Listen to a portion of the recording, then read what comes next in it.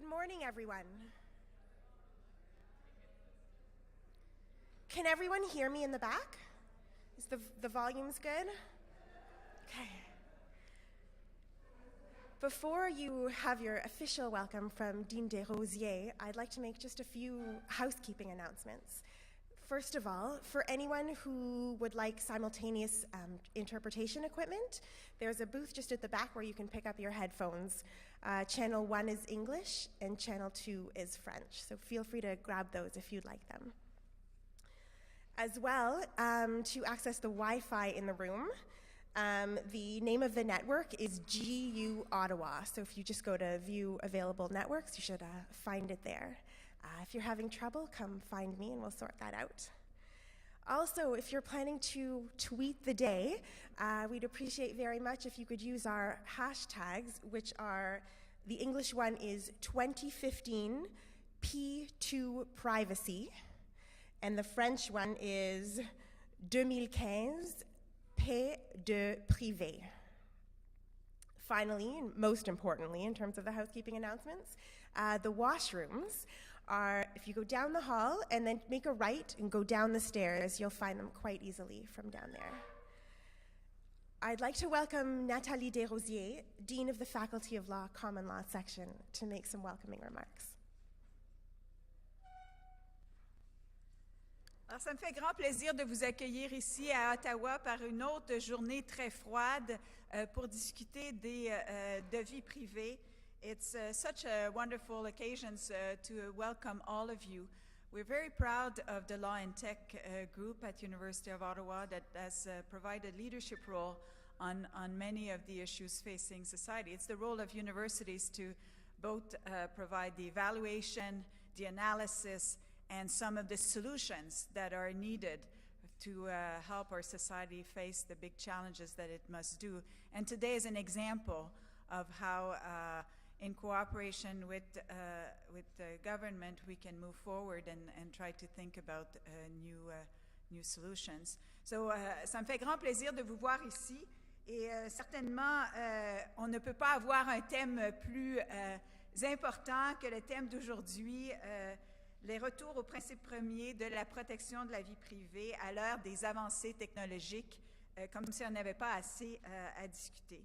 Today, I think that you will have experts from protection of la vie privée, of privacy, from the academia, from public sector, private sector, non-profit sector. We're very proud of the way in which this is gathering, I think, represents the bringing together of expertise across different sectors. The symposium is organized by the University of Ottawa Centre for Law, Technology and Society, with the support of the Office of the Privacy Commissioner of Canada and the University of Ottawa. So I have to say, this is an exciting program. I think I welcome you on behalf of the university. S'il vous plaît, n'hésitez pas à nous offrir des suggestions pour d'autres programmes et d'autres idées que vous voudriez voir explorer à l'Université d'Ottawa. On est toujours à l'affût de bien servir notre société. Bon congrès.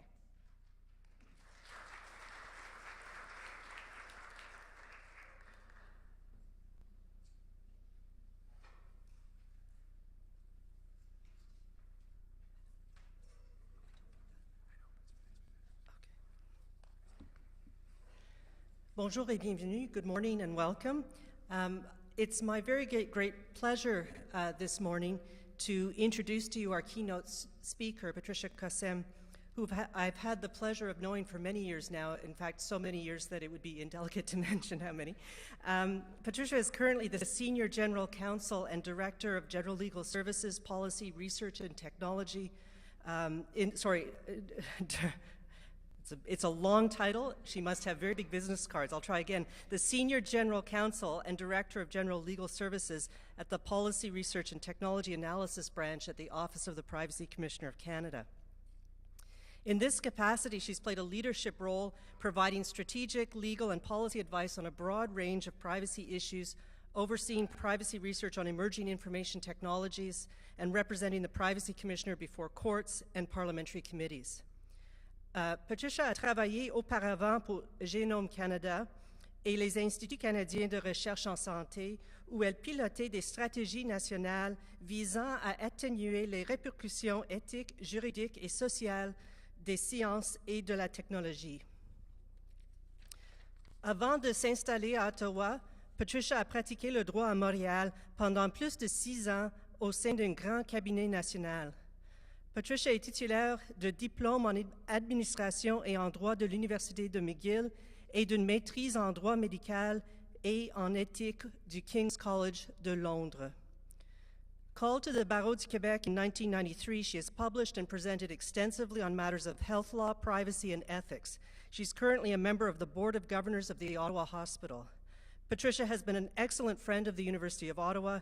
She has attended and participated at many of our events, and she's always willing to share her insights with those of us who work in the privacy area. She's also given of her very precious time to teach at the Faculty of Law on a part-time basis.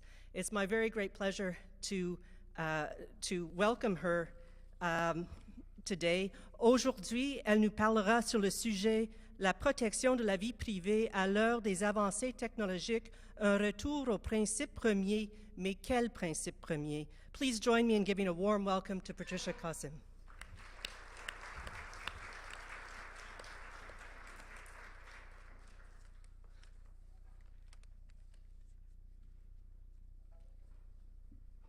Merci beaucoup. Thank you so much for that welcome. And you're right, Teresa, we know each other for many years that we will keep just to ourselves. Quelle superbe salle, quel formidable programme. Merci infiniment au nom du commissaire à la protection de la vie privée de nous avoir invités ici aujourd'hui. Évidemment, Teresa et moi, on a des enfants du même âge aussi. Alors, tu vas me comprendre quand je dis ce matin, c'était la folie furieuse, comme chaque matin pour se préparer à quitter la maison. Et j'ai dit, allez les enfants, il faut partir tôt, j'ai un discours à présenter ce matin. Alors mon fils de 16 ans qui me dit, mais c'est sur quoi ton discours, maman? J'ai dit, c'est sur les concepts de vie privée dans l'ère des nouvelles technologies, l'information. Puis il me regarde et me dit, c'est donc facile, ça? Alors, effectivement, c'est facile pour moi ce matin parce que je vais simplement soulever des questions et je vous laisse le soin, à vous, les chercheurs universitaires et d'autres, à y répondre dans les mois, les années qui suivent. So thank you for your invitation to be here today. We are delighted that you responded to our call for proposals to host the Pathways to Privacy Symposium this year, and we congratulate the Center for an excellent job in putting together such a stellar program on such a foundational theme. Comme vous le savez, le programme de contribution a fêté ses 10 ans cette année, et tel que requis, nous avons complété notre deuxième évaluation quinquennale. This 5-year evaluation report is up on our website for those of you interested in reading it, but in short, I'm happy to relay a few key findings. The evaluation of the program concluded that it continues to address a demonstrated need given its unique niche in promoting privacy issues and the universal support of those consulted. It's aligned with the OPC role and responsibilities and priorities and meets the intent of PIPEDA, the Personal Information Protection Electronic Documents Act. It's directly aligned with the OPC's priorities. It enhances both the production and sharing of privacy knowledge and best practices. And since the evaluation of last time, there has been a greater diversity of projects funded across priority areas and recipient groups, as well as more knowledge translation activities. The program is seen to be efficient with a high level of project output for the funds invested, producing good value for money. And for all of this, I would like to thank the wonderful team at the office that have shepherded this program and led this program for many years, namely François Cadieux, our program manager, who's here today and whom many of you have direct contact with in terms of your ongoing projects and your ongoing work. So thank you to Francois, Melissa, Barb, if you're here, and the rest of the team for your incredible leadership of this program. Among the recommendations going forward are to continue to translate research into results and encourage innovative partnerships to extend the reach of the program. So it's precisely in that spirit that we initiated the P2P, Pathways to Privacy Symposium, 3 years ago, with the following objectives in mind. First, to showcase the results of research projects funded by the OPC and other relevant funders, to facilitate dialogue between those who do the research and those who apply it, and to provide an opportunity for researchers and other stakeholders themselves to network and build future partnerships.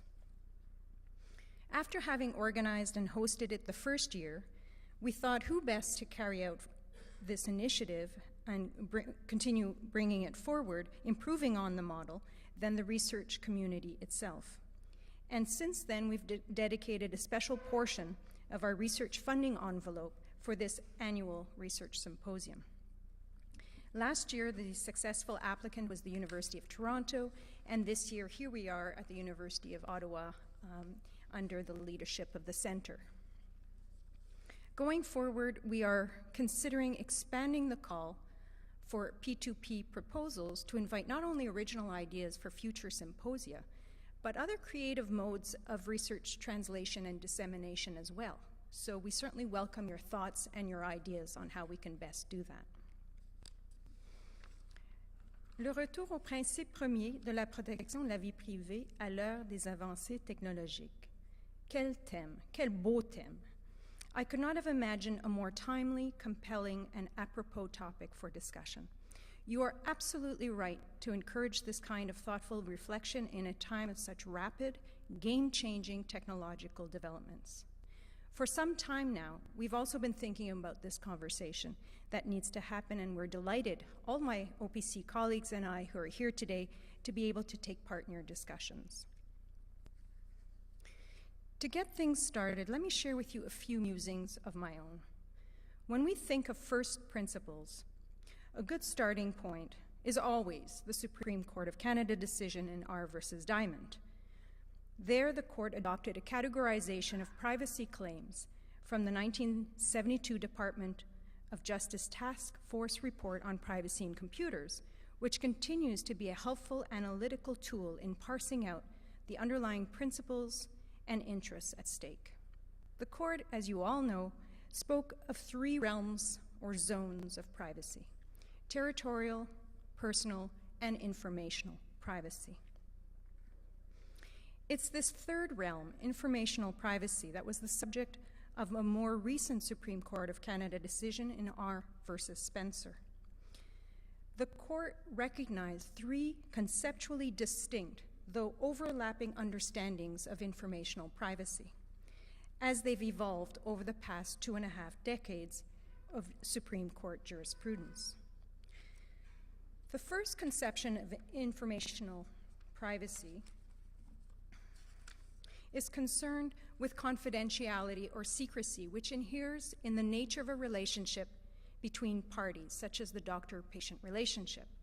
And such was the concept of informational privacy at the heart of McInerney versus McDonald, for example. The second is Alan Weston's concept of control underlying the individual's claim to determine for themselves when, how, and to what extent information about them is communicated to others. This claim is based on the assumption that all information about a person is in a fundamental way his own, for him to communicate or retain for himself as he sees fit.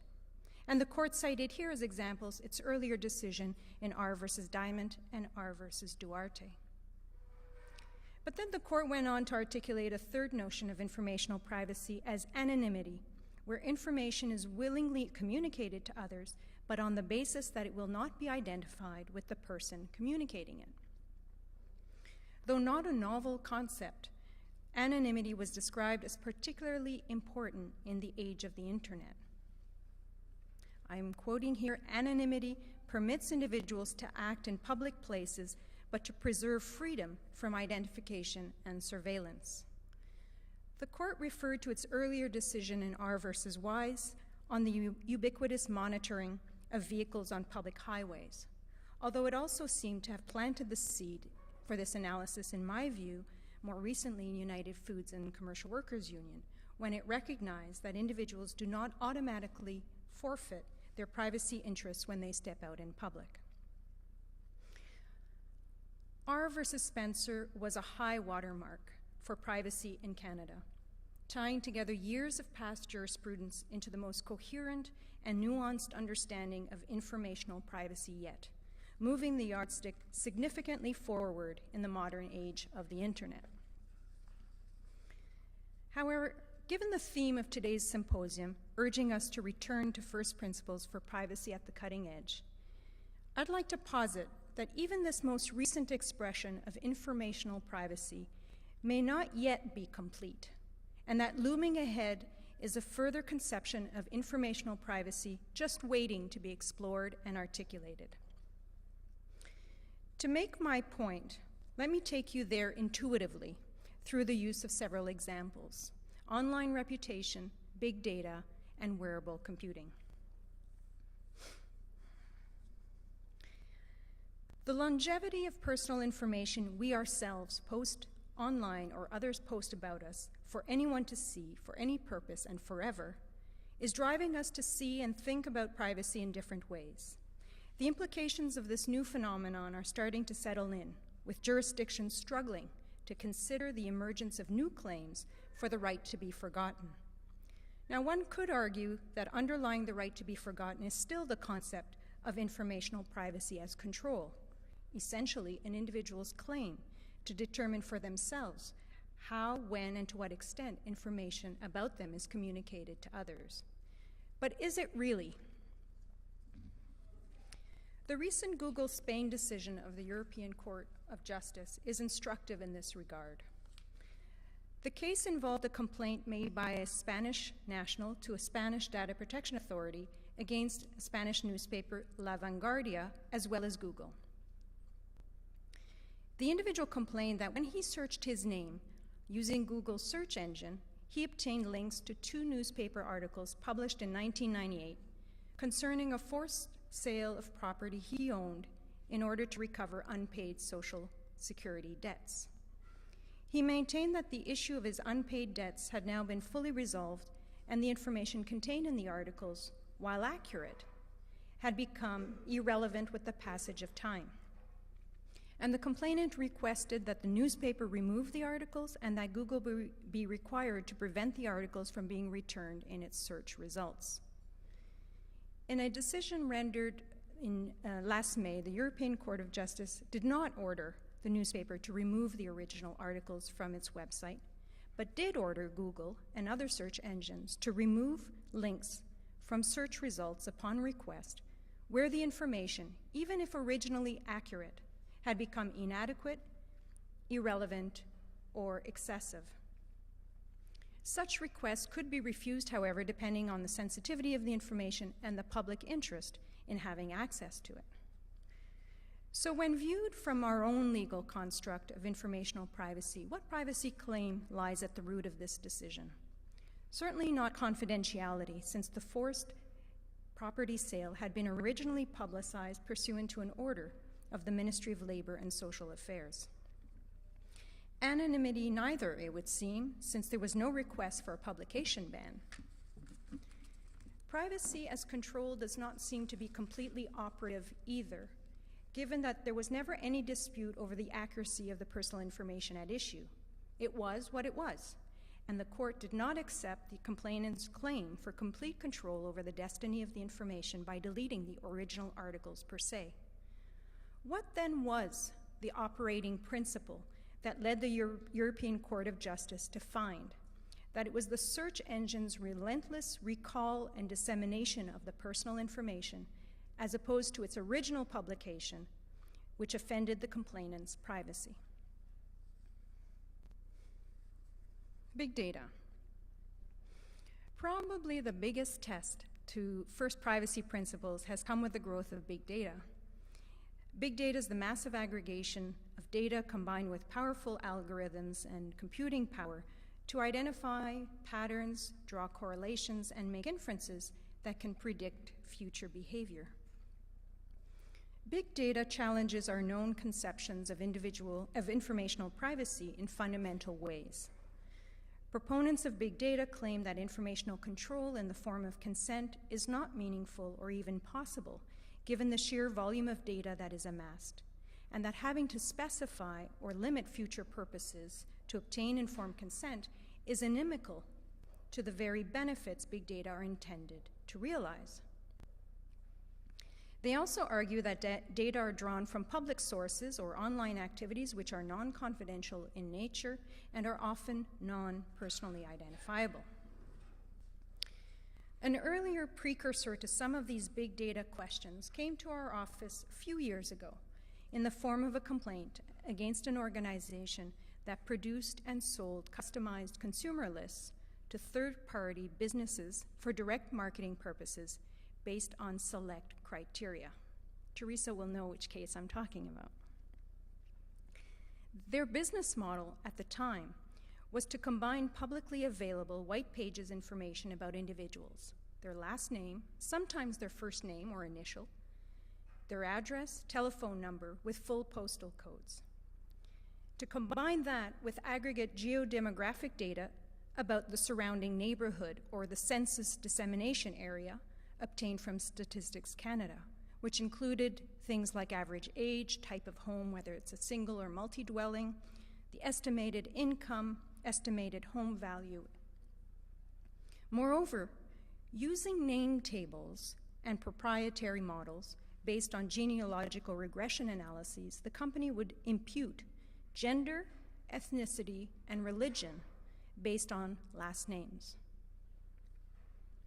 After quite an in-depth investigation of the technology and the methodology used at the time, the then Assistant Commissioner found that the White Pages data, even when combined with this geodemographic data about the surrounding neighborhood's general characteristics, which may or may not be accurately attributed to the individual, did not convert the publicly available information into personal information attracting consent requirements under PIPEDA. In this case, the data clearly were not confidential or anonymous.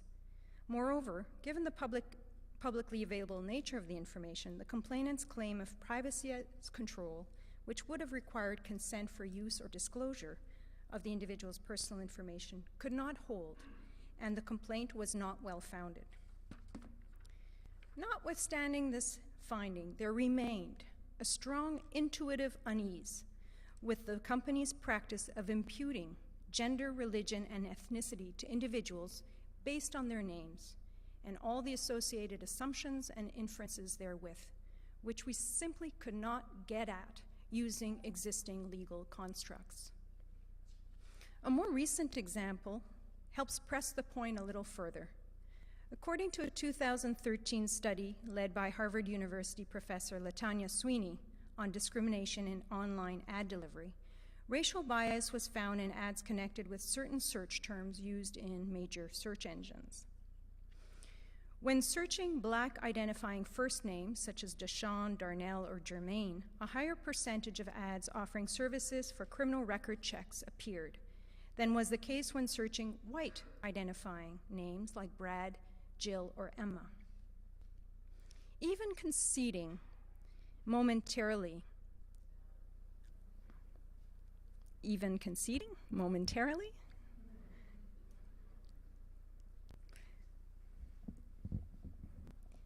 Can you hear me? No? I've got you in suspense now. Even conceding momentarily that control, is that all right? No? Still not?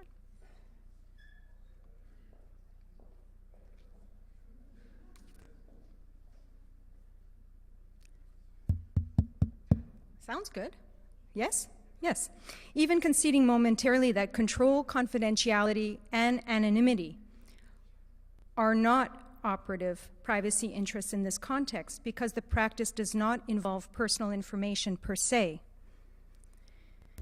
What other privacy interest or claim, if any, is engaged by the intuitive feeling we get about its morally reprehensive nature? Why are we offended not only by the inferences being drawn from the racial profiles of others, but also by the assumptions being attributed to our own interests and intentions based on our search queries?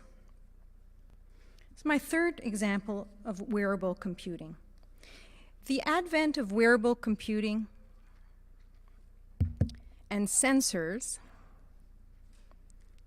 Am I doing something wrong? Yeah. Should I just keep talking?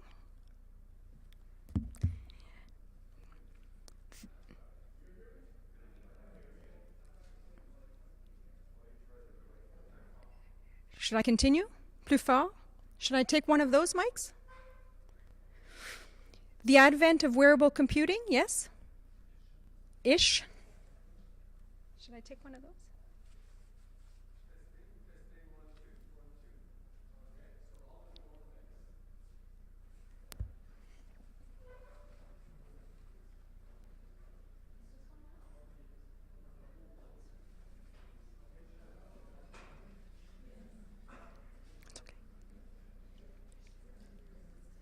Have a coffee, a muffin.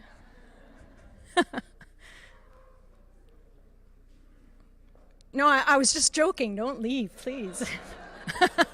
I want to get to the end. Oh, there we go. Okay, let me go fast before it cuts out again. Wearable computing.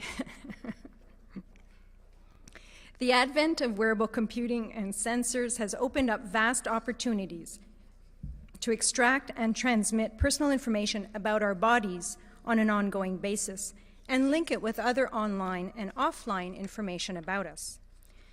Early adopters of this technology have enthusiastically vested themselves with such devices for medical, recreational, convenience, or personal safety purposes. But these devices also represent highly lucrative opportunities to commercialize and sell our bodily data to third parties for marketing or even insurance purposes. Even assuming individuals' consent is truly informed and meaningful, at what point do our bodies become so commodified and objectified that control over the information begins to give way to another, more operative privacy interest? There are analogous instances in other domains where we have established legal and ethical limits to consent, and we have readily accepted such outer limits. For instance, we have as a society agreed to ban commercial surrogacy, prohibiting any form of payment other than for reimbursement of expenses. Ethical frameworks we have constructed to regulate research activities in Canada likewise prohibit payment of research participants other than for reimbursement of expenses. Now, it's true, perhaps these examples have been rightly justified in the interest of preserving bodily integrity. But even if we assume that wearable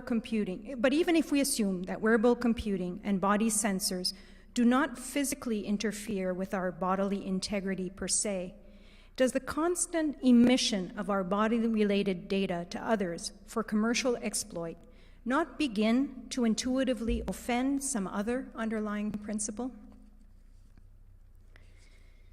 What I think these and several other examples, many of you in the room can certainly think about at the cutting edge of technology, drive us to consider is a possible fourth conception of informational privacy, looming in the background. Increasingly, the concept of dignity is entering the lexicon of privacy debates, but has yet to be recognized and fully articulated as a principle of informational privacy. With the advent of the internet, big data, and wearable computing, to name just a few examples of my own, our traditional concepts of informational privacy are being stretched, and it may be time to consider, maybe intuitively at first, and then more systematically, what other underlying claims or interests are being engaged in this new age of information technology. Now, I'm conscious of legitimate concerns raised by some American authors like Omer Tene and Jules Polonetsky, who guard against privacy policy becoming muddled with peripheral or even conflicting considerations, they say, no less important, even if theoretically distinct from core privacy interests. Though I wonder whether these concerns are really at their source a matter of preserving conceptual integrity, or whether they're simply rooted in a long-standing cultural perspective that has led to a particular way of seeing and understanding privacy. Comparative law scholars like James Whitman have gone to great lengths in contrasting the American understanding of privacy based on values of liberty and autonomy with the European experience that has tended to approach privacy more as a matter of dignity, honor, and respect. And as typical Canadians, with both common law and civilist traditions, we tend to straddle somewhere in between, although we will have important legal and policy choices to make at the crossroads in the coming years. The emergence of new technologies is pushing our traditional conceptions of privacy more than ever, and you are very wise to have conceived today's theme in such a way as to encourage us to return to first principles for privacy at the cutting edge. And with these few opening remarks, I look forward to hearing your thoughts and taking part in discussions over the course of the day, and perhaps we can look forward to seeing some research proposals on these and other fundamental questions in next year's call. Merci beaucoup.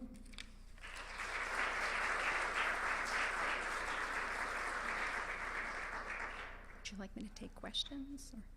Yeah. Vous avez des questions, des remarques, des suggestions, des critiques?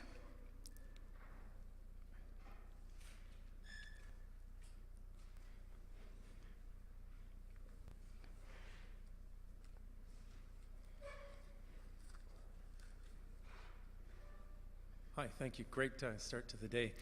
My name is Eric Ward. My question is about the relationship between the possible core principle of dignity and its relation to the trap door into our privacy statutes, identifiability. So what is identifiability a useful, is it usefully linked to dignity, or things that can cause indignities? Or does the idea of dignity push us past information about an identifiable individual, and is that why it works for us? If it works for us because it takes us out of that idea of control, secrecy, confidentiality about an identifiable individual, then that's good for the concept of dignity, but is it bad for our laws which are built around that core idea of identifiability? So thank you for that excellent question, and I hope you'll write a paper about it. I think, first of all, you're absolutely right that identifiability is so core and yet so limiting in our application of privacy laws because, like it or not, it is drafted and conceived of as a black and white concept, although we all know that, of course, it's a spectrum and it's a much grayer and more nuanced assessment.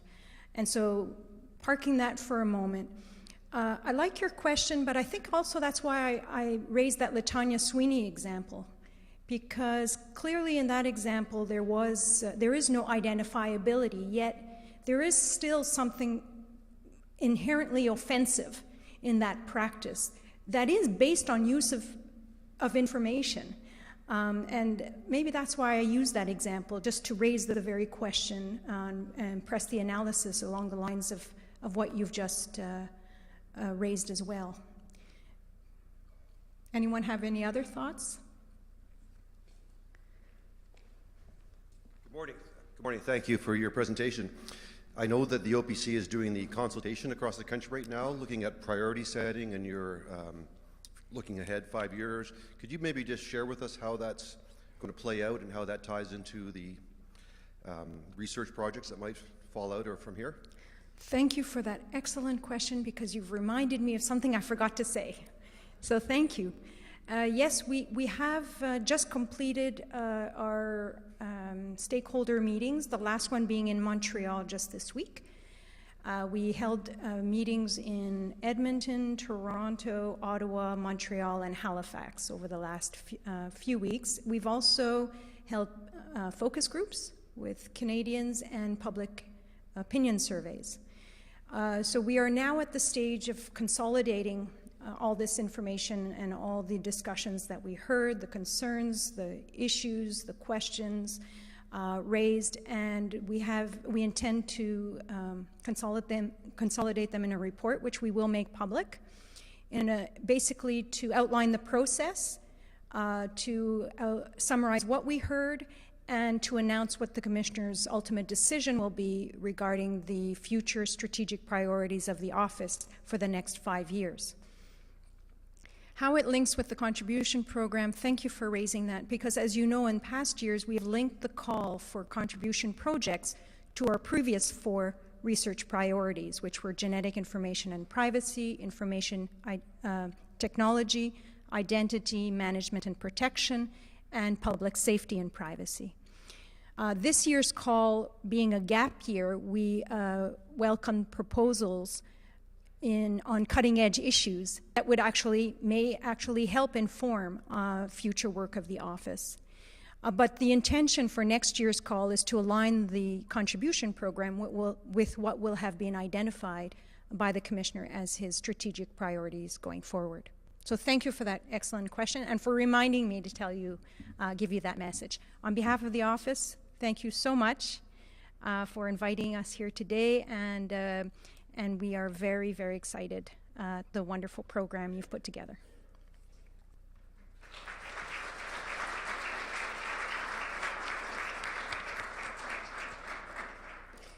Thank you so much, Patricia, for speaking. Can you hear me? I'll just grab... I think I'm back.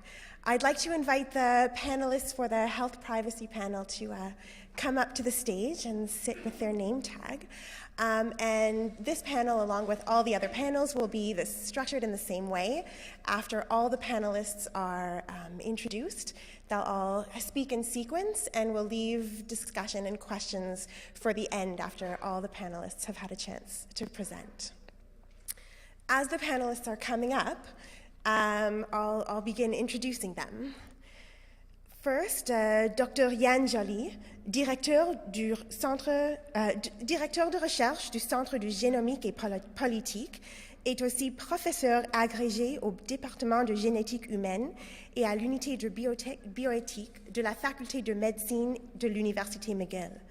Chercheur associé au Centre de recherche en droit public de l'Université de Montréal et avocat émérite du barreau du Québec, il œuvre aussi comme consultant juridique et éthique dans le secteur privé. Il a siégé au sein de plusieurs comités d'éthique, autant dans le secteur privé que dans le secteur public.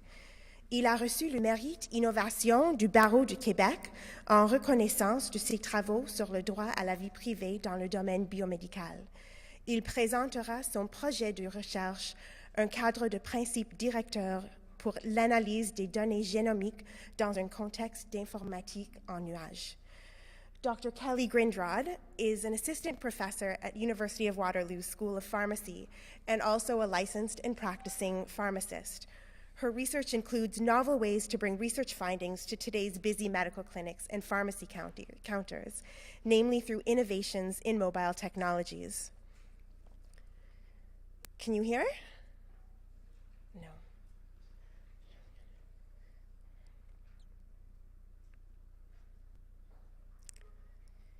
She completed her pharmacy degree. Should I just get my tap shoes and do a number while we're waiting? Okay.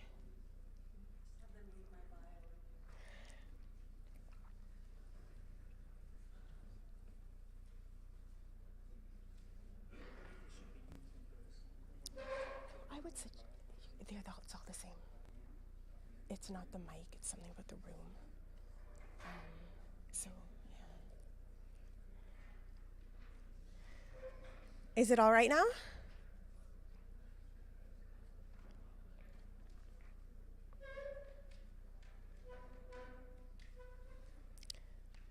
Can everyone hear me now?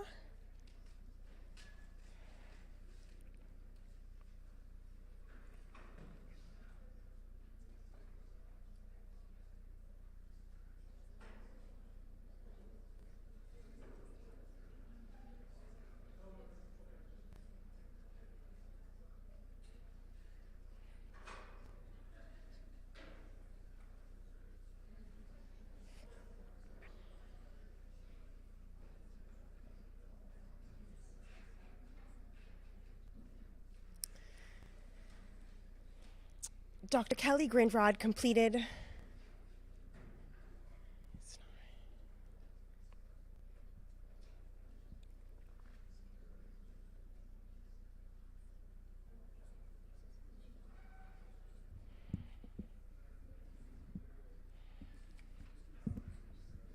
Is it working? All right, I've been told to keep talking, which is a very difficult instruction to follow. You can hear now? Dr. Kelly Grindrod completed her pharmacy degree at University of Alberta, a hospital residency at the London Health Sciences Centre, and then a PharmD, Masters of Science, and postdoctoral.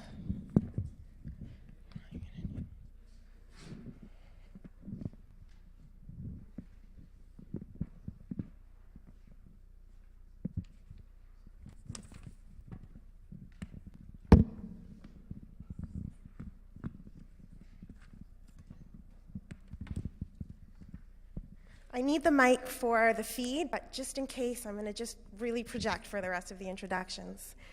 A PharmD, a Master's of Science degree, and a postdoctoral fellowship at University of British Columbia. She will present about her OPC-funded project, the reliability of security options for mobile health applications designed for use with older adults with chronic disease. Amy Conroy, a PhD student at University of Ottawa, completed previous graduate and undergraduate background in law, economics, and psychology. Her doctoral research considers the emerging issue of familial searching of DNA in the criminal context from a critical race theory perspective. The thesis examines the equality issues in particular, along with the potential implications for the right to privacy and to life, liberty, and security of the person. Amy will present on genetic junk DNA and collection and the future of Canada's National DNA Bank. Derek Jones is a health lawyer, lecturer, and scholar. A graduate of Harvard and Yale, he works at the interface of human rights, health sciences, and ethics. At McGill, he's a member of the Center for Human Rights and Legal Pluralism, a member of McGill's research group on health law, and has taught health law and bioethics, psychiatry and law, AIDS law, comparative medical law, nursing law, and ethics. He's collaborated as senior advisor to government, professional, university, and international bodies, including Justice Canada, Health Canada, the Canadian Institutes of Health Research, the Law Reform Commission of Canada, and UNESCO. He was founding director of the Interagency Advisory Panel and Secretariat on Research Ethics, which played a leading role in the revision of Canada's national standards for the ethical conduct of research involving humans. Colleen Shepard est la directrice du Center for Human Rights and Legal Pluralism et professeure à la faculté de droit à l'Université McGill. Elle est titulaire d'un baccalauréat et une licence en droit de l'Université de Toronto, ainsi que d'une maîtrise en droit de l'Université Harvard. Elle a été auxiliaire juridique pour le juge en chef Dixon à la Cour suprême du Canada. Son enseignement et ses recherches portent sur les droits de la personne, l'égalité des droits, l'équité en matière d'emploi, le droit constitutionnel comparé et la théorie juridique féministe. Outre son engagement et ses recherches, elle a participé activement à des travaux d'intérêt public. Elle a été commissaire à la Commission des droits de la personne et des droits de la jeunesse du Québec de 1991 jusqu'à 1996 et a agi à titre d'expert conseil auprès du ministre fédéral de la Justice, de l'Institut national de la magistrature et de la Commission canadienne des droits de la personne, de l'Association des métiers autochtones de l'Ontario et de l'Organisation mondiale du travail. Derek Jones and Colleen Shepard will discuss their project, Mental Health Information, Privacy and Equality in the Workplace. Without further ado, we'll get started.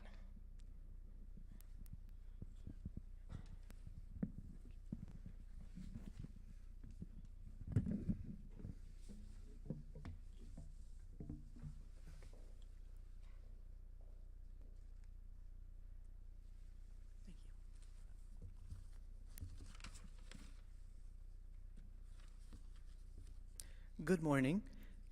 It's my great pleasure to present here this morning at this symposium, and I want to start by thanking Madeleine for initiative and leadership in organizing this terrific symposium together. I had the pleasure of working with Madeleine for several years at the University of Montreal, not too long ago, and it's just fantastic to see how much she's grown into her new occupation here at the University of Ottawa. I also want to acknowledge Adrian Thorogood for helping me putting out this presentation together. So I will talk about a project of our center called Protecting Privacy in Cloud-Based Genomic Research. It's a project that was part of the 2014-15 competition funded by the Office of the Privacy Commissioner. And the objective of the project was to identify the core element for an optimal privacy governance framework for the storage and sharing of genomic data in the cloud. And I will first explain how we got there, how we got to thinking about sharing genomic information through the cloud, what are the issues this raises, and I will discuss a little bit about the kind of analysis that we conducted. The project is still ongoing, which means that I will likely raise more questions than I will provide answers this morning, but I will hopefully get you interested in the topic and the method we're using and give you some hints of where this is all going. So, why is genomic research becoming so important, and why has it been polarizing the attention of health specialists in recent years, and why are we going towards big data? Well, there's several reasons why large-scale genomic research is becoming so important. The first one is that the traditional pharmaceutical model of research and development it has become too expensive and insufficiently innovative to be the only path to new therapeutic products.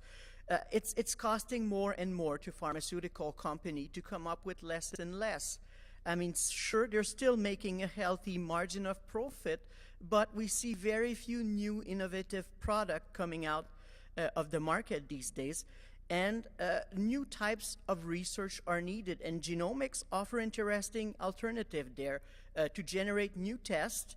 We're talking about predictive tests, we're talking about diagnostic tests, and it also can offer a solution to develop new medication, to find new uses for old medication, or to better dose drugs to the profile of each individual. So this is the promise of genomic research, and there's also this growing consensus in the community that combining and sharing genomic data and other types of medical data sets should generate the required statistical power to accelerate discovery and translate research finding into clinical medical practice. So especially for the kind of research that we're undergoing right now in genetic research, we need large population group. We want to get as many research participants as possible from a large geographical region so that we can have people coming from different population group, so that we can have rare genotype if we're doing research into orphan disease, for example. Now, this is the premise as to why we want to go to genomic research and why we want to go to big data genomic. And we can question some of these premises. For example, it is true that the clinical impact of genetic research remains fairly modest to these days. Although things do seem to be picking up. I mean, the last few years we've seen more translational research getting done. We've started to see some of the first few personalized drugs coming up into the market. So things are looking better, but we can ask ourselves, are we setting our priority right in investing so much money in biotechnological research? Data sharing too has its critique. Is it really the right way or the only way to do research, to share data in such large quantity over the internet, for example? It raises methodological question in the way that we share. Are we sharing it in the right way? It also raises issue as to the content, the quality of the data that we are sharing. We are in such hurry to share the data, but is the quality of the data we're sharing there right? And finally, on the underpinning philosophy, are we doing this out of solidarity? Is there something to gain out of sharing big data? So these are all valid questions that I don't want to reject there, but I will work on the premise here that genomic research is an interesting opportunity to advance medicine, and that big data sharing is one of the best ways right now to advance this research forward. So why do we want to go to the cloud? Well, the cost of sequencing is falling rapidly. What does that mean? It means that once upon a time, you would get a few genes sequenced. It would take days, would be very expensive. So you'd get little information, little data at a very expensive cost, and it would be time consuming. Now we can have whole genome sequence. Doesn't take too long. It's becoming more and more affordable. And so what that means is we're getting more and more genetic data available. We're talking about, as you can see there, 100 gigabytes of data for a whole human genome sequence. And when we're talking about project utilizing thousands of genome, we're talking petabytes of data. And what that means for researcher, and I can give you a very concrete example right here, right now, which is one of the large consortium, one of the most important research consortium in genomic these days, is called the International Cancer Genomic Consortium. It's a consortium that regroups members from more than 15 countries working on over 70 research projects, and they have data available from over 15,000 cancer genomes. We're talking 1.5 petabytes of data. And to download it and analyze it through traditional means, which is basically through your own local computer server, would actually take years.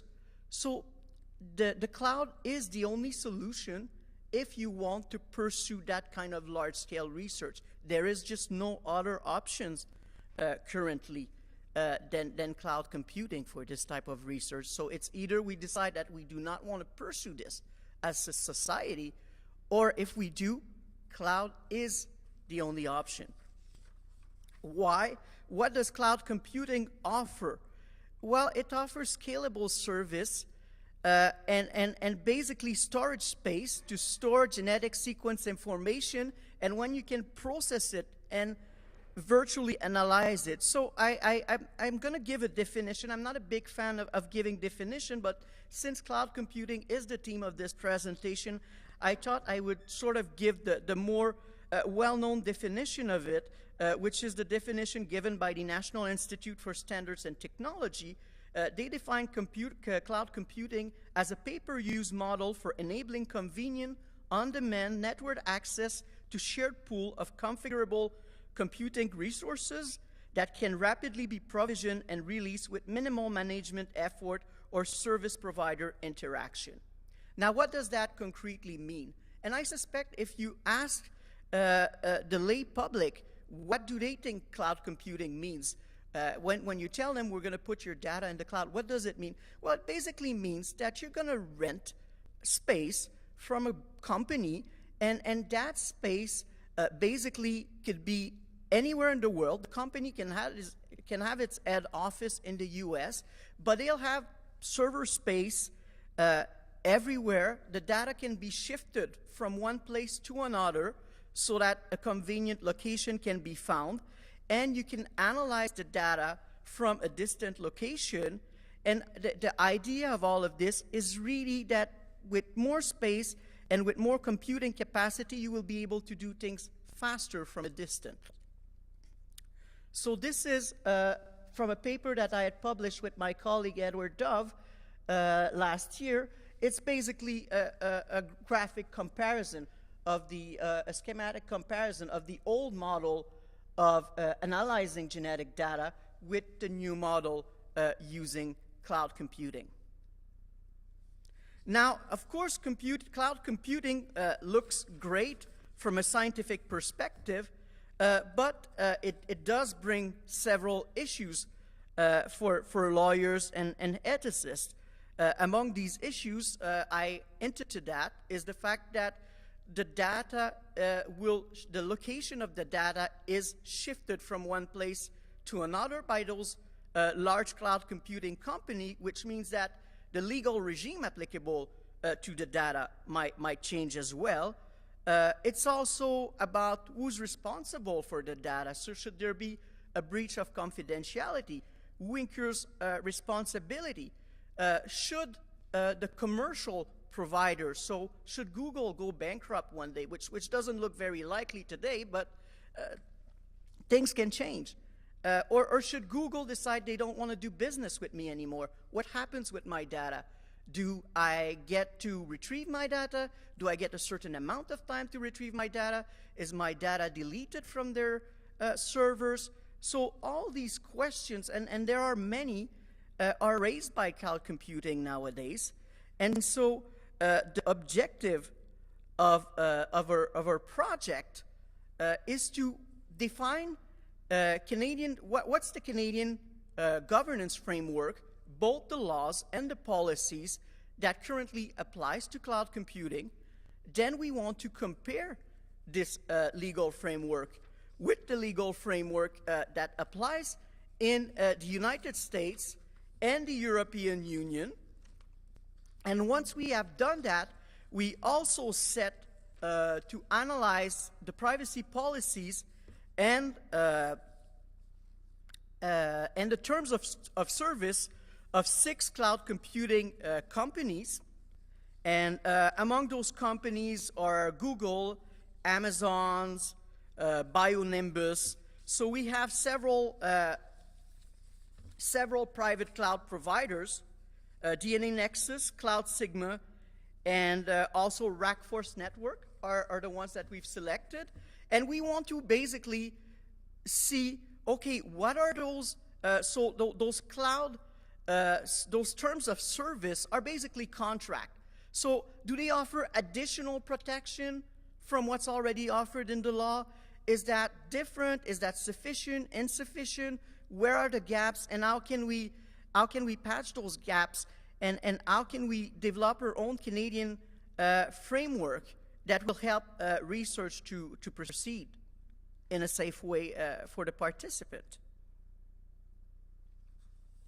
So looking at the legal regime that we had selected to analyze, so the Canadian approach to privacy is really based, if you look at PIPEDA, for example, on an accountability model for data transfer, where the data custodian, the person that's responsible for the data, that collects the data and that stores the data, and the cloud provider, once the data is transferred to the cloud, would remain accountable post hoc for the resulting effects of their data transfer within and across international borders. So there's this chain of responsibility.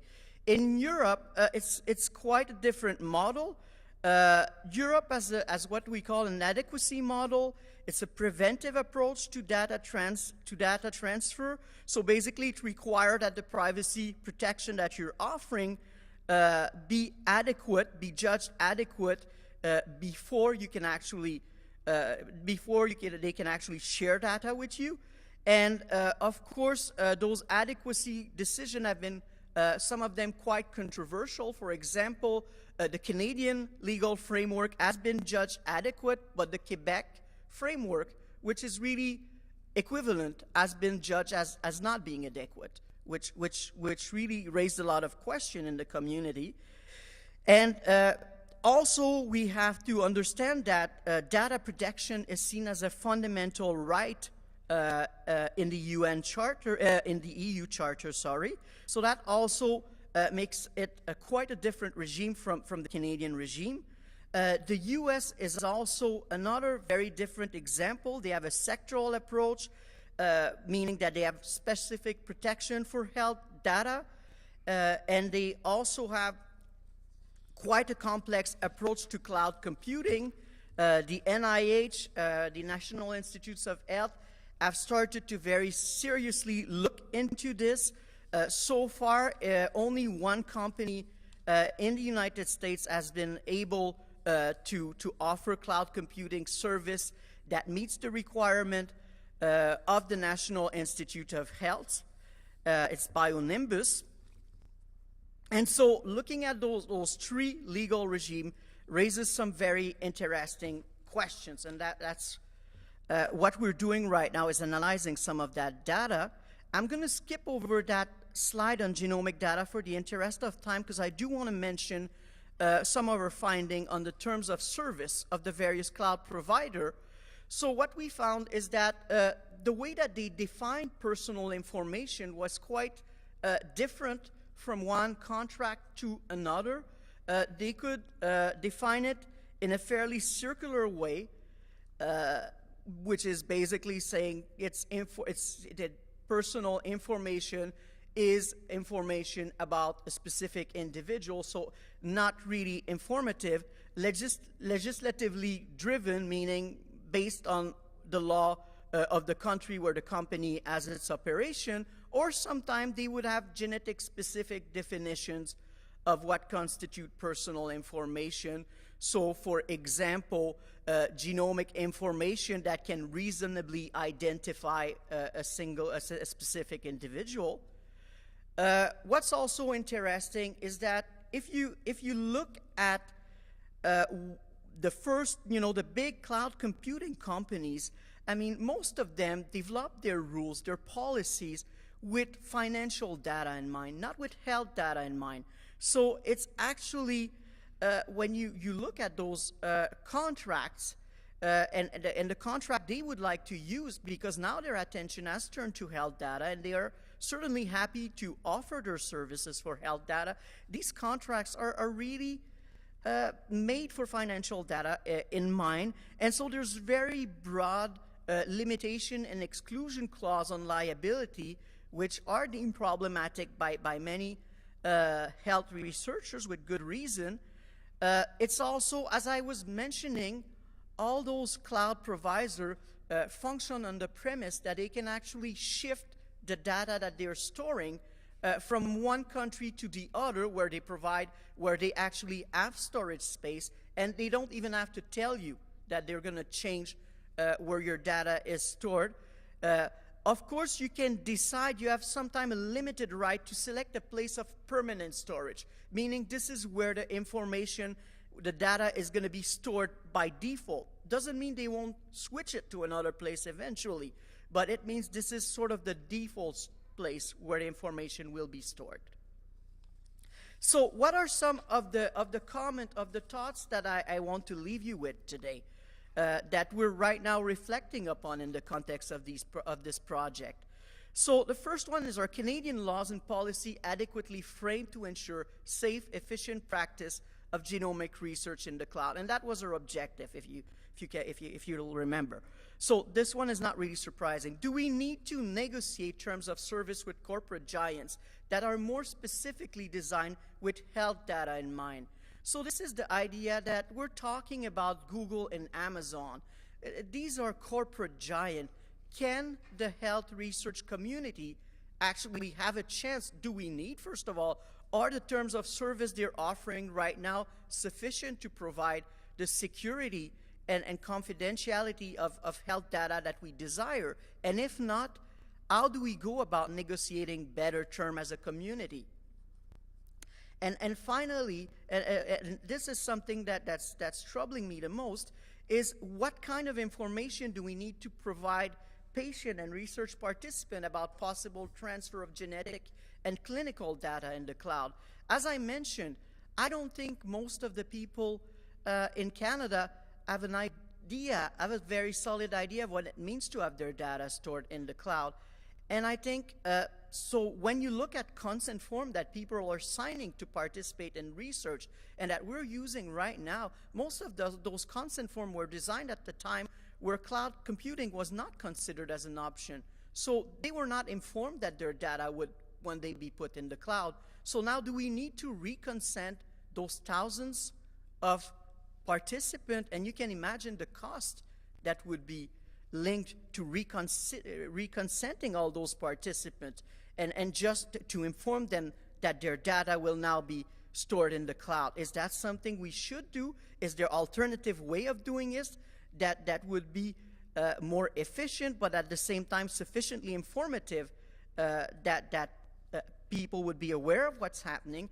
And finally, one of the phenomenon we see caused by the regulation being so different between the European Union, the United States, Canada, other countries, is we start to see data silos getting built up, regional data silos. So everybody wants to share data in the scientific community, but everybody wants to share data on the condition that data remains distributed on the condition that are decided by their country or by their region. And so it makes it actually quite difficult to share the data efficiently. So how can we open up those silos, and what kind of level of legal harmonization can we achieve on the international sphere? So that's one of the last issues we wish to address with this project. On that, I would like to thank you very much for your attention, and also to acknowledge all the members of the research team that are mentioned here: Edward Dove, Mark Phillips, Howard Simkiewicz, Lincoln Stein, and Bart Knoppers. Thank you.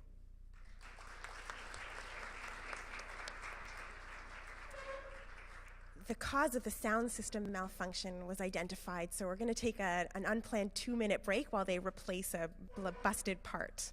So you can stretch for a minute.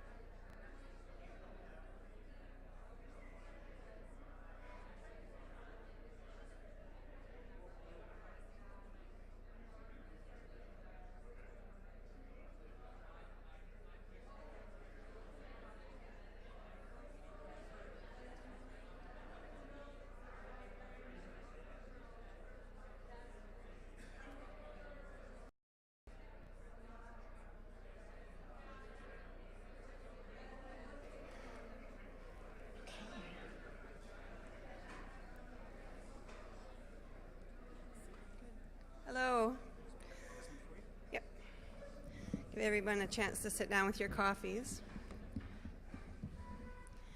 My name's Kelly Grindrod. I'm a pharmacist. I'm not a privacy person. I'm a privacy person, I guess, by accident.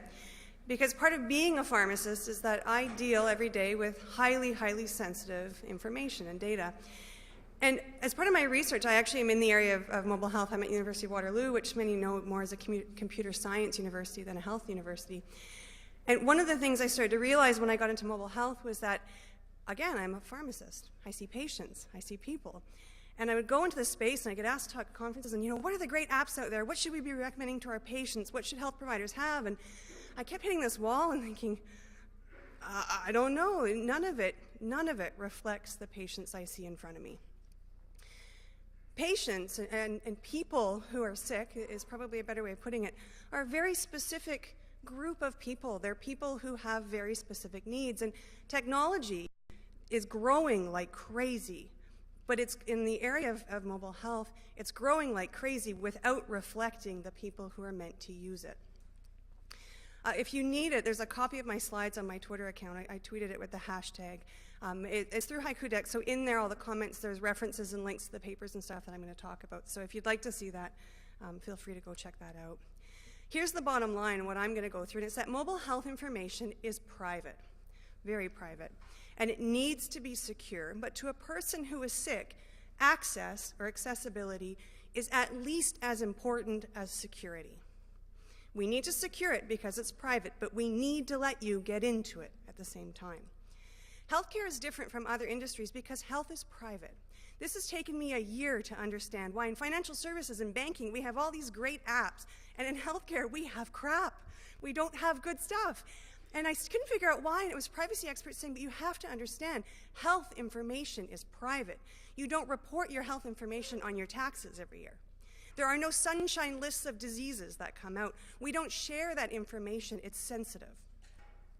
But in healthcare, bad security design can be the enemy of privacy, because what happens is if you cannot get that information quickly and easily, you find a workaround. You have a lock and you find a key and you leave the key in the lock, and the lock basically becomes a handle to turn that door.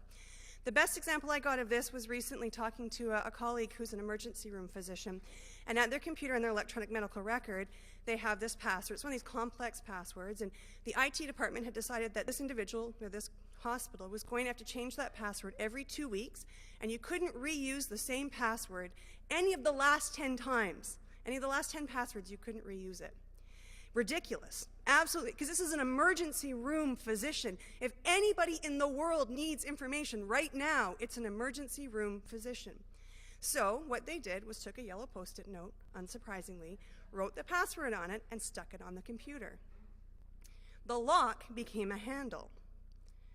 So good mobile health design then, for it to have good security in there, it must be accessible to the users, otherwise a lock becomes a handle. This also means, though, that who we're designing for is people who are sick. We're designing for people who don't feel their best. And this was something that was raised to me by the Canadian Mental Health Association. Remember, if you're designing for mental health, you're often going to be designing for someone who needs information in a crisis. If you're designing for cardiovascular medications and reminders, and you want them to have that list when they need it, when they go to emerge, you're designing for a person who's probably going to be getting that information mid-heart attack. So you need them to get in. They don't have time to reset passwords and wait for them to come and email. They need that information right now. So this also brings up the information of who needs the information. You need it quickly. You need it when you're having challenges. You need it when you have disability. So what we have in mobile health, from a privacy security standpoint, is a very fine balance. On the one hand, we have usability and urgency. You've got to get in, it's got to be excellent, it's got to be a good experience, and you need to get it fast. On the other hand, you have security. The thing about security is we protect data by making it hard to get in and by slowing it down. There's a disconnect there. Mobile health is big business. So healthcare is a public industry, really, in Canada. Mobile healthcare is a private industry. According to IMS Health, in 2013, there were 43,000 health and fitness apps in the market. MyFitnessPal, just a show of hands, who uses this? Yeah, this is one of the most popular ones. A lot of people use this. Of those kinds of apps, though, 16,000 focus on consumer health care, treatment, giving you information. So even from this picture, with the lighting, it's a little bit hard to see, but the very first app on there is a pregnancy one. That's a great example. Like, people can track pregnancies. That's sensitive information if you haven't told your partner that you're pregnant yet, or your parents that you're pregnant yet, or your employer that you're pregnant yet. This is an example of a diabetes app. So 2,000 of these apps collect data from people. So they're actually getting them to put information in. Again, if your employer doesn't know you have diabetes, this is important. If you're often going low in your blood sugars and somebody's going to pass judgment on you, like your insurance company, that's private information. This is an arthritis app where what you do is you go in and you have this body and you can point, for your own tracking when you're having an inflamed or a painful joint. Again, people lose jobs on things like this. I have a friend who had cancer. Her employer, once realizing that the chemo and whatnot was going to really drive up the premiums for their small business, fired her because of that. Now, legally, lucky for her, she was married to a lawyer. He couldn't do that. But that doesn't change the fact that discrimination happens very much around health information, and not always when you think. So this is sensitive personal information, and it must be protected. But we need to be mindful that with age come physical changes to hearing and vision and cognition and the way we move. With disease, we have changes, so people have an essential tremor or Parkinson's disease or any sort of a physical disability that comes from that. And then we also have different abilities that underlie all these conditions, and that's what we're designing for. So changing gears a little bit, what we need to consider is how do we secure this information? So and I shared this on Twitter, there's a really good paper written by some researchers at Microsoft and from Carleton University called An Administrator's Guide to Internet Password Research. And one of the great things about this paper is it really highlights the fact that actually the security should be happening on the back end. The best way to protect these things is to have passwords that are salted and hashed and all these other technical things that a pharmacist has no business talking about. But there's a lot of engineering that's meant to happen on the back end. But what we do is instead of putting it on the back end, we actually put it on the user. And in my world, the user can't hold that burden. They can't carry that burden. So what we do is when we put it on the user, we ask them to give us, say, something they know, like a password, something they have, like a token or an encrypted phone or a device or something they are, like a fingerprint or an iris scan or a facial recognition. As it gets more and more sensitive, we have multi-factor authentication. So we want your device and your password. We want a fingerprint and a password, whatever. So let's break down what some of these options are. So the simple password is the thing that you use when you really don't care. For me, this is something like Pinterest. Go ahead and hack my Pinterest. I don't care. There's nothing in there that's important to me. So that might be a time when I use a simple password. A PIN, like a 4-digit number, or a word, Henry, Jane, sunshine, whatever. It's fast and it's easy to remember. And it's also easier to guess. So you are opening yourself up to risk. If someone wants to attack that website or that device, they just go and all those hacked passwords that are out there on the internet, they start with the most popular and they work their way down and they get in pretty quickly. The word password is a simple password. The nice thing here is you have a high usability, and it's good when you don't care about the content, but you have low security, so it's not good for healthcare. So then the next option is a secure password. By definition, it's 7 or more characters, uppercase, lowercase, a number, or a symbol. Traditionally, we choose 8 characters, though. It's harder to remember, and that's part of what makes it more secure. It's difficult to guess. But again, people find workarounds, so the word password becomes PA, $W0RD. Start with that, and you can get into a lot of accounts. The other thing is when we make it difficult, like the emergency room physician I'm talking about, what we do is reuse passwords or we write them down. This is the point at which we create a workaround, and that matters because low usability seemingly corresponds with high security. And I'm going to refer you back, if this is an area you're at all interested in, to this paper on the Administrator's Guide to Internet Password Research, because one of the arguments is actually about a 6-digit PIN is when you max out on security in this level before, like, for the front-end attacks, and you actually have to go way further to get any additional benefit. So having an 8-character password, restarting it every 2 weeks, doesn't give you a heck of a lot of benefit compared to, say, a 6-digit PIN. But then we have these new areas like draw a secret, which is when you have those dots on an Android phone and you draw a pattern to get in. They can actually be very secure with certain rules. Photo recognition, where you give people a photo and it's broken down into grids and they pick out different pieces on that grid. Or a grid of 9 by 9 pictures, and they have to actually pick out, 3 of the 81 pictures that you're going to get in there. What you're relying on there is something called pictorial superiority effect. Brains remember pictures better than they remember numbers and random phrases and stuff. We might store it in 2 different places. There's lots of theories around this. It's faster as well. It's more error-prone, but it's more forgiving for the user. They're more willing to do this multiple times because it's faster and it's easier. There are some concerns about this, like smudging on the screen or the risk of shoulder surfing. But generally speaking, it has high usability, and in many cases, it may actually have a security that's similar to those 8-digit ridiculous, irritating passwords. And then we get biometrics. So this has been termed the perennial technology of tomorrow, because it seems to be always around the corner and never really comes to fruition. Fingerprints, iris scans, heart rhythms, face recognition. No user memory is involved, which is great, especially in healthcare where you might have cognitive impairment. It's faster. The problem is people tend to perceive it as being much more secure than it actually is. So it has high usability, and we're still really working out how secure it is.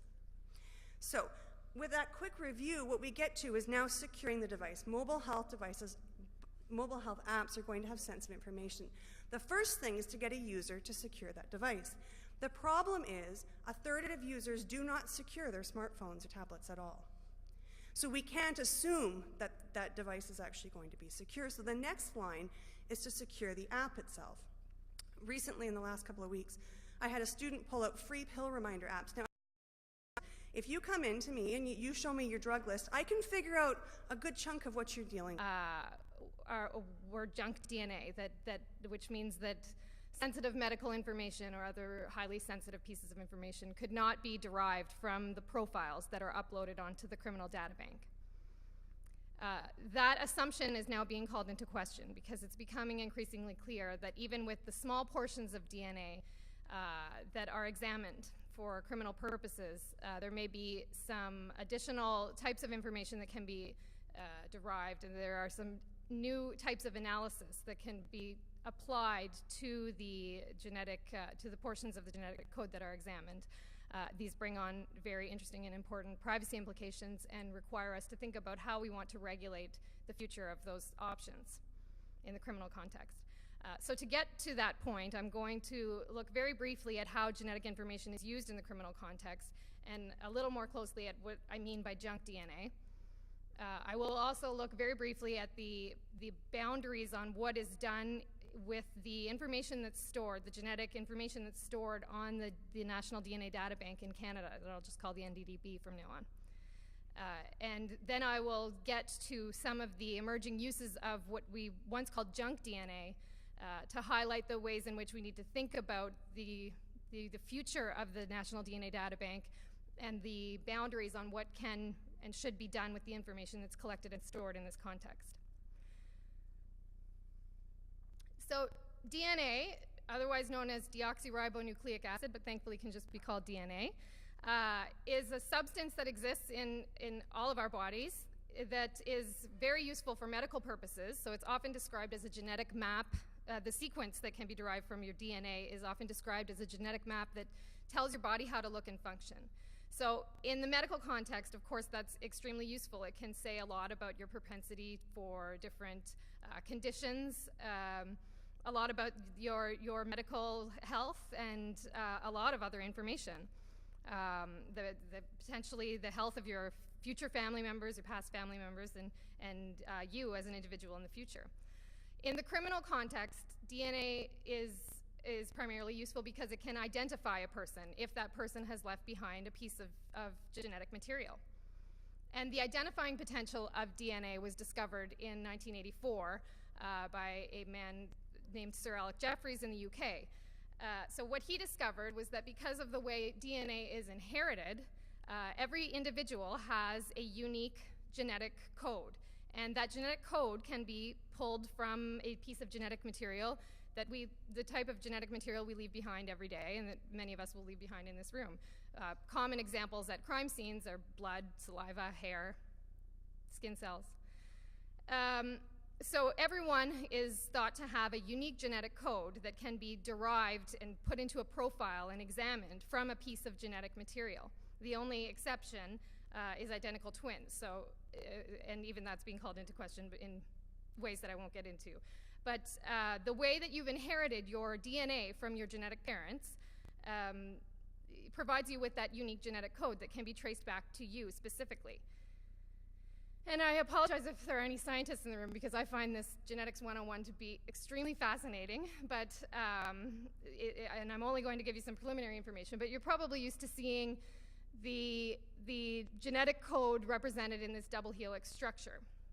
Well, if you look more closely at the double helix structure, you see a collection of nucleotides that are represented by the letters GATC. And what's so fascinating to me, at least, is that we all have our own unique genetic code that is made up of just those 4 letters, GATC, in different combinations, and that they've been inherited in a proportion exactly 50% from each genetic parent.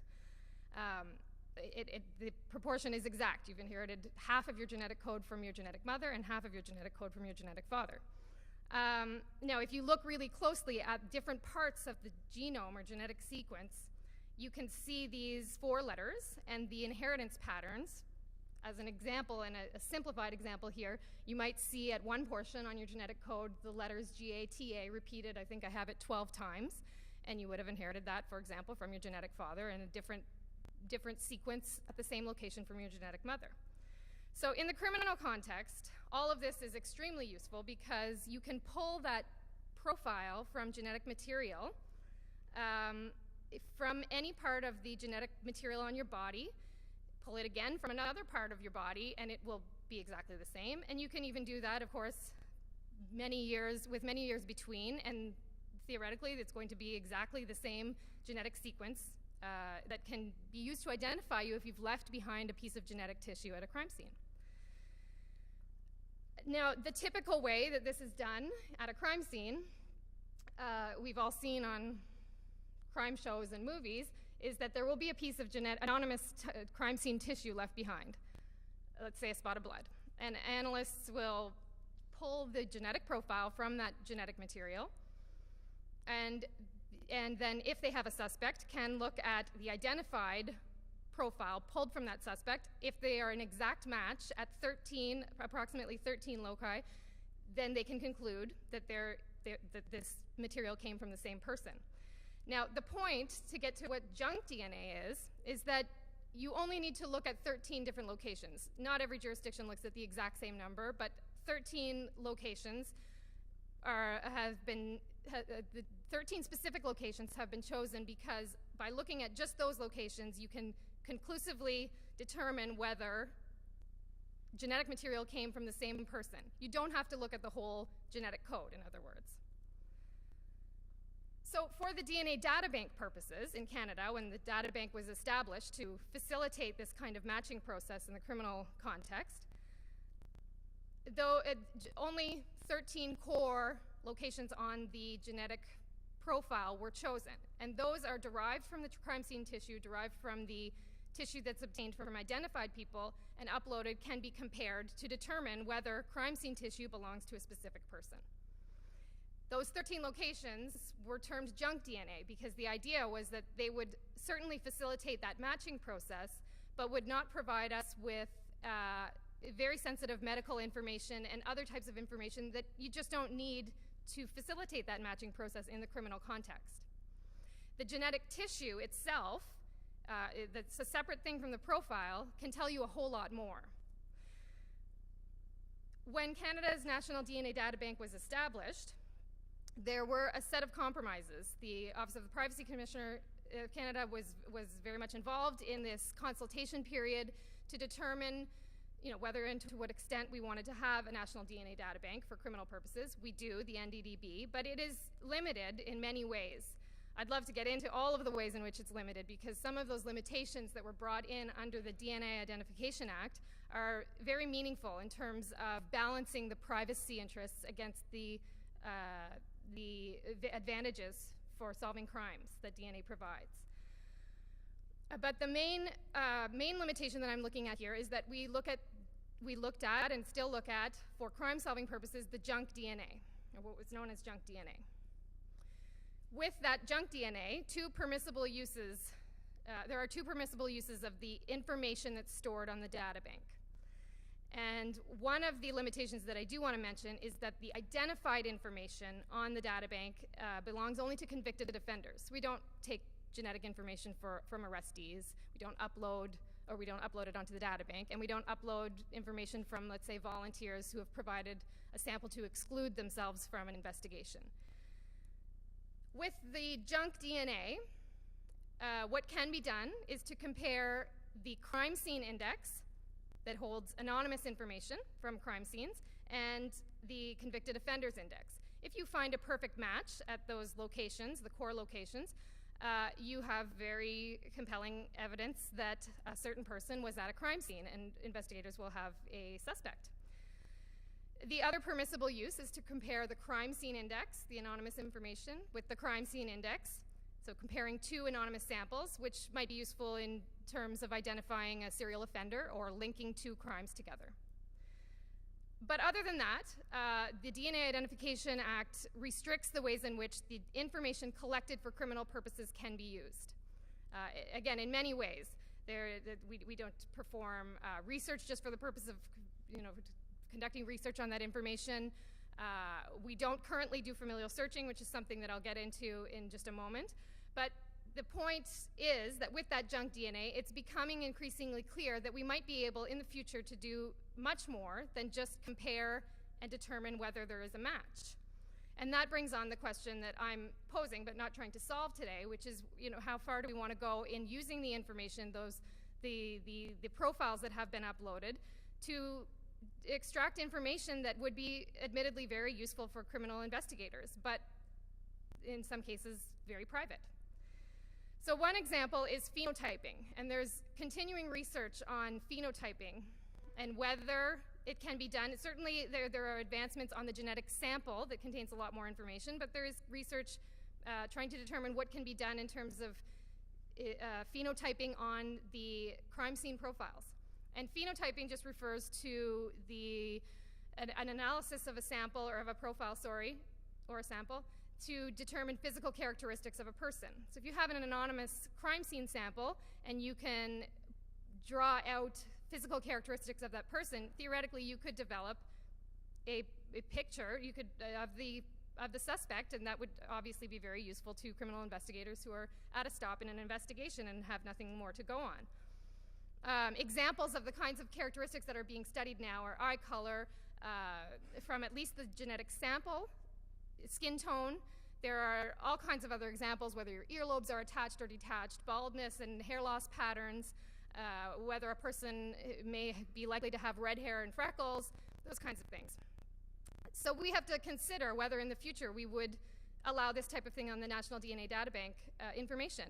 The idea now is that our act, the DNA Identification Act, does not allow phenotyping, and that's because phenotyping science is really only useful right now, today, when you have the genetic sample. So it appears to have an implicit prohibition on phenotyping in that our act only allows comparison for the purposes of determining a match. It may be possible that it could be performed on the locations that we examine from the profiles that are uploaded. The second example is medical analysis. So analysis of the profiles to determine medically relevant information, a person's propensity towards a certain condition. That could potentially be very useful to investigators who have no further leads and could benefit from information about a suspect's likelihood of having or developing a certain medical condition. Again, this is in very early stages, and on the profiles as they exist right now, it's not likely that it would be possible to conclusively draw out that information. But in the event that it can be done in the future, we again need to ask ourselves whether we want to expand the National Data Bank to allow this kind of analysis in the name of facilitating investigative work, or whether we want to protect against the very important privacy implications of this type of analysis. Now, the third example that I'm bringing in here and going to focus on just a little more closely is familial searching. And I focus on this example because it's very clear that we can do familial searching on the profiles as they exist now on the National Data Bank. So if you'll take a look at my impressive artwork, I hope there are no graphic designers in the room, and if there are, I won't tell you how long it took me to put this together, but I really felt the need to have some visual representation of how this works. So familial searching, you'll remember that I talked about the inheritance of your genetic information. You've inherited those combinations of the letters GATC on your genetic code, and they can be examined to show your unique genetic profile. Because you've inherited these characteristics or your genetic code from your genetic parents, if you were child A, your genetic profile would necessarily be very similar to your genetic father's genetic profile and to your genetic mother's genetic profile, at least 50% similar. Maybe more, because there are certain characteristics that pass commonly through the population and maybe in addition to that 50% just by chance. But the point is that it's possible for analysts to look at the two profiles, yours and the profile of your genetic mother, and make a very good guess about whether there's a genetic relationship between the two of you. Because of the way genes are passed in families, child B and child A would also have very similar profiles, and it would, again, to a lesser extent, but still be possible to look at the profiles of these two children and determine whether there is a likelihood of a genetic relationship. So familial information, familial genetic information, and everything that it entails brings on some significant privacy concerns. This one example of what can be done with the junk DNA is something that could theoretically be performed on Canada's National DNA Databank data tomorrow. It's possible to do this, and we know how to do it, and many jurisdictions do. So for example, this is something that's commonly done in the UK. Many US jurisdictions are allowing familial searching in certain circumstances, and it's becoming increasingly common on the international stage. Canada does not allow familial searching of the National DNA Databank.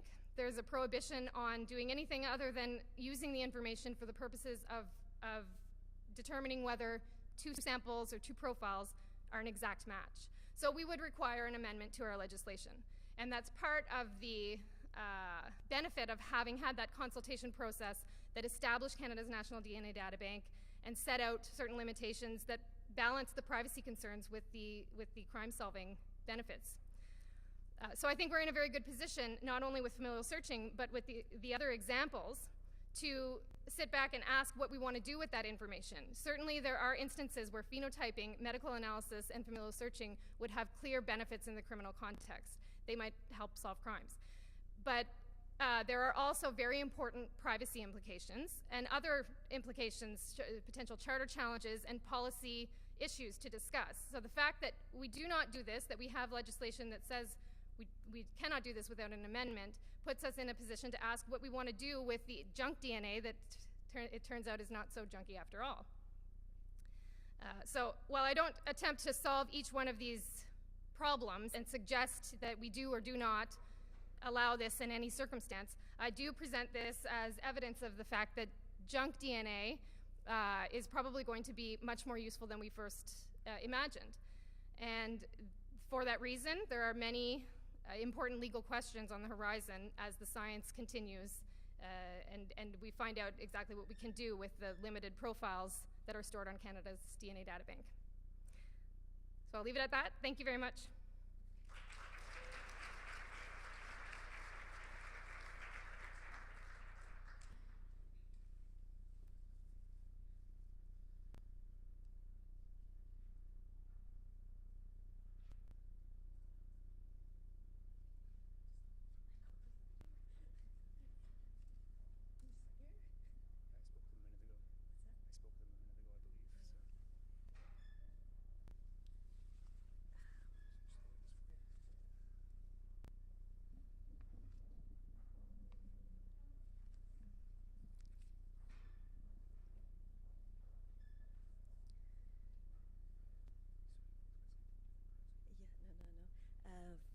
Oui, bonjour, j'attends mon collègue, Derek Jones, qui est là, mais je ne sais pas où il est exactement.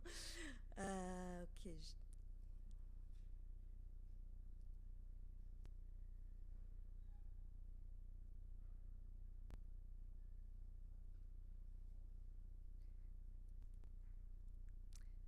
un petit moment, merci.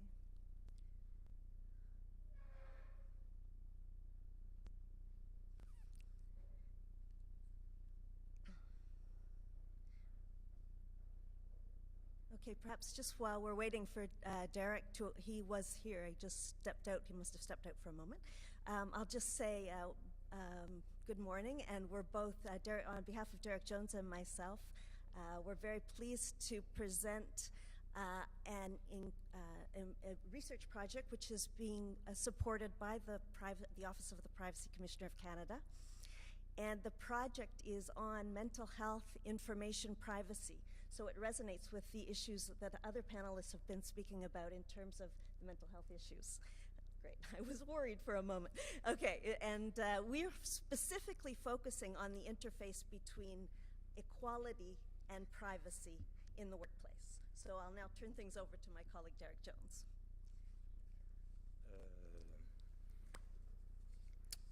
Quel plaisir d'être ici à Ottawa, au soleil, à la frontière des nouvelles réflexions, as Montrealers were always encouraged to do a little French. So we're going to continue a bit on the theme of informational privacy for the next couple of minutes and follow its path to its intersection, as Colleen said, with equality and onward into that space where perhaps too many of us spend too much time, the workplace. We are looking at dimensions of informational privacy in the workplace for which there has long been a profound silence that echoes attitudes perhaps beyond the workplace and in society, and that concerns the subject of mental health. We are, and our research has confirmed, and perhaps many of you are aware, that silence has in the past few years begun to be broken. And so as a small part of that dialogue, our project studying informational privacy and its interface with equality in the workplace helps make some very small contributions. And so we're going to just give you some snapshots of where we're going. Stigma and mental health in the workplace. A report from the U.S. Surgeon General in 1999, you can do the math. Stigmatization of people with mental disorders has persisted throughout history. And I would just insert that the law has not been neutral about mental health for over 200 years. Stigma leads others to avoid living, socializing, and I've emphasized working with people with mental disorders. In its most egregious form, stigma results in the outright discrimination and abuse. Most tragically, it deprives people of their dignity. That was the U.S. Surgeon General. Here is the World Health Organization that has documented the global weight of mental conditions and disorders in the workplace. Ontario Human Rights Commission, this is an old document. Happy to report that as of this summer, the Ontario Human Rights Commission released one of the first reports ever in Canada from Human Rights Commission on mental health, and it had some dimensions that we're drawing on in the workplace. There is some, but little, discussion of privacy in that document. One of the most powerful voices in the last 5 years, as many of you are probably aware, is the Mental Health Commission of Canada, an unprecedented initiative. Here is a picture of their mental health strategy that they enunciated a couple of years ago and included some discussion of the workplace and some reference to privacy, not in any detail.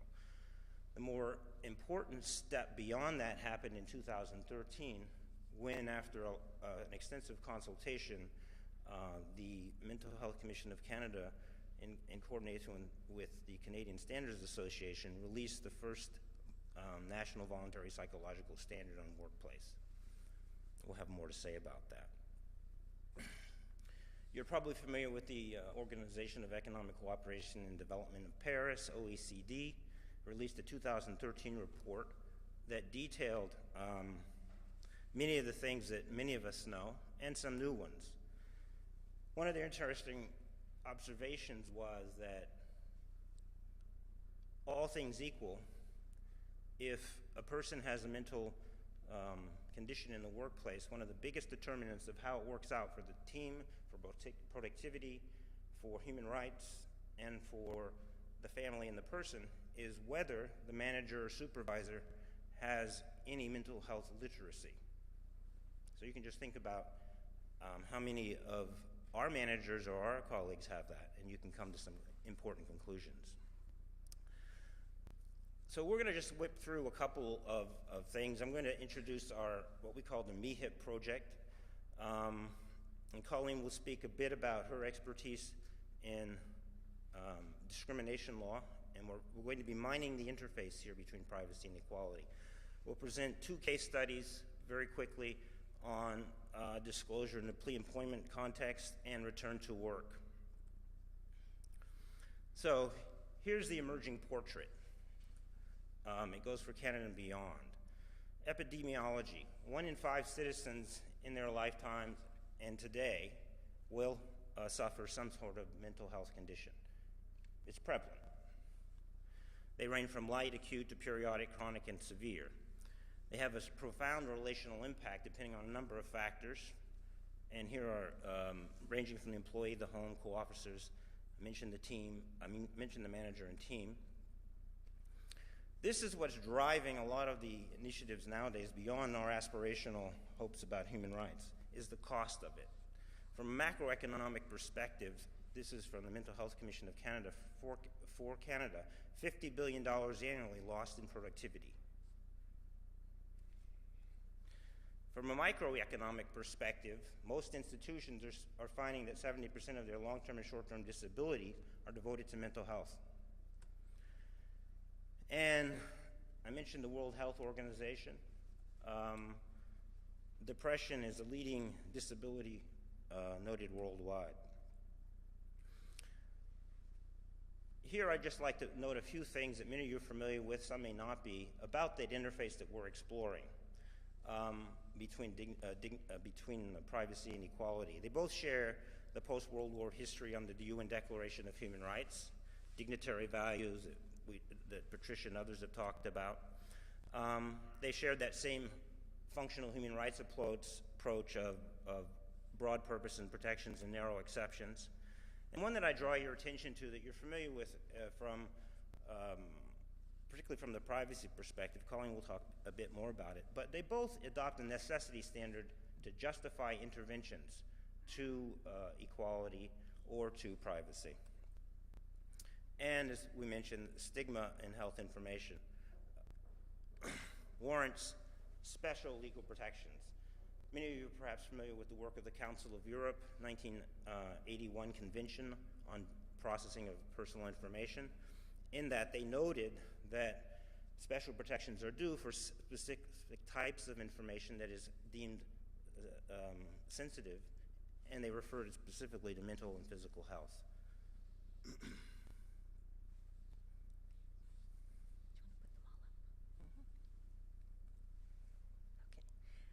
Okay, just to pick up on the theme of equality, we've heard quite a lot already today about privacy and the key principles that underlie the important protections for privacy. But I just wanted to highlight a few critical themes about discrimination and equality rights. Discrimination and equality are both evolving concepts, and over the past 30 years in Canada and beyond, we've seen a significant expansion of those concepts, going from the early conceptions of discrimination, which focused on intentional discrimination, overt bias, stigmatization and prejudice, differential treatment based on specific membership in groups, including individuals with disabilities.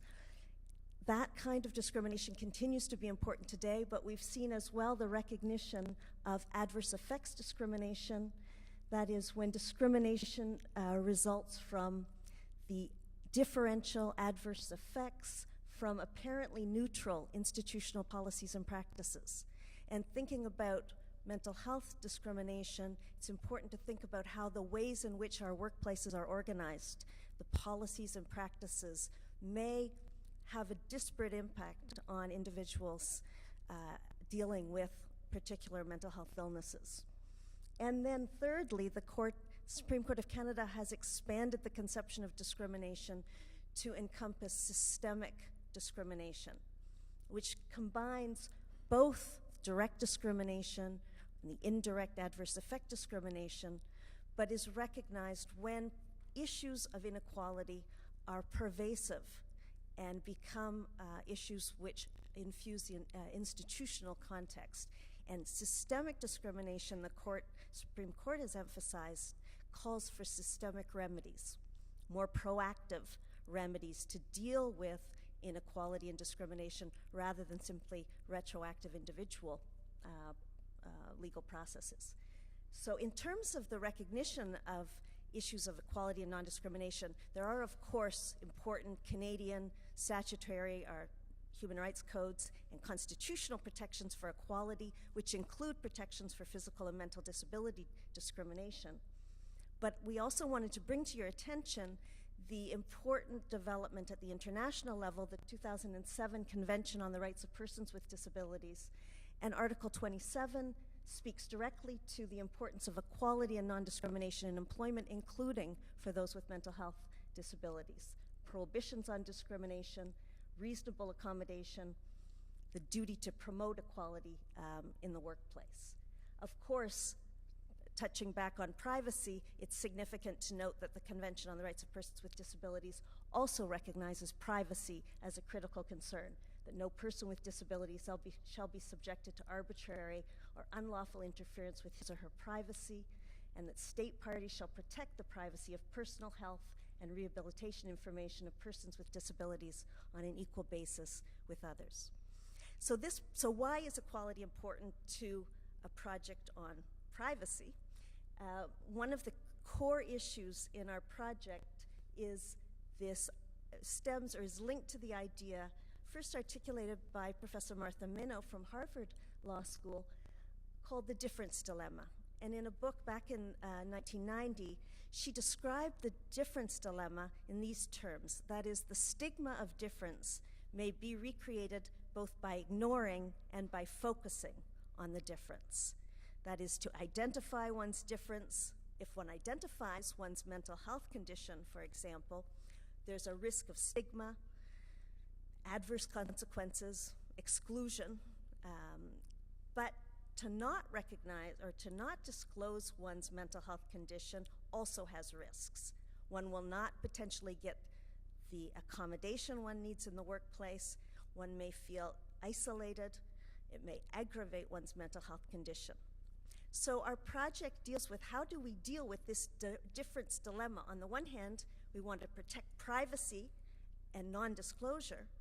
On the other hand, we want to ensure that individuals get the accommodation and their mental health needs are responded to in the workplace.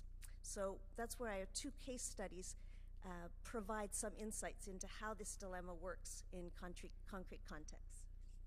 No surprise to students of mental health or Canadian public health. The Senate Canada report cited here led to the establishment and called for the establishment of the Mental Health Commission of Canada. So good to see public policy with some outcomes. Note that it says a third to one-half of people with mental illness report being turned down for a job for which they are qualified after they disclose their disability. This is the evidence, social science evidence, now become public policy evidence that was the theoretical discussions of the difference dilemma. So let's just try out a few questions that abound in pre-employment mental health issues. Have you ever been, I left off the been, or in the past 5 years, treated or counseled for mental health or substance abuse disorder? Diagnosis, have you ever been diagnosed? Notice ever. Have you a family history of mental illness?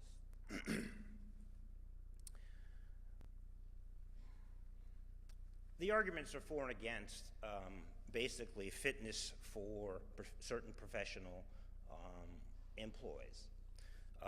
Character fitness for professional licensure of lawyers, nurses, pilots, query, bankers. The argument is that uncontrolled and untreated mental illness may result in public or client injury, public safety issues, and for lawyers and doctors that there is evidence, and we can only imagine substance abusing transport workers, maritime, rail, civil aviation. The counter-argument that some of these questions, particularly Ever brand, overbroad, target illness, and not the real issue, which is functional capacity, and infringes health information, privacy, and deters or inhibits applicants from counseling or treating. So, for instance, McGill just went through a fairly long and sustained debate on the issue of bar examination entry. And some of those very questions that I referred to have been asked at McGill, of McGill students. I'll have more to say about that in an instant. But the idea is that something outside our institution can drive therapeutic or non-therapeutic behavior is a perverse side effect. So let me talk to you about some foreign insights we're getting. And this has to do with lawyers. As between pilots and nurses and lawyers, I chose lawyers. American Disabilities Act came into law in 2000, and it significantly limits pre-employment medical queries and uses a necessity standard. From over the last 10 years, there have been a number of court cases, as late as last October. The question of unlawful discrimination. Let me summarize the three responses that unfolded. In some jurisdictions, the view has been that this is unlawful infringement of human rights, i.e., it discriminates against people on the basis of their disabilities, and it puts them through more hoops and jumps and infringes their mental health information privacy and is not justified. So you see a couple jurisdictions that have taken that view. The other one is a narrowly tailored view. That is that if we reform the questions to get to functional capacity and whatnot, then in fact we will balance the potential for overbreadth with real public safety issues. That is the approach that's happened in BC and Quebec. And then the final one is that the broader questions have validity, that it goes to morality, which is what some coming to legal professions and medical professions are, and that invasive broad questions are justified. What do we take away from that case study? There is a tandem, a synergy that happens at the intersection of privacy and equality, that educational... Again, another context where this interface between privacy and equality arises is after an individual has taken a short or long-term disability leave, how do they reintegrate into the workplace? Of course, issues also arise during, while one is employed, but we're going to skip over that for today. So one question is, what MIHIP standards, good practices govern accommodation of an employee returning to work after a disability leave?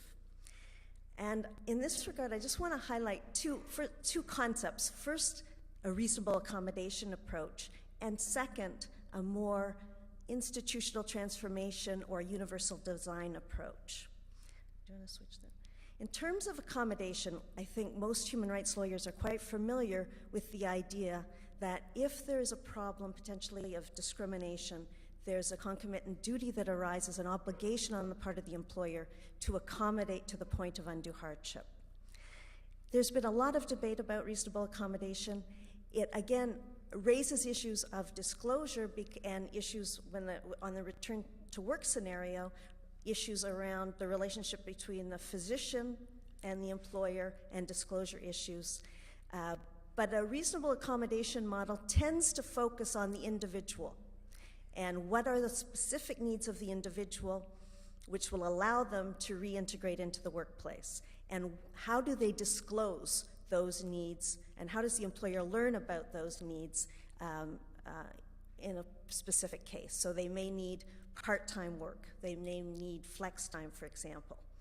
There may need to be some modification, supervision, and other policies. So the reasonable accommodation is a huge area which we're looking at. But I just wanted to share with you this morning another idea that is emerging in the literature, which also comes out of the Convention on the Rights of Persons with Disability, and that is this idea of universal redesign. Because in thinking back to the difference dilemma, you can say, well, how do we get out of that dilemma? Well, there are different ways. One is you could just voluntarily disclose, and there is the Bell Canada Talks initiative emphasizes how we should be open about mental health issues, and that will reduce stigma as people share their stories, their family members' stories, etc. A second is to say, no, we should have individual accommodation with some limited disclosure where necessary, only to the people who need to know, only about functionality, not about the diagnosis, etc. A third approach is to say, well, we should look at how we can change workplace policies for everyone so as to, because we all have mental health issues in the workplace, so as to reduce the necessity of having to disclose because, for example, flex time or other sort of policies would be available to people not just with mental health needs, but potentially with other family, work-life accommodation, balance needs, etc. So this idea of universal design, and we've also called it universal redesign, focuses on how to redesign or to design environments, programs, and services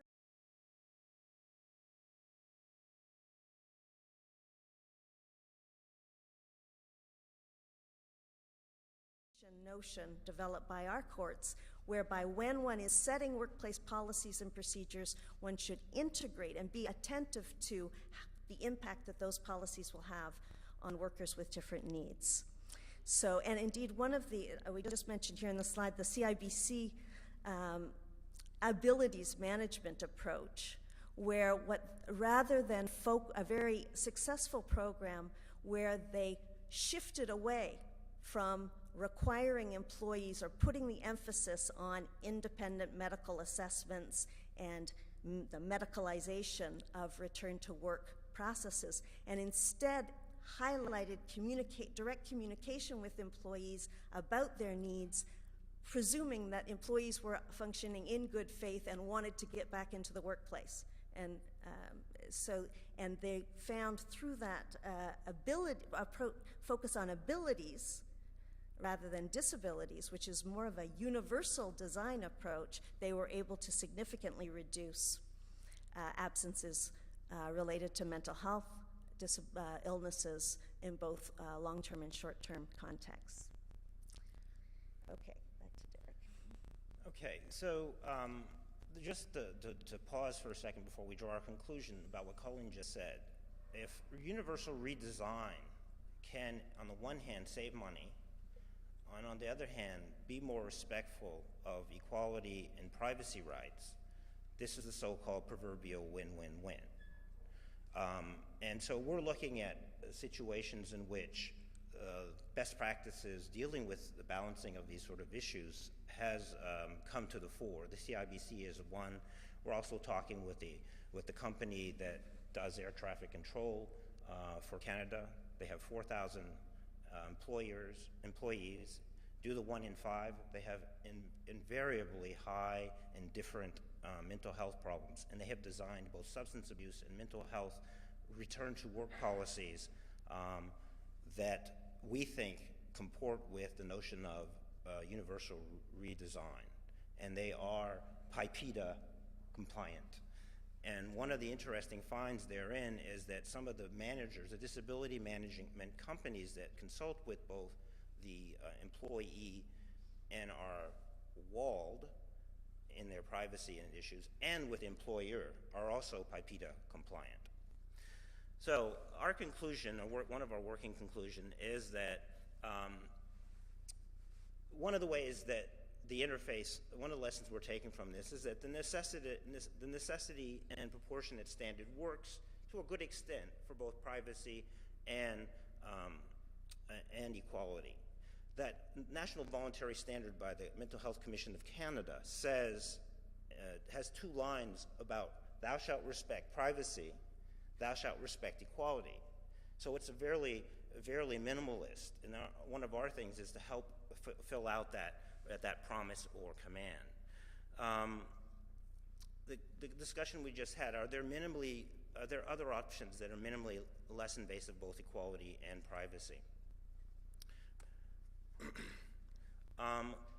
Going back to the OECD and the Air Traffic Control Group, when an employee who has been on substance abuse for a long time comes back from rehab and is accompanied by a very large contingent of health professionals, social workers, and whatnot, they have designed peer support and the training of peers, people who have been in substance abuse before, to help that person reintegrate into the workforce. And so that addresses not just the management, but also the team and the co-employee issue, and actually then enables individuals to be more forthcoming and less distrustful of the workplace. One of the clear things that we're getting is that there are very few organizations that have any detailed health privacy information policies, and certainly very few that have mental health information policies. We're in concert with, and I'll close on that, the Conference Board of Canada, which is studying this from an economic point of view. They are doing a survey of management side, and we slipped in one of the questions that will be out, I think, in the summer is, do you have process, procedures, and policies on mental health information and privacy in your workplace? Thank you very much.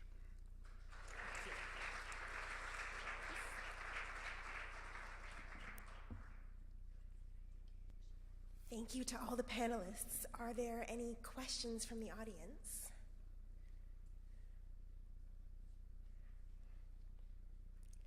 You're all ready for a break. All right, let's take a break for 14 minutes and we'll reconvene at 11:10.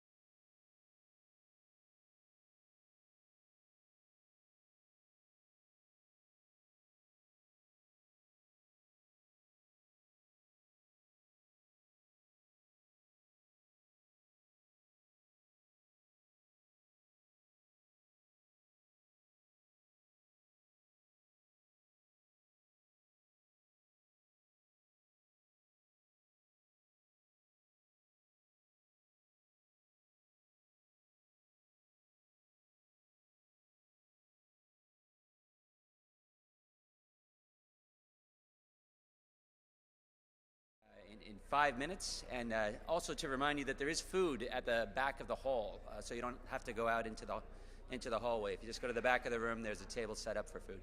Thanks. So you're a monitor for this session? I am the monitor for this session. Anything I need to know? Not really. We've got 3 presentations. They're all here. Michael Geist is going to use the remote. Okay. Hopefully we'll keep him in one spot. He's pretty good. He's done this gig before. Yeah. So we're set. You know, AMP's working for now. AMP's working for now. That's one thing we never thought would go. Oh, the AMP. What happened? It just going up, going down. There's no lights saying anything's wrong, so they brought a brand new one in. Just replaced the wholesale replacement of the unit. Okay. And then take a look at the other one back at the office and go, what the heck happened? Interesting. Okay. My guess would be age. It might be. Amps are usually some rugged equipment you get. That's why I was surprised. Yeah. Wouldn't be anything else.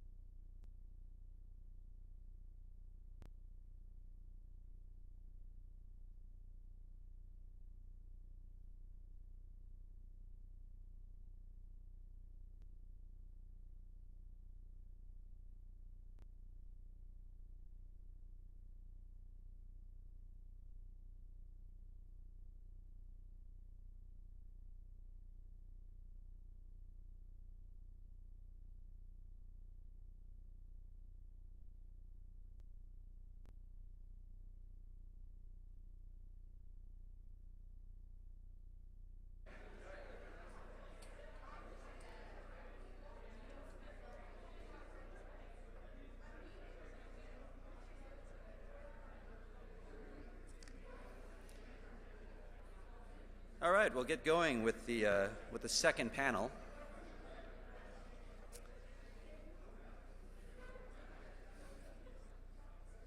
Thank you. My name is David Fewer. I'm the director of SIPC, the Samuelson Glushko Canadian Internet Policy and Public Interest Clinic here at the Faculty of Law. And I've been asked to moderate the second panel on privacy and security in a globalized world.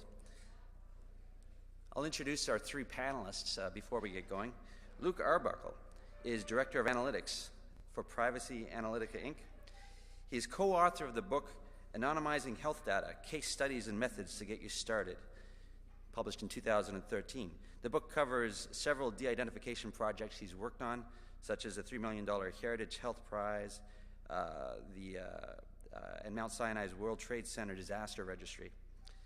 He joined the Electronic Health Information Laboratory at the CHIO Research Institute in 2010, doing research devoted to facilitating the sharing of electronic health information for secondary purposes while protecting patient privacy. Our second panelist is David Fraser, who is a partner at McInnes Cooper in Halifax. David is well known as one of Canada's leading internet technology and privacy lawyers. He regularly advises a range of clients from startups to Fortune 100 companies on all aspects of technology and privacy law.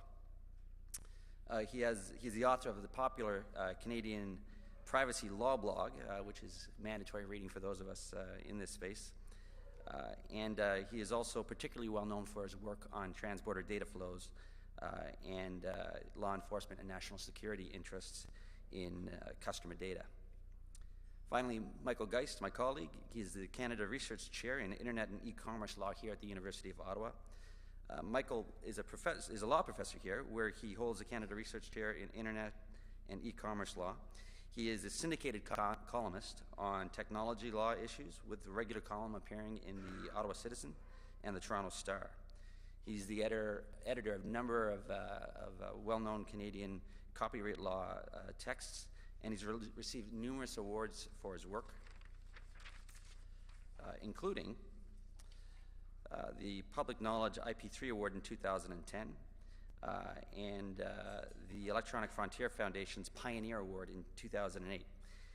He was named one of Canada's top 40 under 40 in 2003. In 2010, Managing Intellectual Property named one of the 50 most influential people in intellectual property in the world, and Canadian Lawyer has named him one of the 25 most influential lawyers in Canada in 2011, 12, and 13.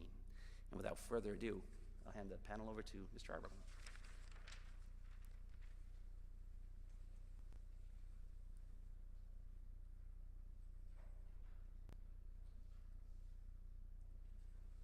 Thank you very much. Thanks. So I have to admit, first and foremost, that I am a data scientist. What that means is I have learned things about people from data, but I'm not the bad guy. I originally started doing work, things like learning things about healthcare outcomes, trying to figure out how long someone would stay in a hospital, their length of service, for example.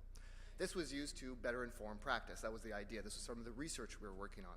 I then took that knowledge and joined the Electronic Health Privacy Lab with Dr. Elamam to work on hiding people in data. So we looked at first at reidentification risk. What is the likelihood that you can find someone in a data set? And that's what I'm going to talk about today. I'm not going to talk about learning things about people, necessarily the attributes about them. We call that attribute disclosure. I'm going to focus more on identity disclosure, finding people in data. So the first thing I want to talk about are the known attacks. You're going to hear about these. You've probably heard about them already, but I want to talk a little bit about them and put them in context. There are some that just came out recently. New York Times last month mentioned some of the exact ones I'm going to talk about now. Then I want to talk about standards and methodology. People think that you can't hide people in data, but there are ways to do this. There are ways to manage the risks. And then finally, I want to talk a little bit about that methodology and talk about how this actually happens at a high level, of course, no technical details per se. So the well-known reidentification attacks. As I mentioned, there was a New York Times piece, Bits and Bytes blog, I think it was about 3 weeks ago now, where they talked about exactly these three examples. The first one you may have heard about already. It was the AOL search data. AOL released a whole bunch of data about people, their search queries. They took out their usernames and they replaced it with some sort of pseudonym. So it seemed like a great thing to give for research purposes. Lots of great information in there. I was at a conference 2 months ago, about 2-3 months ago, and a researcher in this field of what we call reidentification risk mentioned how he has this data still today on his laptop. The problem was that people were identified. So first, to start off with the New York Times article, they use the information you see here to try and locate a person in the data. We call this a demonstration attack, proving that you can find someone in data. So you'll see they have things about something sort of related to their age, looking for 60 single men. They had a dog. They were looking specifically at a certain geographic area, Lilburn, GA. Homes sold in Shadow Lake subdivision. So very, very specific to where they are. And this reporter used that information to find this person, Thelma in this case. So what they ended up happening, besides the fact they identified this person, they got permission, of course. They found her and said, "Do you mind if being this really cool New York Times piece?" And so as a result, it led to litigation. I think it was the class action lawsuit resulted in about $6 million, I think it was the fine in the end. And also a lot of embarrassment. This caused a lot of grief for AOL, as you can imagine. But one thing I want to point out is that all they did change were the usernames. That's the only thing they changed in the data. And in fact, when you dig a little deeper, a lot of the search queries in this case, well, Thelma was the only person in her retirement community that actually knew how to use the internet. So a lot of the search terms had nothing to do with her whatsoever. You know, no one ever talks about that, but I think it's kind of a neat factor. But anyway, they still were able to find her. That's the key point. The next one that was mentioned in the Bits and Bytes blog was the Netflix movie ratings, right? What they wanted to do was the kind of stuff I was doing originally, right? They wanted to predict something in the data. So they took this data, they gave it in a competition. They said, here, we're going to give you this data. We want you to come up with the best model to predict movie ratings. So I liked a certain set of movies. What are the movies I'm going to like next? Amazon does the same thing with books, right? But what the winners of this competition did, the researchers in this space, they took the movie ratings data that they had from Netflix, and they went to another database, the IMDb, which I believe still exists, which also had movie ratings. So at the time, these two were competitors, Netflix and IMDb, and you would go online, you would post ratings, you'd have a username, and you'd post various ratings on movies that you liked, but you'd post it on both of them, because you didn't know who was going to be the real winner in the next 5, 6 years, let's say. And so that's what they did. They took that data, they did some really neat matching algorithm, and they matched the two data sets together. Kind of a neat idea. Again, the usernames were only replaced with pseudonyms. Nothing else was done to this data. And they matched it to a data set that was itself also public. So they found the usernames about these people. They never verified the matching, which is a problem in this research area. We say, we look at this, we go, well, how did they know it was actually the right people? There's a question there. But it still gets a lot of attention, right? It's one of these really popular attacks. And this is my new favorite one. This came out just last month in the journal Science. So big deal. It was in Science, right? Everyone talks about this.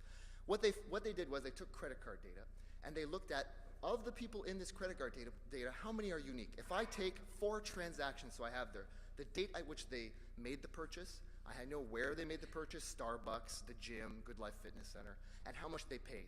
If I know those 3 pieces of information, I can now identify 90% of the people in the data. So they claimed. Here's the problem. Look around you in the room. I'll guarantee you that there are people in this room that are unique based on very simple demographics.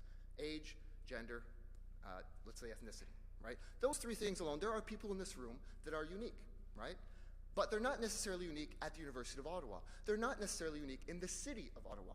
So this data considered unique in the data, but not unique in the population, which in my field of research, where we're doing estimation, trying to see how unique they actually are, that's kind of critical.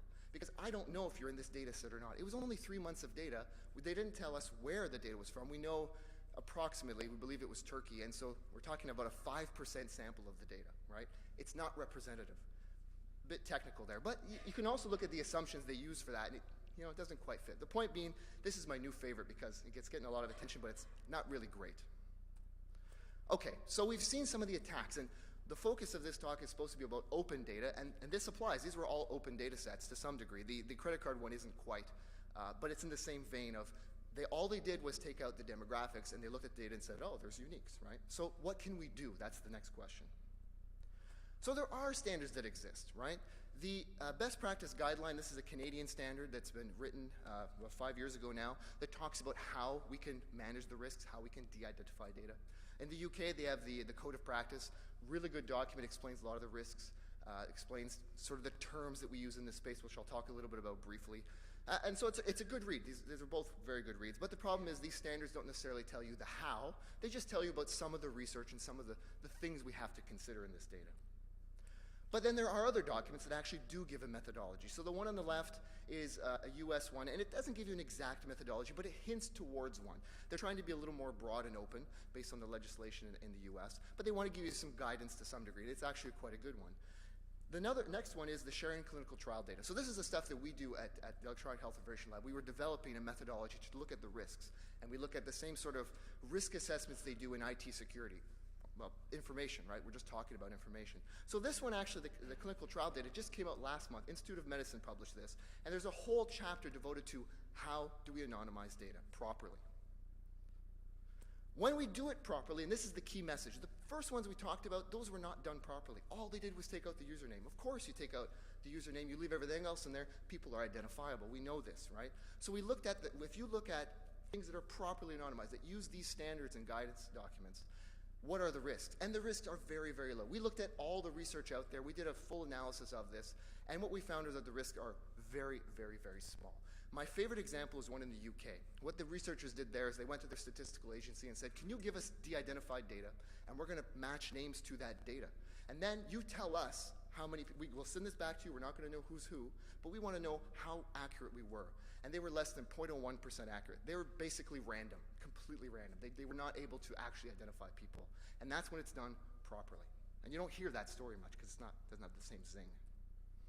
Okay, so how do we do this at a high level? I'm trying to limit myself to my 10 to 15 minutes. So we make a distinction. I'm using the term anonymized, and other people talk about anonymous data, and what they really mean is masked data. They took out the names, right? We see the examples of this all the time. Another example is the taxi cab data, same thing. All they do is they take out those elements that we know are very identifying, the medical record number, the person's name, these kinds of things, right? That's masking, right? What we want to focus on, we talk about de-identification and re-identification risk, are those other things in the data, right? The things, the movies that you like, the demographics that are represented in the data.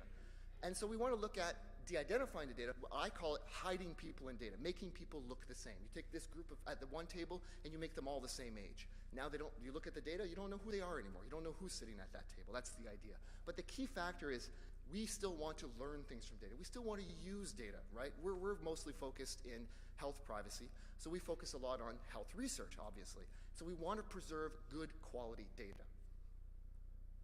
So again, that distinction. We talk about direct identifiers, right? This is the masking part. Get rid of the names. Get rid of the address. Get rid of the telephone number, the email, all these things that are clearly a direct link to the person. And then let's focus on what we call the quasi-identifiers. Those are the things that, in combination, the demographics make a person unique. Their age, their gender, their ethnicity, other things like event dates, maybe could be the transactions we talked about, the credit card payments, for example, diagnoses, all these kinds of things can identify a person. That's the part we're going to do the data mining, but the good data mining, the kind to hide people in data. So I'm not a bad guy. So how do we do this? So the first thing we do is we look at precedent, right? We look at Statistics Canada. What have they released in the past? They release a lot of data. They've been doing this for, let's say, 60 years now, right? Aggregating data, producing reports, public data that you can see online. There are ways to do this, right? So the first thing we do is we look at what have they done? What are the precedents that they have set?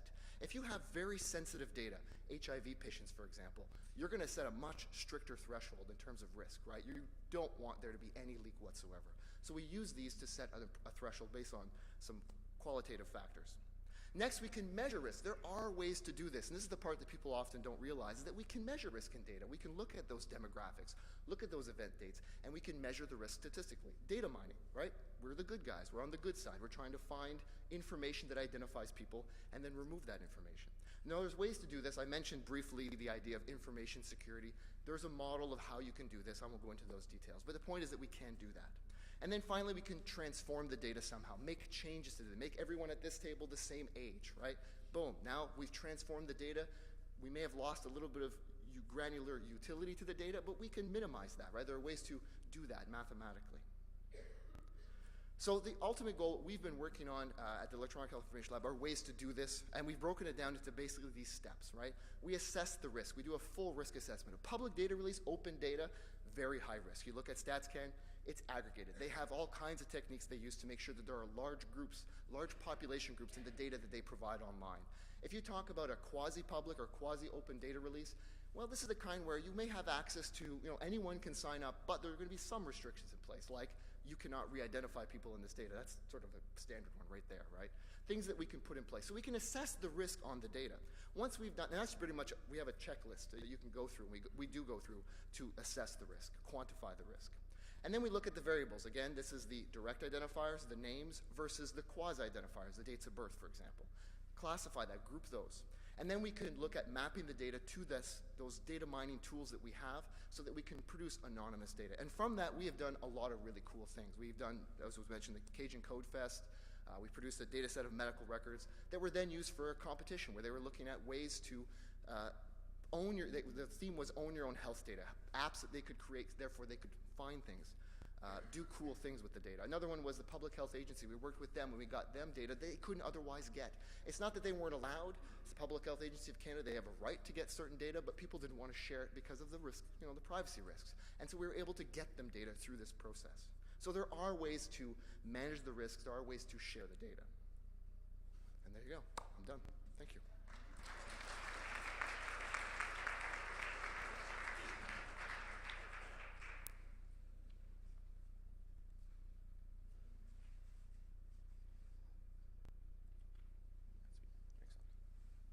Great. Well, thank you very much, and thanks for the invitation to come here and speak at this great symposium. So the topic of my presentation is national security and privacy on the internet. I think it's going to be quite complementary with what Michael has to say. We might have some differing opinions we've been known to in the past, but hopefully you'll be able to take away a more fulsome understanding of some of the issues that are inherent in this in the borderless internet, and thinking about what sort of impact the border actually has and should have in our decision making as we deal with these sorts of privacy issues. So I don't think that there's any doubt among people in this room or other places that there are privacy issues that are raised by the cloud, that are raised by just putting information in the hands of a service provider where the customer doesn't necessarily know exactly where that data is. And the principal issue is that the information is no longer under your direct control. You're relying on somebody else to secure that information for you. But what has become the focus of a lot of concern about cloud computing, and it's not just an academic one, is the jurisdictional impact, the fact that the information might no longer be in Ontario or might no longer be in Canada, or it certainly might be affected by other jurisdictions. And there's also the more routine issues about, and this came up in an earlier presentation, the sort of take it or leave it service agreements that you'll often see from providers in the cloud space, particularly in the mass market area. And then there's other concerns about the information might not be portable. You hand it over to a cloud provider. If they fail or if something goes wrong, you want to move to another vendor. What's your ability to take that information back and retrieve it, and what will happen when it's left there? But so often there's focus on the privacy issues without necessarily looking at some of the benefits that can really accrue by the use of cloud computing. The number one, the principal one, from a privacy point of view, because IT managers will point to the economics of it and the massive savings of using a scalable architecture that they can just rent time on, essentially, is that overall, most cloud vendors have more resources to devote to security and therefore privacy than most of the original custodians. That they're going to larger data centers, more professionally managed, more infrastructure in order to protect that information. And that's often independent of where that information is. And data is not as easily lost. We hear all the time about lost laptops, hard drives, things like that. If you're not having to take your information with you, you're accessing it remotely through hopefully a secure tunnel, you don't have to deal with those issues in the same sort of acute manner that others do.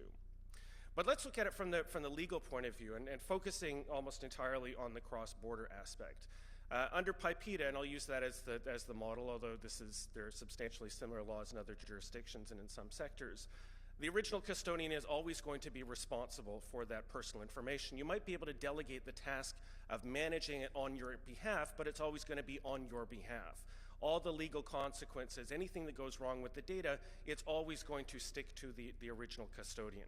And it's up to the original custodian to make sure that they put in place adequate measures and safeguards, principally contractually, to make sure that the vendor treats the data as they would as the original custodian would, him or herself, or itself for a corporation. So how important is jurisdiction? And jurisdiction comes up in a significant number of ways, and I'm hopefully going to add maybe a little bit more color, a little bit more perspective on this. So jurisdiction comes up from a number of different aspects. There's the principal one, which is the one that's focused on most commonly, is where is the data? As though where is the data is the be-all and end-all. That answers that question. If that data is in Canada, it is going to be inherently safer than if it's someplace else, which is a bit of a fiction. Equally important, though, is who controls the data. If you're worried about the information being exposed to multiple jurisdictions, this is a very important question.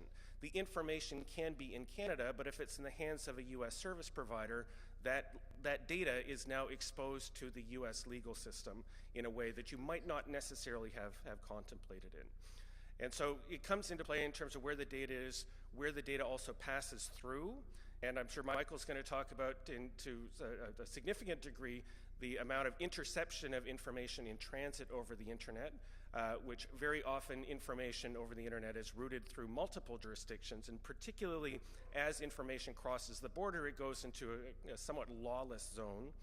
You have to worry about the nationality of the customer and also the nationality of the service provider, just using that as shorthand for to what legal systems are those particular players exposed. And the number one concern that we hear about, and that we've heard about for quite some time, is this thing called the USA Patriot Act, which came into effect shortly after the September 11th attacks. It's an omnibus piece of legislation that did a number of things. It's as thick as a phone book, but principally the issue is national security letters and the Foreign Intelligence Surveillance Act. National security letters are a form of administrative subpoena that can be issued by the Department of Justice to require the production of business records, or metadata as it's often referred to, not content necessarily, but perhaps in some cases. That's usually coupled with a gag order, which heightens the concern that if one of these national security letters is served on a cloud vendor, they can't tell their customer that they've been asked for it. Likewise, a national security or a FISA order under Section 215 is a court order from a secret court that meets in a bunker in Washington that generally rubber stamps requests by the U.S. Department of Justice on behalf of the CIA, the FBI, and the National Security Agency to hand over any tangible thing. And so it meets in secret. They're ex parte applications. Their orders are secret, and they're usually accompanied by gag orders. And when you look at the way that we think in a democracy that the courts need to be open, this is a sort of a chilling sort of idea. And so with attention focused on the USA Patriot Act, of course, if this is the regime in the United States, that's a really scary sort of thing. It really does significantly expand the circumstances under which U.S. law enforcement can get access to personal information. It amends, for example, the Foreign Intelligence Surveillance Act, which existed for quite some time, which was a tool that was designed for the spy versus spy. There's a notion that if the FBI wanted to wiretap the Russian embassy, that they would probably need some sort of court authorization. So there was this rule, a whole scheme that was put in place, including the secret court, that would allow them to make these secret applications. You certainly wouldn't want to give the Russians notice that you were seeking this application, have them show up and respond. And so those rules were expanded to deal with transnational crime, international terrorism, and terrorism financing. But those new powers of surveillance, arguably, they not only extend within the United States, but they deal with any aspect that has a connection, a sufficient connection and enough context with the United States. So certainly U.S. companies that are operating in Canada would have to worry about these sorts of things. Canadian subsidiaries of U.S. companies would have to deal with these sorts of things.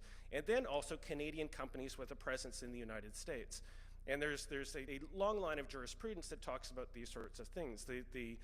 For example, the New York City branch of the Bank of Nova Scotia was served with a subpoena to hand over customer records related to banking customers in the Cayman Islands. But because they were in New York, but they argued they were a Canadian bank, so they shouldn't have to do that, and the U.S. courts didn't have a whole lot of sympathy for that argument. So it's not, in that case, the data was in the Cayman Islands, in the possession of a Canadian company, but there was enough of a contact in the United States to make that sort of thing happen. So just where the information is not the be-all and end-all. And where this became a big concern for Canadians principally was when the British Columbia government proposed to outsource Medicare claims processing to the Canadian subsidiary of a U.S. company called Maximus. And the British Columbia Government Employees Union, recognizing that they weren't going to get a whole lot of public sympathy just on the basis of lost jobs, focused on the fact that Medicare claims data was then going to be essentially wholesale provided to Big Brother in the United States, which resulted into an inquiry into cross-border outsourcing by the British Columbia Information and Privacy Commission at the time, which led to amendments to the Freedom of Information Protection and Privacy Act in that province. And so prevents public bodies in British Columbia from allowing personal information to be outside of Canada or accessed from outside of Canada. But notably, it still allows law enforcement agencies to, almost in an unregulated fashion, hand over information to their American counterparts, which kind of defeats some of the mischief, one would think. Alberta followed suit and passed amendments to their legislation in a very toned-down sort of way that simply made it an offense to hand over information about Albertans, again in the public sector, in response to a foreign demand for disclosure. And my province, Nova Scotia, came up with something called the Personal Information International Disclosure Protection Act, which does both of those things. Makes it an offense, well, actually, you have to give notice to the Minister of Justice if you're served with a foreign demand for disclosure, and you can't allow personal information in the public sector to be outside of Canada or accessed from outside of Canada. Otherwise, under general Canadian privacy laws like PIPEDA, there's no such restriction, but certainly the accountability principle comes into play and the safeguards principle comes into play. But very often in discussions about this, you have this imaginary boogeyman on the other side of the border down in the United States who's siphoning up massive amounts of information, which is absolutely true. But I don't think Canadians are necessarily as aware, although they're becoming much more aware of the national security boogeyman that exists within this country and the fact that the border has become significantly less relevant in these discussions. Very few people were aware of, and there's not a lot of consciousness of, something called the Anti-Terrorism Act. Obviously, C-51 is getting a lot of attention. That's the Anti-Terrorism Act 2015. But the Anti-Terrorism Act of 2001, which came into effect on Christmas Eve of that year, is similar to the USA Patriot Act in that it amended the Criminal Code, the CSIS Act, and the National Defense Act to do a whole bunch of things. Not many of you would be aware necessarily that there is a secret court in this city that meets in a bunker. It used to be on Metcalfe Street, that's now in an undisclosed location, where federal court judges meet ex parte and receive representations from the Department of Justice to issue warrants under the CSIS Act. And those warrants actually can go much further than the Foreign Intelligence Surveillance Act orders. They can allow CSIS officers to break into premises stealthily, to install devices, and then go back later to replace the batteries in those devices, and then obviously to intercept communications and do all those other sorts of things. So these are ex parte secret applications, and in fact, one of these applications is going to the Supreme Court in the next little while. They allow for interception of communications, the usual sorts of warrant things. We also have this significant amount of information sharing that takes place. People here have probably, hopefully, heard of the Five Eyes, which is the United States, United Kingdom, New Zealand, Australia, and Canada that participate in this massive infrastructure of global surveillance. And so that's information sharing at one level where they have shared databases, shared projects, and shared common initiatives.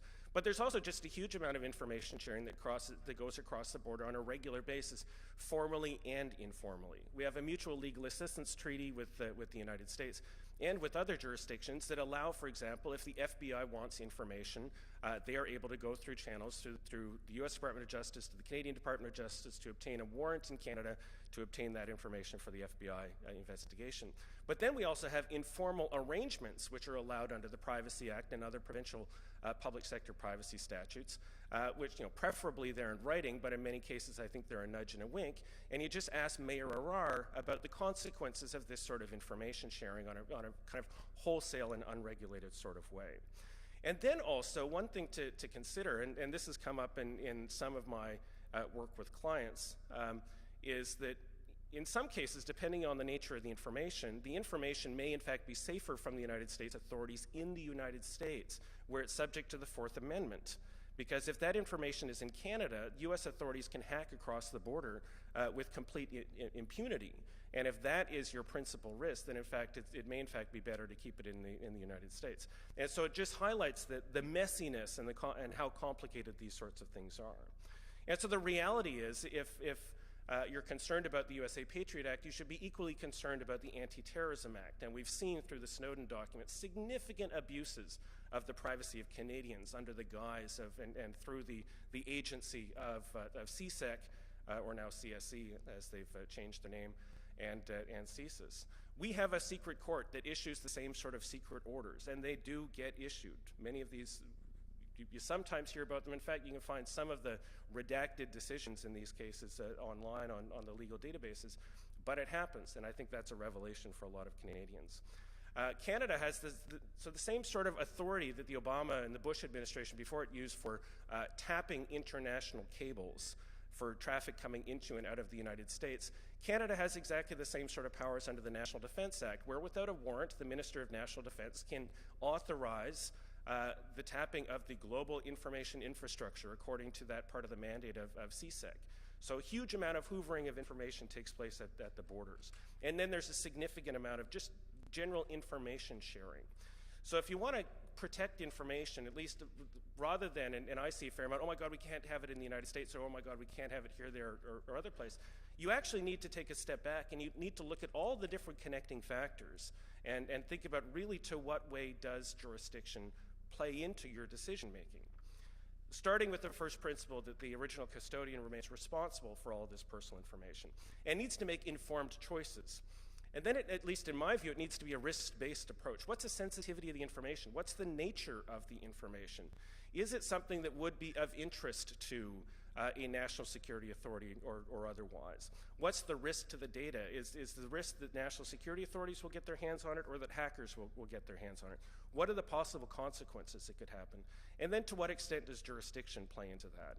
And that also plays in terms of you have a contract with a service provider, is that actually going to be enforceable wherever the data is and wherever that service provider is located? And think about how can those risks be mitigated? And it's no longer so much the focus, the location of the data, as it needs to be also looking about the nationality of the service provider, but also recognizing that even then, Canada is just as mischievous as the United States when it comes to these sorts of things. And so are there technological or other means that can be used to mitigate this sort of threat? I think you need to assume that information as it crosses over the border is being collected, cataloged, and indexed and thrown into a database somewhere. So information in transit on the open internet needs to be encrypted. We're seeing the development of new technologies for cloud vendors, for example, where they call it zero knowledge, where customer information is encrypted on the platform, and in fact the service provider does not get access to it or could not have access to it. So if they are served with a demand from a national security authority, whether it be in Canada or in the United States, they're simply not able to provide any sort of a clear text. But at least the takeaway from this is to kind of step back, understand what in fact are the risks, and it not necessarily are they legal or political things that you can mitigate through those sorts of channels, but hopefully through technological means as well. So, thank you so much.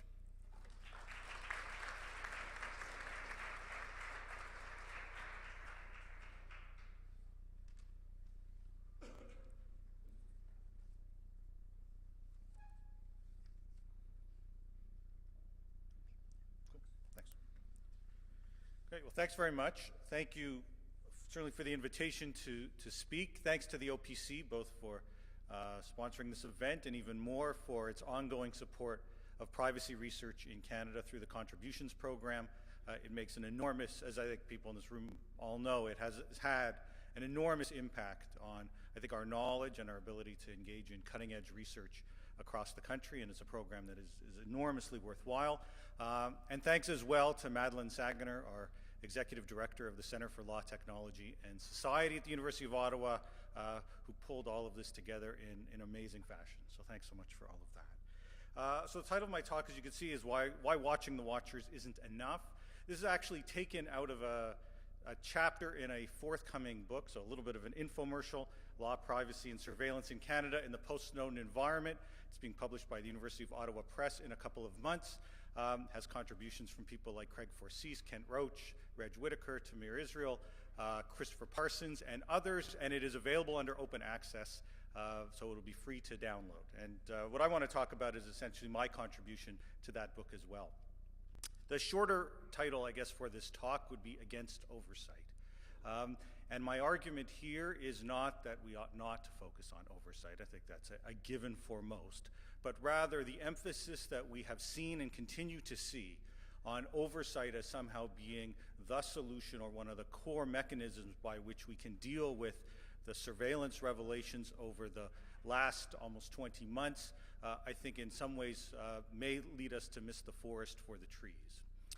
So when we first saw Ed Snowden with this picture, and for those that haven't seen Citizen 4, where you get to see him just before and just after, it's a movie that you must see. The story that we started to tell ourselves, at least here in Canada, amongst many, as the revelations began to come, around metadata collection, around the broad data mining with respect to internet-related companies and the PRISM, and frankly the stories continued and continued and continued, was by and large that somehow this wasn't us. This was the United States, in the same way that David talks about that US boogeyman. There was here the NSA boogeyman, so to speak, and that while this may be happening and Canadians may well be affected, in some way, this wasn't happening in our name. This was the U.S. engaged in this kind of surveillance. Well, as we know, it didn't take long. There are lots of revelations. It didn't take long before we learned that that story just doesn't hold any water. We now know that the Snowden story is also our story. We know that the metadata programs that we see occurring in the United States have been occurring here too, and at times with real concerns from those who are charged with providing some amount of oversight in terms of trying to deal with it. We know that the kind of spying revelations that have come up through the NSA are our story as well, as we know that our agency, CSE, has been engaged in similar kinds of activity. We know that we actively cooperate at times on Canadian soil to engage in the same kinds of activities, whether at the G8 or G20 or otherwise.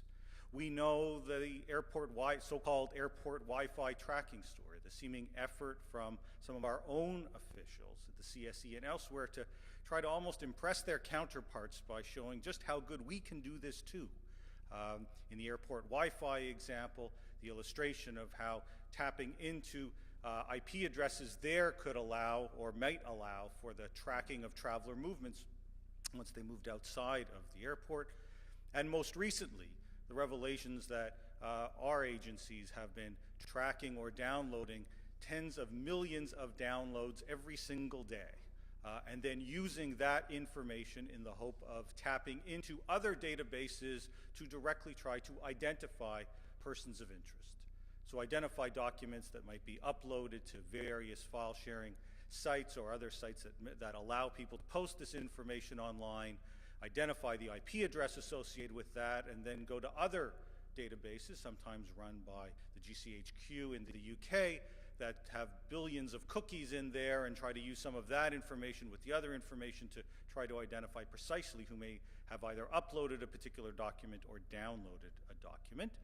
And then, of course, just in the last couple of days, the CSE engaged in collecting hundreds of millions of email messages that Canadians send to their governments every single day, and using that to track certain sorts of activity, and then layering on top of all of that, literally as we speak, Bill C-51, the committee today talking about how many hearings they're prepared to have to talk about this piece of legislation that, as I'll talk about in a few minutes, has real implications for some of these issues as well. So the story that somehow Canada isn't involved or isn't active is clearly not true. And so the story that we then tell ourselves instead is that the way to deal with this is oversight. Our oversight is faulty, we hear it all the time, and so what we need to do is to fix that oversight. Privacy commissioners or former privacy commissioners arguing that the way that we address this is with better oversight. Opposition parties taking the stand that the solution lies in better oversight. Private members' bills, as Joyce Murray's, for example, from the Liberal Party, focusing on improving oversight. The media focusing on improved oversight. Discussion in the House of Commons focusing on improved oversight. Op-eds talking about improved oversight. And I'm here to say that this is not just about oversight. Oversight, in a sense, provides, in my view, an easy out. The ability for those who don't want to directly criticize or to be seen to be directly criticizing legislation for fear of being seen as being weak on terror, to focus instead on the process issues, that we have to instead deal with oversight. Well, I'm here to say that even if we fix the oversight, and make no mistake, there are clearly improvements that can be made on oversight, we will not have fixed the underlying problems. Now, in some ways, this is perfectly obvious. In the moments after some of these revelations, the existing oversight from the CSE commissioner, both on the airport Wi-Fi story and immediately after the initial Snowden revelations, unusually took directly to the public to say, I'm on the job.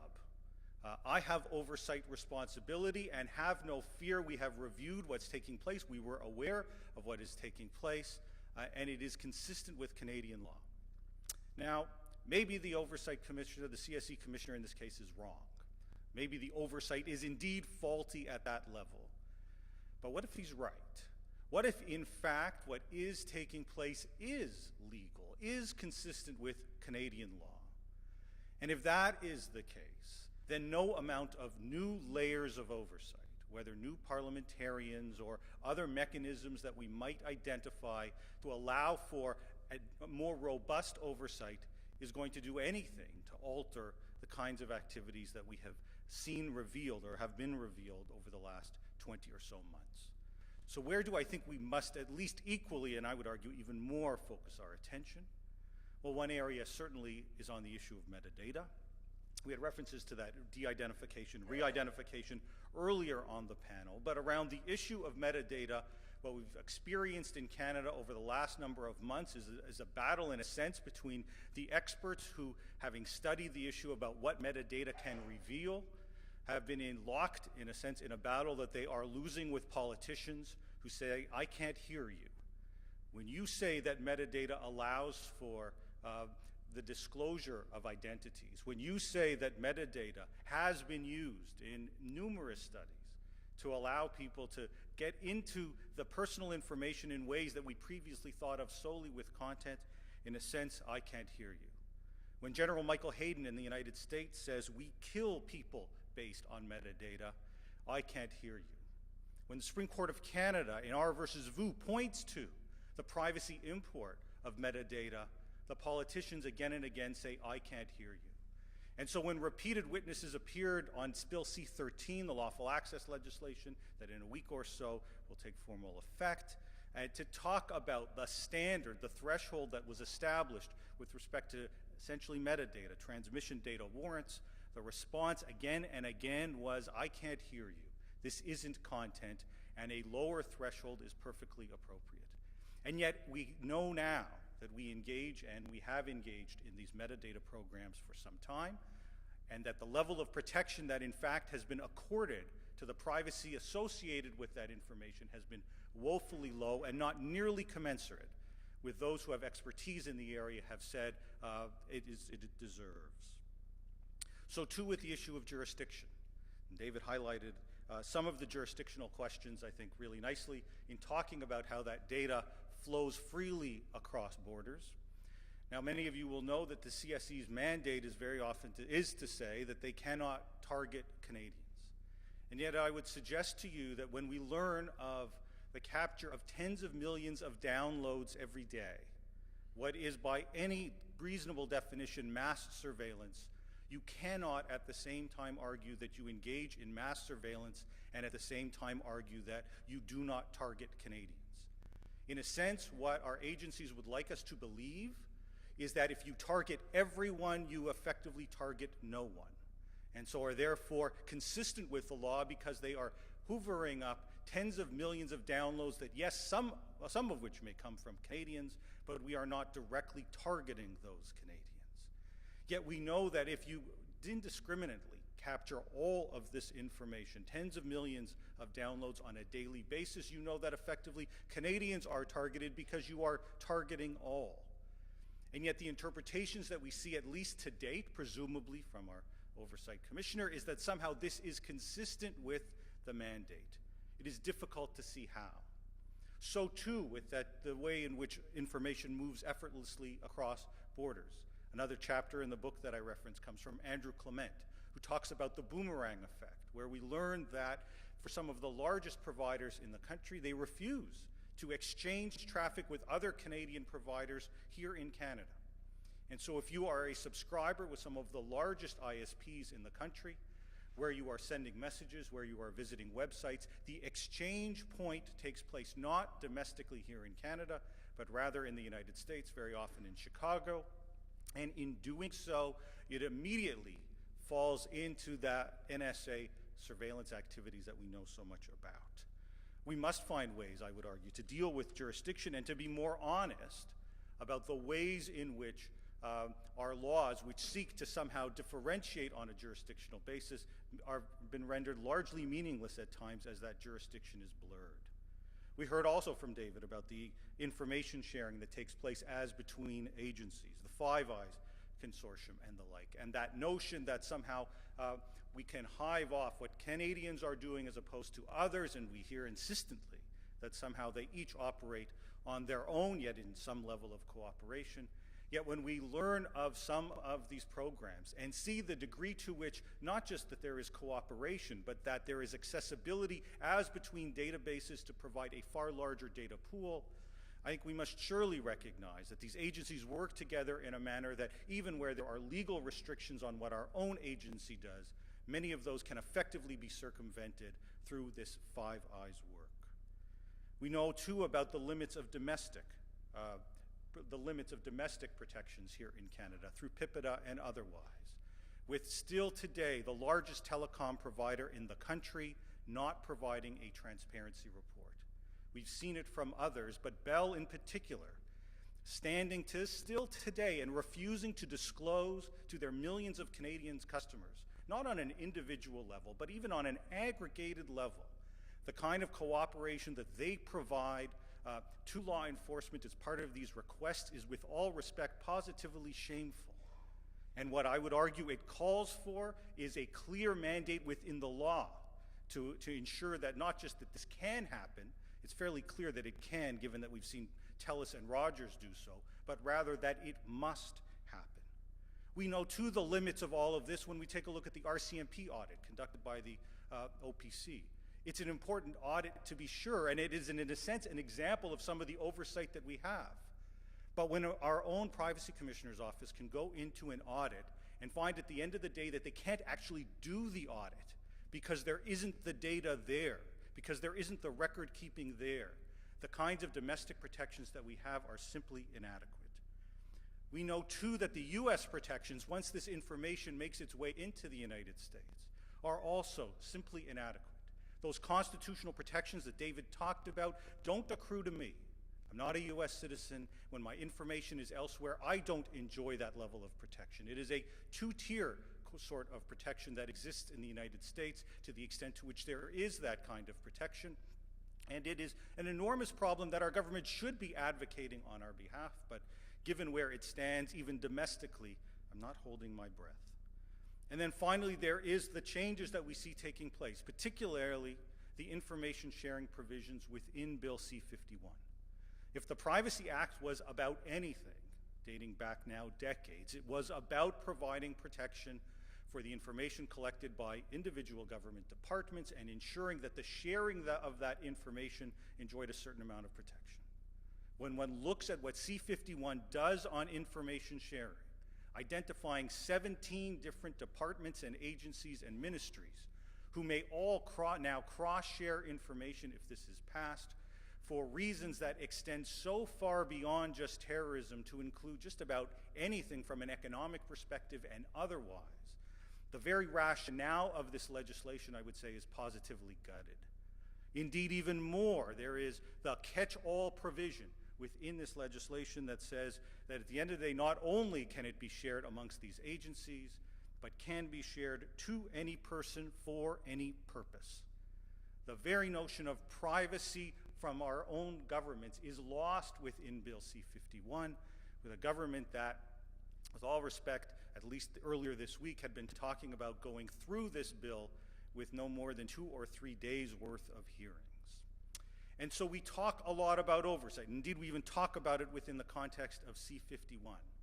It is necessary, to be sure, but it is by no means sufficient, because the danger, I would argue, that we face is that even if we get the oversight right, what we leave in place is a legal framework that provides us so little protection that no amount of oversight will make a true difference. Thanks very much for your attention.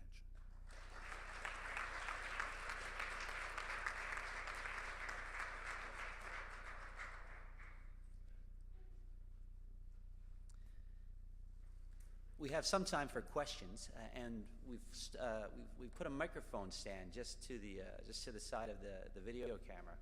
So if there's anybody in the room who has any questions for our panelists, and I'm sure there are some, because those were some pretty stimulating discussions, please make your way up to the microphone.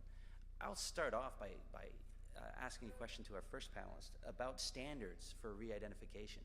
I got to admit, the part of your presentation that shocked me the most was that you went to Stats Canada to find out how they go about de-identifying individuals, and they've got 60 years of experience in this.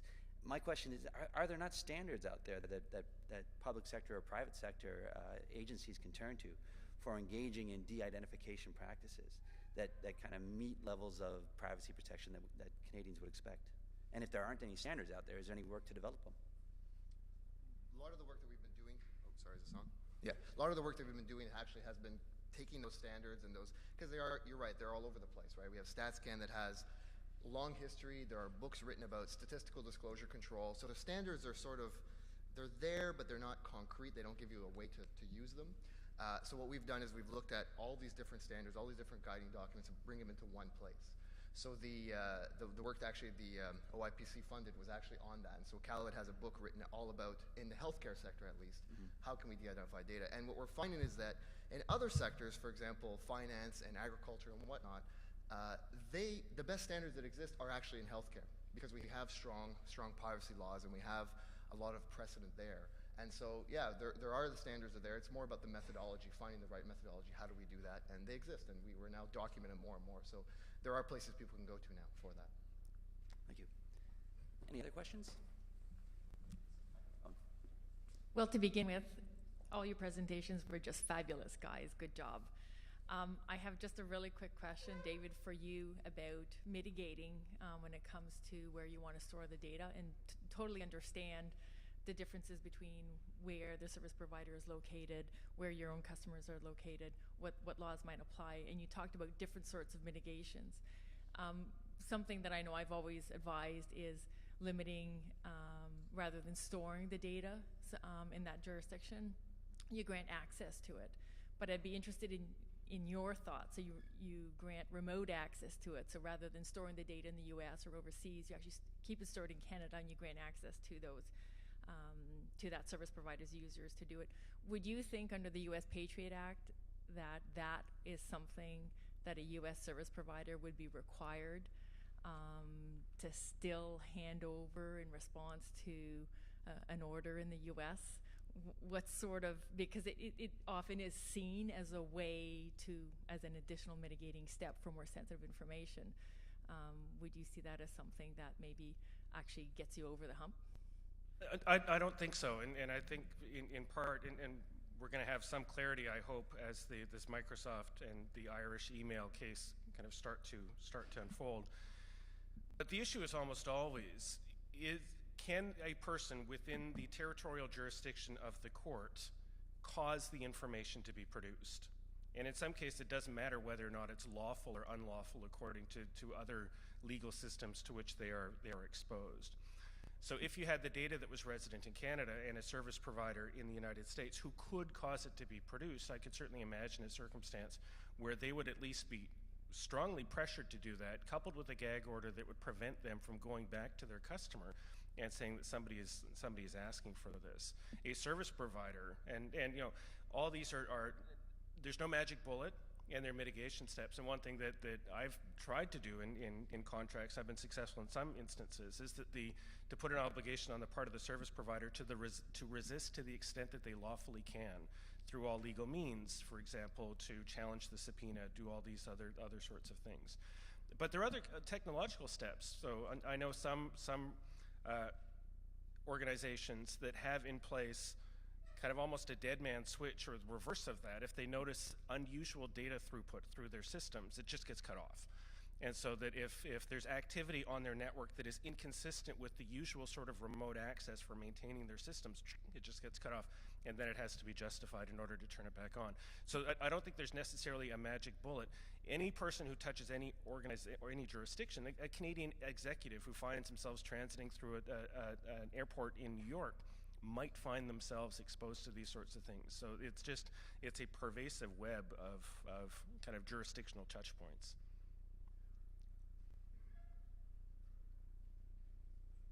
The next question at the microphone. One of the questions I have is about wearable technologies. It was alluded to in the opening speech. And as a health professional, we're looking at these more and more. People are sedentary, they're not moving. We throw a Fitbit on them, they get motivated, they bring down their blood pressure, in theory. So there's a lot of research going on about that, a lot of excitement, a lot of partnerships between computer scientists, machine learning, health professionals. And what I'm having a hard time with is weighing this. observation, things on you that they track GPS, because if you lose it, it's tracked and you can go find it wherever you left it. There's lots of data being collected about lots of people, and these are American companies, or not Canadian companies, or maybe European in some cases. Can you maybe help me understand how these new and emerging technologies that we're wearing on us for health and wellness are interacting or being influenced or susceptible to much of what you're talking about with surveillance and de-identified data, big data connections? Did you want to start? Well, I mean, as a start, whether it's those kinds of wearable technologies or our cell phones, it's quite clear that we're very often disclosing precisely where we are, and we do it sometimes without consciously and sometimes totally unconsciously. I was recently told how some of the service providers or carriers out there argue that they don't use location data for various marketing and commercial purposes, but yet acknowledge that instead they rely on third-party apps that people install on their devices all the time to do exactly that. So, for example, one of the best sources of location data for users is Angry Birds, which discloses that they do in fact disclose where your location, and then they resell that information sometimes right back to the same service providers who can then legitimately say, we're not using the data we're collecting for marketing purposes, but effectively buy that same information back from someone else who is. And so one of the problems is that we engage in very actively surveillance that essentially discloses our location, discloses much of the sort of information about ourselves, and we provide it oftentimes without being truly aware that we're actually providing it. And if you're a surveillance agency, these are obvious points. And in fact, some of the stories that have come out through Snowden and otherwise is how they use some of these very kinds of technologies as part of the data sets for part of their programs. One thing that I find fascinating about the issues with respect to wearables, and I think that MyFitnessPal was referred to on an earlier one, is that there's a massive amount of information that's being collected, principally voluntarily by the individuals. I don't think most people playing Angry Birds would expect that their location is somehow relevant to their playing experience. But other ones where people are in fact voluntarily using a Fitbit or using Track My Run or whatever all those other sorts of things are, they're looking to get information for their own benefit, for their own health and stuff like that. But there's also the possibility of because of this massive data pool that's being collected.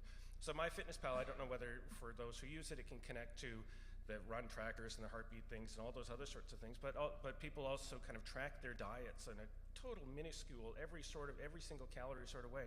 And I'm sure one could, at the end of that, with that massive database, use it as an incredible resource to understand a whole bunch of metabolic processes. So just because the information is there and could be misused, that information is also there and could be used for great things if it's adequately identified. So there's all these different factors that come into play. And at least to me, from looking at it from the consumer point of view, and I tend to see privacy as much, at least on the private sector side, as informed choices. It's identifying to individuals so that they understand what it is that they're doing, so that they can make their informed decisions. And always with the kind of data limitation, you collect only the amount of information that's reasonably necessary. That is not the location for playing Angry Birds. I don't know if you wanted to touch on that as well. Sure. We've actually had experience with medical data. I have MyFitnessPal, but we've also seen medical data from certain organizations. The nice thing about, in the medical space at least, if you're a covered entity in the US, then there are strong laws that govern how that's used. We call that secondary purposes. So they can't use the data for other things like learning from the data unless they have special permissions or they de-identify it. The problem is that in the US, HIPAA privacy rule only applies to those covered entities and only certain kinds of data. So all this wearable device data, it's not included. Unless they're dealing with a hospital, they get the data directly from patients. Otherwise, if you're putting it on your phone, they can kind of do whatever they want with that. So we do see in the US, there's a lot of conversations when they have these sorts of panels and stuff and regulatory discussions about extending those privacy laws to actually capture that, because it's still health data, it's still private data. Why should they be allowed to just use it, however they like? If there is, and the concern we have and we see a lot is that there are data breaches. People lose the data, they move around data, because there aren't any rules and regulations around protecting that data, really. The only thing that protects the data is the embarrassment factor of, oh, this company's going to get a slap on the wrist, right? But the laws aren't strong enough in that space. And so, we do work with some companies that do go the extra mile because there has been pressure on them to do that. But for the most part, they're not, unfortunately. The only thing I would add is in Canada, none of our health privacy laws would apply to any of these apps unless it's being provided as part of a clinical service being provided by a health information custodian under those statutes. So they'd be all under the general privacy laws. I'd like you to join me in thanking our panelists for a very interesting session.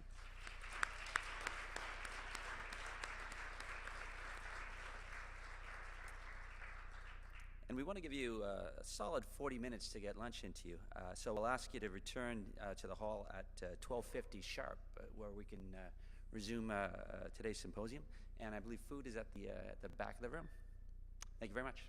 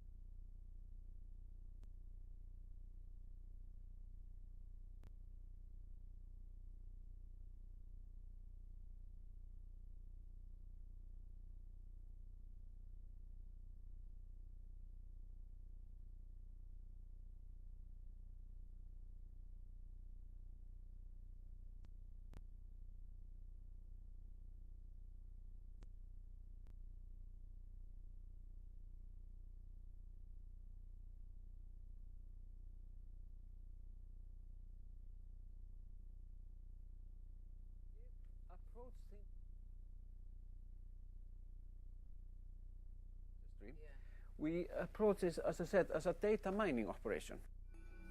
For example, one thing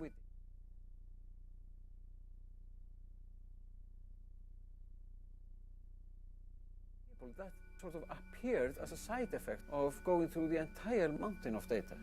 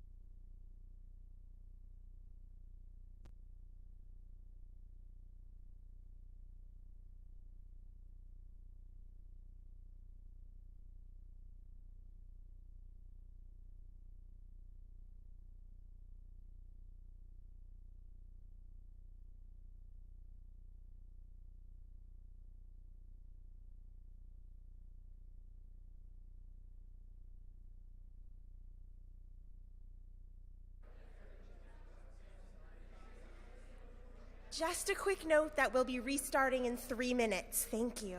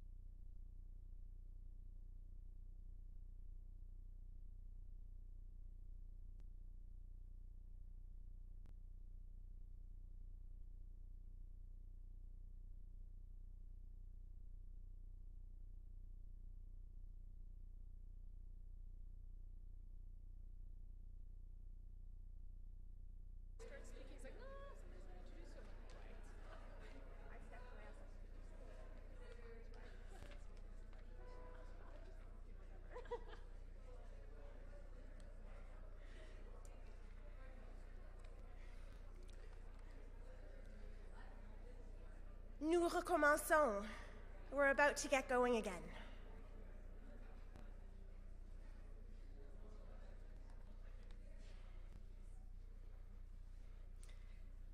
It's my great pleasure to introduce our second keynote for the Pathways to Privacy Symposium. Eloise Gratton is a partner at Bord & Ladner Gervais, LLP, specializing in the fields of protection of privacy and information technology law. She advises clients from various industrial sectors on legal, practical, and ethical issues relating to the protection of privacy or anti-spam legislation in connection with their new projects, products, practices, or technologies, providing them both nationally and internationally with strategic advice on matters of risk management and regulatory compliance, advising as to best business practices, conducting privacy audits or privacy impact assessments, and assisting them in crisis management, you know, when someone's starting a class action against you and such things. Eloise is one of Canada's foremost experts in the field of privacy and is recognized as the go-to person relied upon by both federal and provincial privacy commissioners, as well as the federal government. She's testified before the House of Commons, the Standing Committee on Access to Information, Privacy and Ethics. She's a member of Quebec's Review Committee on Government Orientations Respecting Transparency, Respect for Privacy, and the Protection of Personal Information. She's published several books on the protection of privacy issues, which have been cited by the Supreme Court of Canada. Recent works include, but are not limited to, The Practical Guide to E-Commerce and Internet Law, published in 2015, Privacy in the Workplace, published in 2014, and Understanding Personal Information, Managing Privacy Risks, published by 2013. There's about a book a year going back a few years. Eloise has been mentioned by Lexpert as being an expert in both 2013 and 2014 in privacy law, and has taught the course Droit de la protection des renseignements personnels et technologie d'information at Université de Montréal for several years. She's also called upon regularly to comment on news reports dealing with new media issues. Eloise Gratton completed a doctorate degree in privacy law from the Université de Paris II and Université de Montréal. The title of Eloise's talk is, as you can see, Are Privacy Laws Adequately Protecting and Servicing Privacy? Thank you for the very nice introduction, and also thank you for the invitation. I'm absolutely delighted to be here today, to be part of this wonderful event, and to be sharing, to be able to share my thoughts on privacy laws and on whether they are doing a good job nowadays in 2015. So what is privacy? At some point in time, in the late 60s, early 70s, we decided that we were going to conceptualize privacy as having individuals in control of their personal information.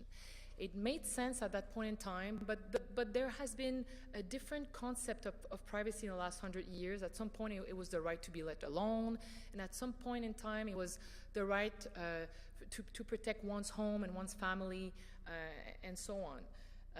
At that point, though, there was the concern was that there was more and more automated data banks containing personal information, and the fear was that businesses, organizations, public sector, private sector were going to be exchanging databases without the knowledge of individuals. So at some point in time, decisions would be made which would have an impact on the individuals, and they would not know, there would be some form of a lack of transparency. People would not realize that, oh, this company has this information about me, I didn't know about that. So it made sense, but we have to keep in mind that this control concept of privacy, or the fair information practices, which have been incorporated in data protection laws, which have been enacted throughout the globe in the last few 40 years, date back from back to the early 70s. So we're still under that concept, and things have evolved.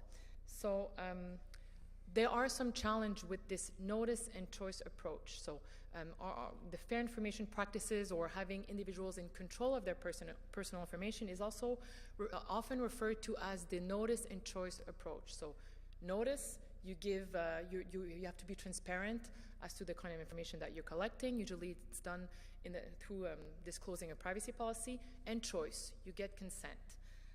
Again, this made sense in early 70s, but it's more and more of a challenge for various reasons. So on the notice part, it's not so much realistic anymore to expect consumers to read every single policy as they go through their day. So there's tons of studies that say, for instance, that if we actually took the time to read every single policy that we come across in our day, it would probably take us 31 hours a year or a whole week, which makes no sense.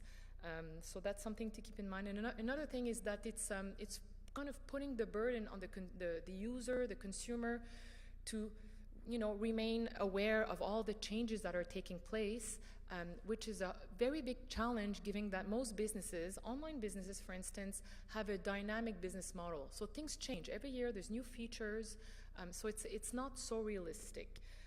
With the Internet of Things, well, all kinds of devices are going to be connected together, household devices, mobile devices.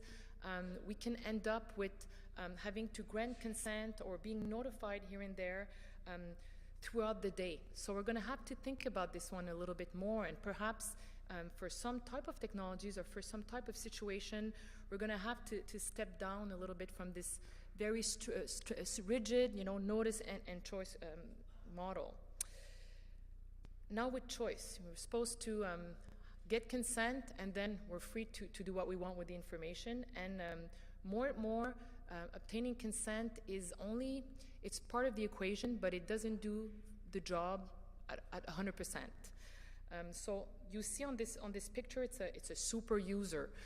There was an article published by a U.S. academic called Paul Ohm a few years ago, and it was called "The Myth of the Super User: Fear, Risk, and Harm Online." And it was interesting. It was saying, at the end of the day, in many situations, new features, new technologies are designed with a super user in mind, somebody who gets it, who's technology savvy, and perhaps it shouldn't be the case. So people in general get privacy defaults wrong. They don't always get privacy settings. And one recent example that we've seen was with the Samsung TV a few weeks ago. People said, oh my God, my TV can record my voice and it can transmit my voice to third parties. I can't believe this is unacceptable. At the same time, Samsung said, no, I was transparent. There was a web posting on my website. It was very clear that this was a feature. And again, you can activate it or not activate it based on whether you want to use voice recognition with your device. So again, you see where there's a fine line as to at what point are users really aware of how to use a new device or new feature. Another thing to keep in mind is that individuals typically disseminate content more broadly than they intend or is advisable for their own good. And there's been various studies that can confirm this. So one of them is a study that was done by Harvard scientists that using brain imaging, they realized that when people talk about themselves in public, there's a heightened activity in the same brain region associated with rewards from food, money, and sex. So people like sharing things about themselves. Apparently, it's human nature. It's part of who we are. There was another study done by the Alessandro Acquisti and the folks from Carnegie Mellon University. And apparently, individuals are more willing to disclose sensitive information after being told that previous respondents have made similar sensitive disclosures. So call it peer pressure, I'm not sure, but apparently if I tell you how much I have in my bank and how much I weigh, you're probably going to share this information right back. But joking aside, is something to keep in mind, the psychology of the consumer. That we're realizing maybe they're not the best persons to manage or make an informed choice. The last study is also interesting. So it was a study that was made, again, by Alessandro Acquisti with some of the folks from Harvard and Cambridge. So it was, they used as part of the study, it was university students, and they pretended that they wanted to build a new online social network. So they asked the students, so relatively educated people, right? They're in university, relatively young generation using technology devices, and they asked them all kinds of questions to see where people foresee the risk in disclosing information on social networks. And they said there's a control paradox. So the name of the study is called Misplaced Confidence, Privacy, and the Control Paradox.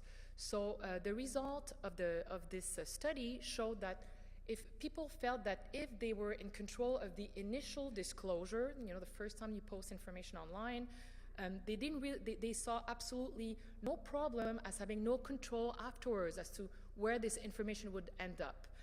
So they were, as long as they had the control, that's what counted in their head. They didn't realize that there was a risk. So they switched it around. They said, okay, in another scenario, you don't have control over the the first disclosure, but you have control over further dissemination. They said, oh, no, that's okay. I want the control over the original disclosure. So you see that people don't quite grasp the exact risk of putting information out online. Another one is they struggle in many cases to keep up with technological developments. And again, Carnegie Mellon University had done a study with a group of people with new tools to manage online behavioral advertising. So they gave them tools, they sat with them on the web, they explained how these tools worked. This is how you can block an ad, this is how you can modify your profile, this is how you could be using the tool. And at the end of the study, in their conclusion, they said, there are significant challenges in providing easy-to-use tools that give users meaningful control without interfering with their use of the web. Even with additional education and better user interfaces, it is not clear whether users are capable of making meaningful choices about trackers. So, okay, now that we know this, what do we do? One other analogy that I wanted to make, there was a Supreme Court decision in 2012, which I found very interesting. So it was a Jean-Marc Richard. It was a Supreme Court decision that related to the interpretation to give to an advertisement under the Quebec Consumer Protection Act. So in that case, Jean-Marc Richard received, our sweepstakes results are now final and you've won $1 million. And we've received sometimes these types of, advertising. We disregard them. We know we didn't win the money. Well, he thought he had won. And if you read the fine print, it wasn't quite clear.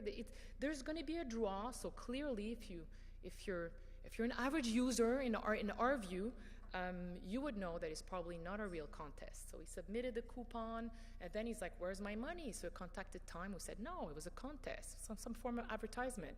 He's like, "Well, this." For me, when I read this, I thought I had won the money. So he took this, he sued them, and he went before the Supreme Court, who said, in determining whether a commercial representation is false or misleading, the general impression of an advertisement should be assessed through the perspective of an ordinary, hurried purchaser, relatively unsophisticated, and not particularly experienced at detecting the falsehoods or subtleties found in commercial representation. Ouch. So that was the test, and that's what the kind of individual that we should have in mind when we're putting out advertisement. By analogy, perhaps the same type of user we should have in mind when we're designing new tools and new types of features. So back to the consent, we're granting consent. Sometimes it's a free service, and usually these consent are relatively broad, right? So in the Facebook terms of use, it's, we could use your information for data research. I'm not sure that Facebook users realized how their information could be used. So recall last summer there was the experiment that was done by Facebook. There was some studies from Germany and from the US that were saying that there was a theory that when people view positive content on Facebook, they get a little bit jealous. You get a good news from somebody. They said, good news, got a new job, look at my new baby. They get jealous. So they call this self-promotion envy spiral. They wanted to test this. So using an algorithm, they tweaked a little bit of the type of information that was in the news feed. So all of a sudden, some people would get more positive content in their news feed, and some people would get more negative content. And what they found was that the people that got more positive content were posting more positive content, and the same with the people that received. So I said, aha, this theory doesn't stand. We're not that envious after all. We're actually easily contaminated, with emotions on Facebook. Very interesting study, but people got upset. And Facebook, to answer, you have agreed to my terms of service, and I was very transparent with the fact that I would be using your information for data research and service improvement. So a lot of academics have tried to make sure that Facebook would be accountable for this activity. So they said maybe it was a human research experiment that required, ethical board approval. It has to be illegal somehow. It doesn't work. We're part of a service. We have already accepted to receiving advertising, but to what extent can we be used and manipulated as part of the service? Another issue that I wanted to raise on this notice and choice model is the fact that consent sometimes in some situations is not required, but we have new challenges, such as a recent case that took place in Canada, which I'm about to explain. Bottom line, in a democratic society, court files are publicly accessible, and it's always been like that. But there's a major difference between going physically to the courthouse to look into a file, and when you know what you're looking for, you have a file number, you know who the defendant is, versus searching for this information online. It's readily available. It's a different type of picture. So the way it works with CanLII, the information, if you look into their database, judgments will be there. Although the content of the judgment, so it could be my name, it could be my medical information, my salary, will not be indexed by Google. So what this Romanian company did, And they're claiming to do this to make sure that, information is free in our society, like something like that. They said, we'll take the judgment, we'll put them online, and we'll wait. So people, were sometimes Googling themselves, or people said, hey, did you notice when we Google your name, we can see your medical information from your case, your divorce case, or no, I did not realize this. So they contacted the Romanian website to say, can you remove my information from your website? Yes, it's going to cost you. And if you want us to remove it more quickly, it's going to cost you even more. So again, we have to, the consent model will only take us so far. We have to kind of reevaluate also, what type of information should be publicly available. Another point that I wanted to raise on the consent issue is that do users know what they really want? So one example is the change that took place. In the US, it was in 2006, and I think in Canada it was a bit later. Originally, when Facebook started, everybody had a profile. So when you logged on Facebook, you landed on your profile page, and if you wanted to view somebody else's profile, you had to go on their page. When people posted things, you had like a mini feed at the right, but it wasn't it wasn't information that you would see when you log on. Then they changed the product, and I remember not liking it at first. So they changed the product so that when you logged on Facebook, you don't land on your profile page, you land on your news feed, so you see what other people are posting. People reacted negatively to this change. They said, I don't want to see what other people are posting, I want to land on my page, that's what I'm used to. But over time, people saw great value in having, in viewing what others people are showing instead of landing on their own page. And as a matter of fact, I think, few years later, Facebook has probably more value because of this feature, right? I don't want to land on my page and see what I have posted. I want to see what my friends have posted, what kind of picture they're posting, what kind of readings they're doing. I want to see, I want to know what's being shared and not what I'm posting. So I like this statement from Larry Downs. He was saying, today's privacy crisis is a function of innovation that happens too quickly, given the accelerating pace of new information technology introductions. New uses of information often appear suddenly, perhaps overnight. Still, after the initial panic, we almost always embrace the service that once violated our visceral sense of privacy. The first reaction, what I call the creepy factor, is a frontier response. It doesn't last long. The Puritans reassert the rational order more quickly all the time. It doesn't mean that we need, I found it interesting because yes, sometimes we panic, and basically this is taking me to the next part of my presentation, which is about the challenges that we have with the fact that our social norms are shifting. I think that's part of the problem. And I see it in my practice in the sense that in the last few years, on many occasions, I had to tell clients, I was saying, okay, we're going to be doing this. What do you think? I'm saying, it's not illegal, but you're going to freak out your customers. You can't do that. Yeah, but it's okay. We're just going to make sure we're transparent. No, the norm is not in place. People are not going to like this. So we have a new set of problem, and it's the fact that to some extent, we're not settled on what is acceptable to us, as consumers, as users.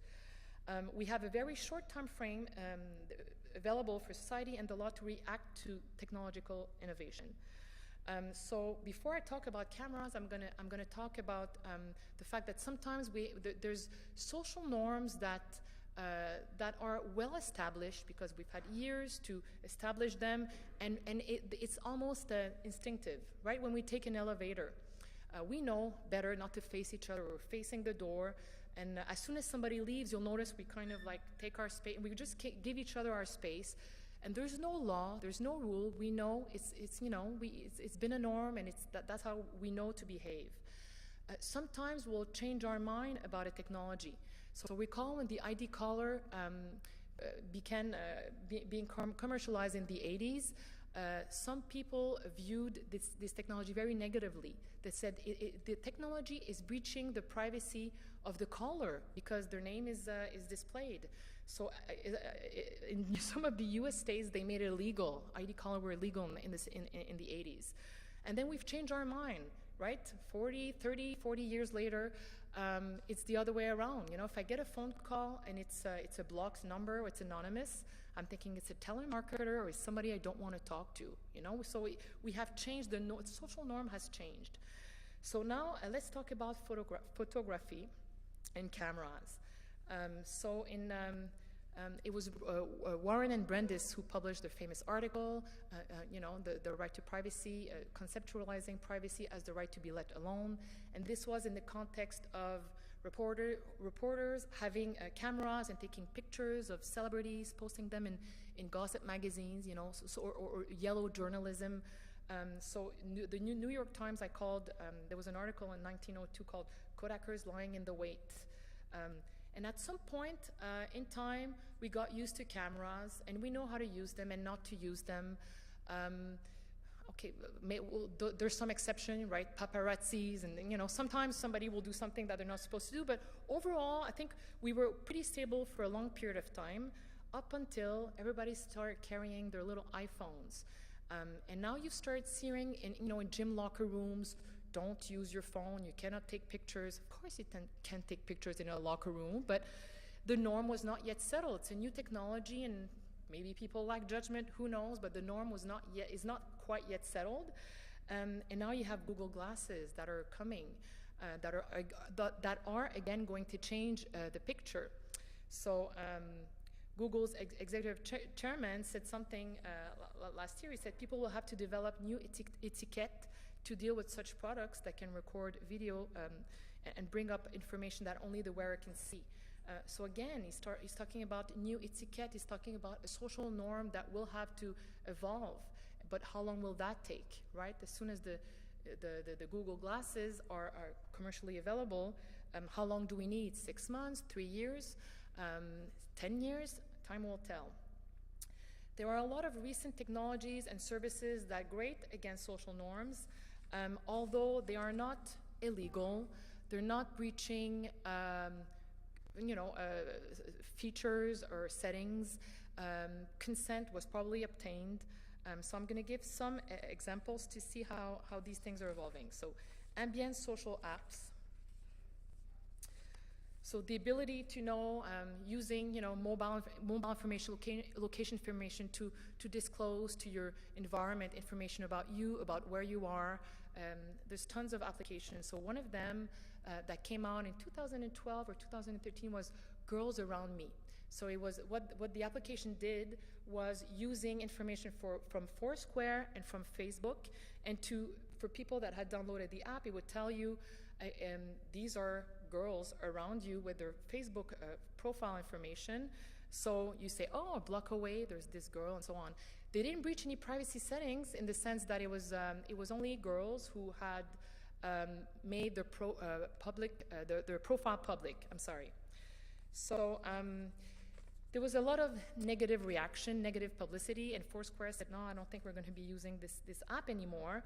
But what was interesting were the comments under the article where this app was being criticized.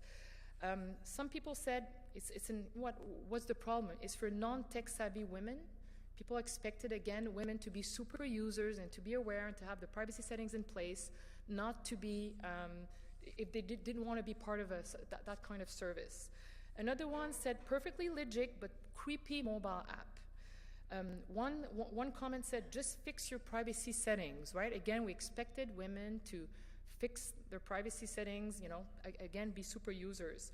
And there was a lot of these types of comments. One said, public venue and public channel, it's like going out in public naked and complaining that people look at you. Maybe, maybe not. I'm not sure about that one. And one comment I thought was really interesting. It was, I remember when many young women called Facebook creepy and stalking when it first went online in 2004. There you go. So we have evolved. We have, so in some cases it's okay, in some cases it's not okay. But what do we have to rely on? Sometimes it's our intuition. Personalized analytics. So there's a new types of products also that would allow, for instance, a parent to monitor exactly what's going on in their house. In some cases, so there was a product called Sky Dog, so you can monitor the bandwidth and the type of use you know how many devices are connected, how long they're connected, what type of websites are being visited. You can block and say, I have 30 minutes Facebook, and then I'm going to block, no more access to my kid. But again, is it breaching some form of norm? In our day and age, if we wanted some privacy from our parents, we would go in our room, close the door. Now, is this breaching a norm? Something to think about. Data-driven marketing. I'm not going to talk about the Target story because it was a famous, but it's one of these examples where we know more. We're using information for marketing purposes, and it's changing the picture a little bit.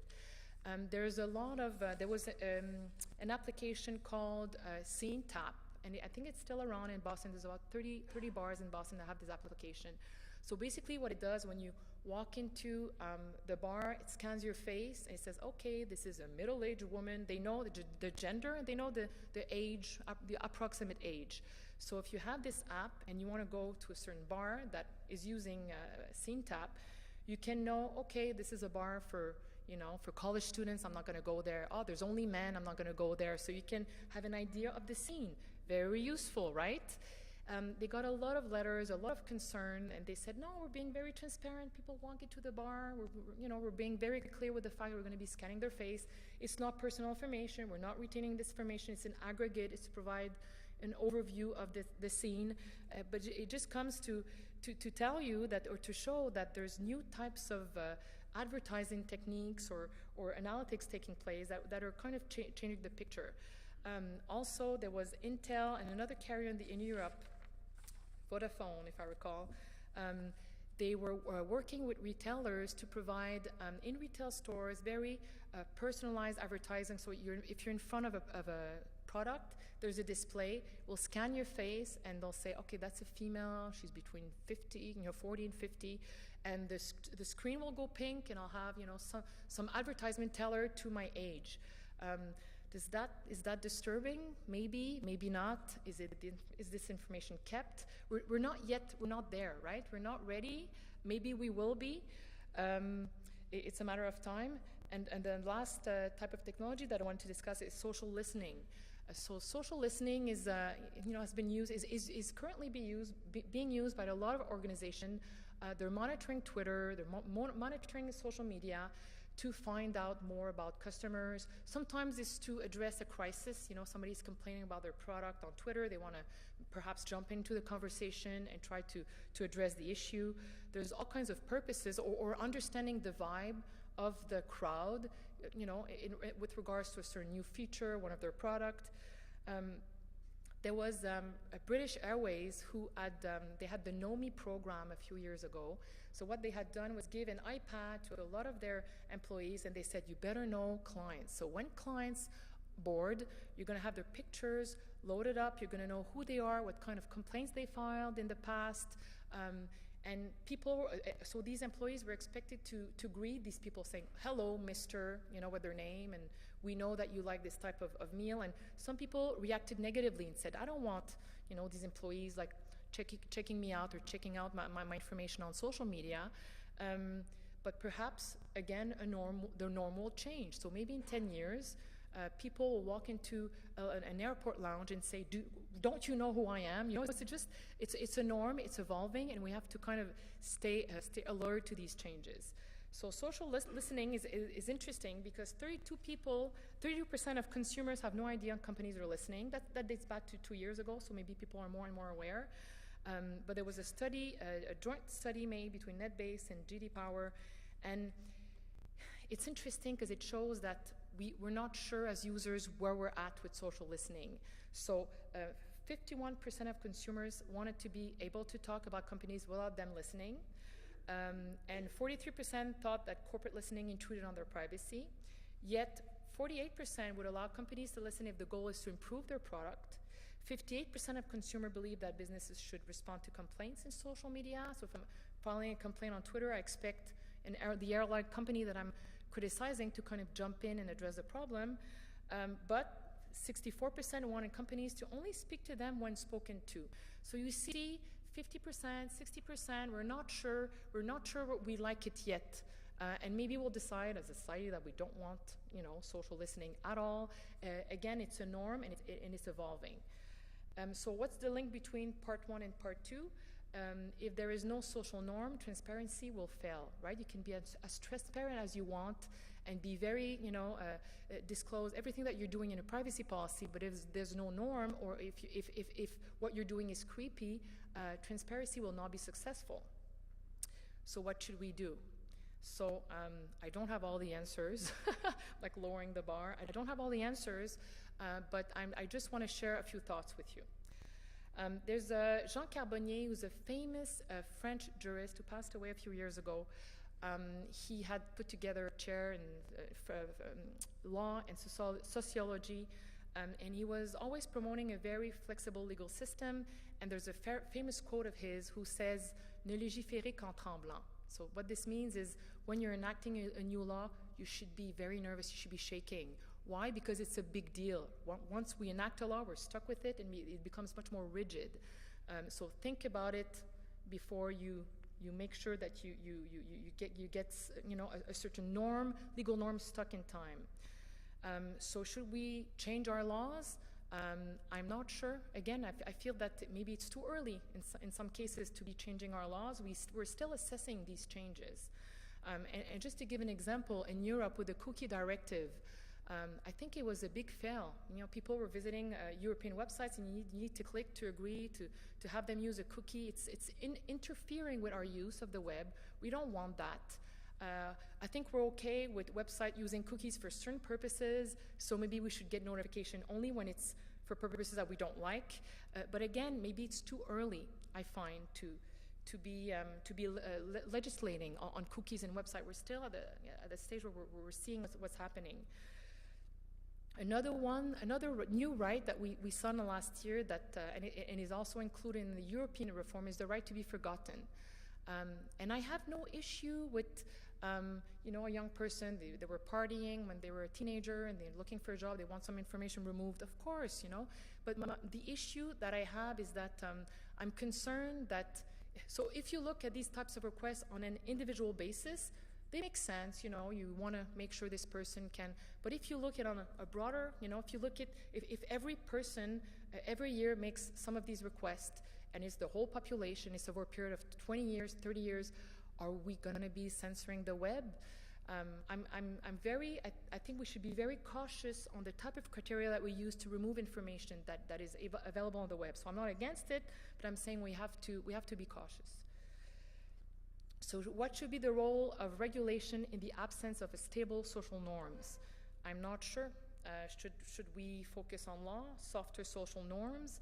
Should regulation drive or be driven by volatile individual expectation, market best practice, and social norm? I'm not sure, but one thing's for sure, I think we should be asking ourselves these types of questions. So I'm leaving you with one quote. I thought it was interesting. It's just showing that people we're still at a stage where we're not sure where certain business models are going. The success of the internet has in large part been driven by the freedom to experiment with different business models, the best of which have survived and thrived, even in the face of initial unfamiliarity and unease about the impact on consumers. So my message today is we need, and the Privacy Commissioner have been doing these polls, we need to listen to users. We need to get their pulse and their input and find out a little bit more what is acceptable to them, what is not acceptable to them. So Privacy Commissioner, like I said, I've been doing these polls, these public consultation, and I think it's going to, these types of exercises are going to be more and more important. Thank you.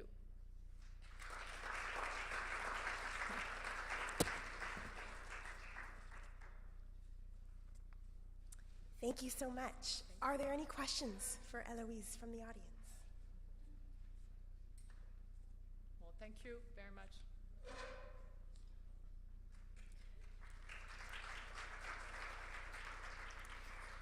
I would invite all the panelists for our third panel, Privacy After Death. It's okay. And before we start the next panel, I'm going to make two quick announcements.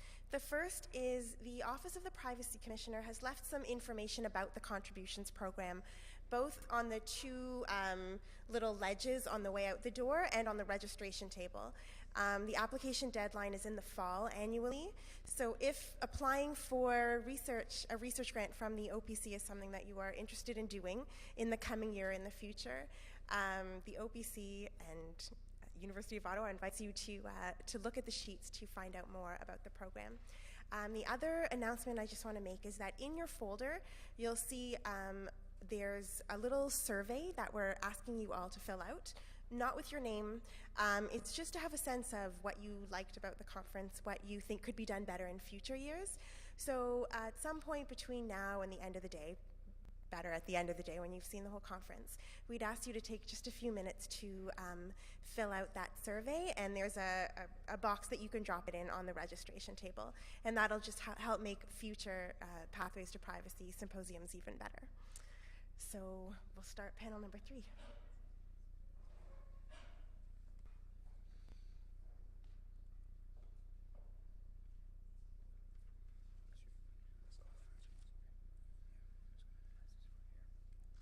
I'd just like to, my name's John Lawford. I'm the Executive Director at the Public Interest Advocacy Center, and I've been very pleased to be invited to introduce this panel on privacy after death.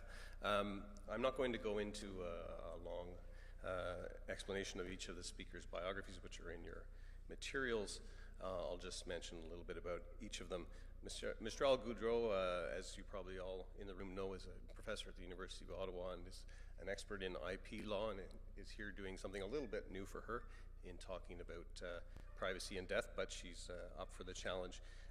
To her left is Margaret Ann Wilkinson, and she is a professor at the University of Western Ontario Law Faculty, and she has written a book on genealogy and the law in Canada. Beside her is Julia Crete, who is an associate professor at York University and also a filmmaker who is going to entertain you with some of her work, documentary work. I'm going to freestyle a little bit and grab a little bit of their time just to mention a few facts that might help you in thinking about this issue. I'm a lawyer and a common lawyer and a consumer advocate, so I'm going to point out a couple things about the law that have always interested me in this area. And one is that at common law, when you die, all your personal actions die with you. And the case that's about that is called the America. It was about a ship, and in 1917, House of Lords made that decision and said you cannot sue for personal torts after someone has died. And from that time on, we had things like Fatal Accidents Acts and dependents legislation so that people would not be totally destitute if there was a wrongful death. The second thing you should know is that in PIPEDA, in section 7 sub 3 sub h, there is curiously a continuation of privacy under that legislation for 100 years after the record is created, or 20 years after the person who is the subject of it dies, whichever is earlier. So in other words, we have legislated a little bit of temporary power to control personal information after death here in Canada under that statute. So this is in part what we'll be reacting to on this panel. But first I'm going to invite Mr. Al to come up and speak first.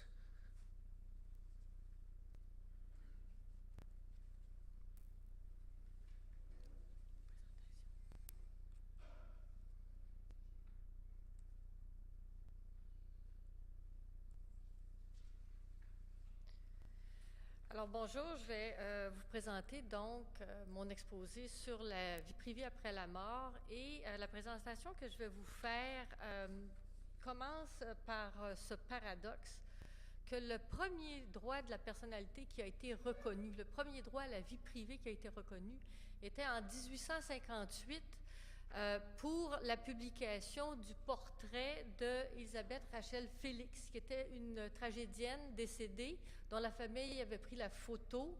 Cette photo va être mise en portrait par un peintre qui va vouloir la diffuser dans les journaux.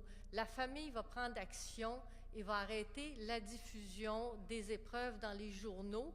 Et donc, c'est un paradoxe parce que c'est la première décision où on reconnaît le droit à la vie privée.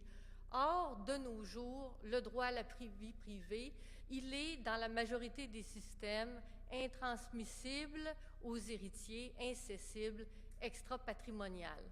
Et c'est une chose qui est consacrée certainement en common law, comme l'expliquait mon collègue John, mais aussi en droit civil dans la jurisprudence et parfois même par le législateur au Québec à l'article 35. Alors, une des particularités en droit civil pour ce concept de la vie privée, c'est qu'il n'est pas divisé en différents torts. On n'a pas une notion de diffamation, une notion de publicity right ou intrusion on seclusion. C'est un ensemble qui est, et vous le voyez aux articles 35 et 36, compris dans un tout et qui comporte une limite qui est que l'information légitime du public doit être fournie. Et donc, il y a toujours une exception à ces droits à la vie privée, exception qu'il faut déterminer dans chacun des cas. Le paradoxe aussi, c'est que le législateur, en 1994, au Québec, avait prévu que le droit à la vie privée était transmissible, puisqu'il précisait à l'article 35 que nulle atteinte ne peut être portée à la vie privée d'une personne sans qu'elle consente ou que ses héritiers consentent. Or, en 2002, à la suite de la pression, je pense, des journalistes, les mots « ou ses héritiers » ont été biffés. Le législateur revient sur sa décision et les auteurs vont conclure que tous les droits de la personnalité sont désormais intransmissibles.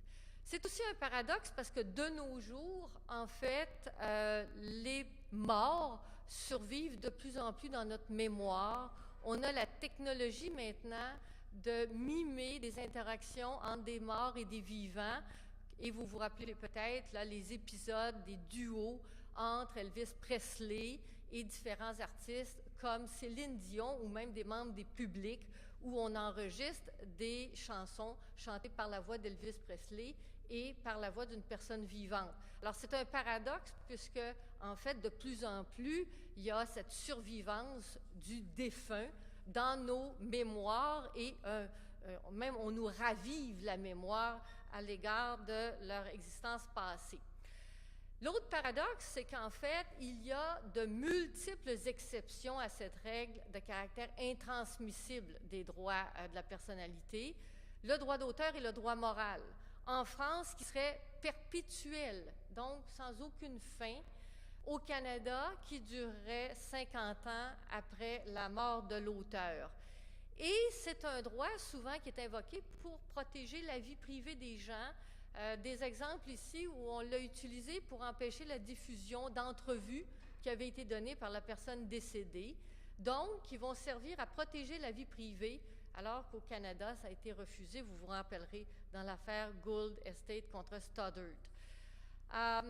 Évidemment, cette protection par le droit d'auteur peut avoir un effet sur notre reconstitution de l'histoire. Hein. Ça peut avoir un impact sur la façon dont la collectivité reconstruit des moments historiques. Et vous avez un exemple récent, en 2005, un film qui va paraître où on a dû réécrire tous les discours de Martin Luther King parce que les héritiers, ayant cédé déjà les droits sur les discours, ne voulaient plus autoriser la reprise des discours dans un film sur Martin Luther King. Deuxième exception, la loi sur les marques de commerce, où là encore, on a une protection. On ne peut pas prendre le portrait ou la signature d'une personne dans les 30 ans qui ont suivi son décès. Et là, c'est un droit un peu différent puisque ce droit, il peut migrer. Il peut migrer de cette personne à la compagnie qui, une fois le consentement obtenu, peut être celle qui se fabrique la réputation à même le signe. Et donc, dans certaines affaires, on a jugé donc, que ce transfert, cette renonciation à l'incorporation de son nom dans une marque de commerce était une renonciation irrévocable. Au Québec, par contre, on a jugé au contraire qu'après la mort, un chanteur pouvait, les héritiers en fait d'un chanteur décédé, pouvaient s'opposer à ce qu'un club de jazz utilise son nom après sa mort. Et donc, on voit que les protections ne sont pas toujours des protections en vertu des droits de la personnalité. C'est parfois des protections en vertu du droit commercial, des règles du passing off ou des règles de la concurrence déloyale, auquel cas la protection deviendrait indéfinie, peut-être pour toujours. Le problème, c'est que, évidemment, en passing off, on doit prouver cet achalandage et une tromperie. Tromperie qui est difficile à faire. Et donc, dans cet exemple de Rihanna, si on a mis mon image sur un chandail, est-ce qu'il y a tromperie du public? Est-ce que le public croit, juste à la vue de l'image, que l'artiste ou la personne, les héritiers de la personne décédée ont consenti, ont parrainé? Alors, c'est une protection à la fois plus grande et moindre parce qu'elles ne répondront pas aux mêmes conditions qu'un droit à l'image ou à la vie privée, comme on connaît au Québec. Au Québec, en fait, on a fait un amalgame de tout ça. Vous avez ici 2 décisions où on a reconnu des droits après la mort, droit de contrôler l'usage de mon nom dans 2 circonstances, ou un droit de l'entertainment sur sa caractéristique en tant que comédien. C'est donc le droit québécois, un droit qui est assez proche du droit américain, du publicity right. Et publicity right qui, en droit américain, en fait, est reconnu presque comme un droit de propriété. Certains États l'ont rendu intransmissible aux héritiers, d'autres États l'ont rendu transmissible, surtout depuis que le restatement américain dit que le publicity right échapperait à la règle de l'intransibilité. C'est un droit qui est incertain lui aussi. Est-ce qu'il faut, pour avoir un publicity right, avoir exploité sa personnalité du vivant? Et est-ce que la protection est indéfinie? Alors, dans cet arrêt récent de 2012, un tribunal américain a dit, vous savez, le publicity right, ça devrait arrêter 50 ans après la mort de la personne, sans qu'il y ait eu vraiment un support législatif pour décider de cette durée. En France, on a aussi des problématiques. Donc, est-ce qu'on doit reconnaître la survie d'un droit pour les aspects patrimoniaux de la vie privée? Donc, si j'ai exploité ma personnalité comme objet de commerce, est-ce que ce droit patrimonial va continuer après la mort? Alors, certaines décisions au Québec semblent dire oui. Si vous avez un intérêt économique, ça survit à la mort et les héritiers peuvent contrôler ce droit, donc l'affaire Beadle et l'affaire Le Corbusier. Et même en droit québécois, on a reconnu que le droit d'avoir une compensation en dommages punitifs pour une atteinte à un droit fondamental était transmissible. Eh bien, le droit à la vie privée il est reconnu à l'article 5 de la Charte québécoise. Si la violation d'un droit fondamental qui donne des dommages et intérêts punitifs est transmissible, bien peut-être que le droit à la vie privée aussi. Et donc, on voit, la majorité des auteurs, toutefois, ne soutiennent pas cette position. On voit donc des possibilités d'établir la survie d'éléments de la vie privée après la mort et la distinction entre ces éléments de nature patrimoniale ou extra-patrimoniale va être très difficile à faire. Un compte Twitter, est-ce que c'est partie de ma vie personnelle extra-patrimoniale ou si je mêle parmi mes amis des clients de la compagnie, est-ce que ça peut être est-ce que ça peut avoir une valeur patrimoniale qui serait transmissible? Au Québec, donc, on a un caractère intransmissible des droits de la personnalité, y compris de la vie privée, sauf pour le droit moral, sauf pour la marque de commerce, sauf en cas de confusion et sauf peut-être pour des aspects patrimoniaux d'exploitation de la vie privée. Et ça m'amène peut-être au dernier point. Qu'en est-il des proches?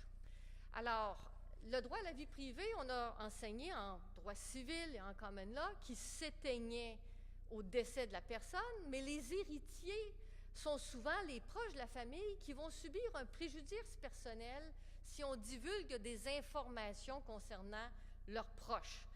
Et dans l'affaire Rachel, c'est ce qui s'était produit. L'image d'une personne sur son lit de mort, si les proches voient cette image, ils sont affectés personnellement. Survie de ce droit.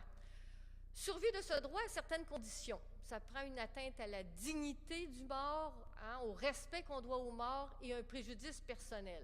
On en trouve des exemples.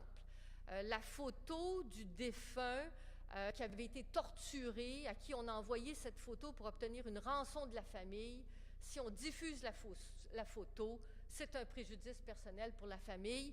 Ils ont droit d'arrêter la diffusion.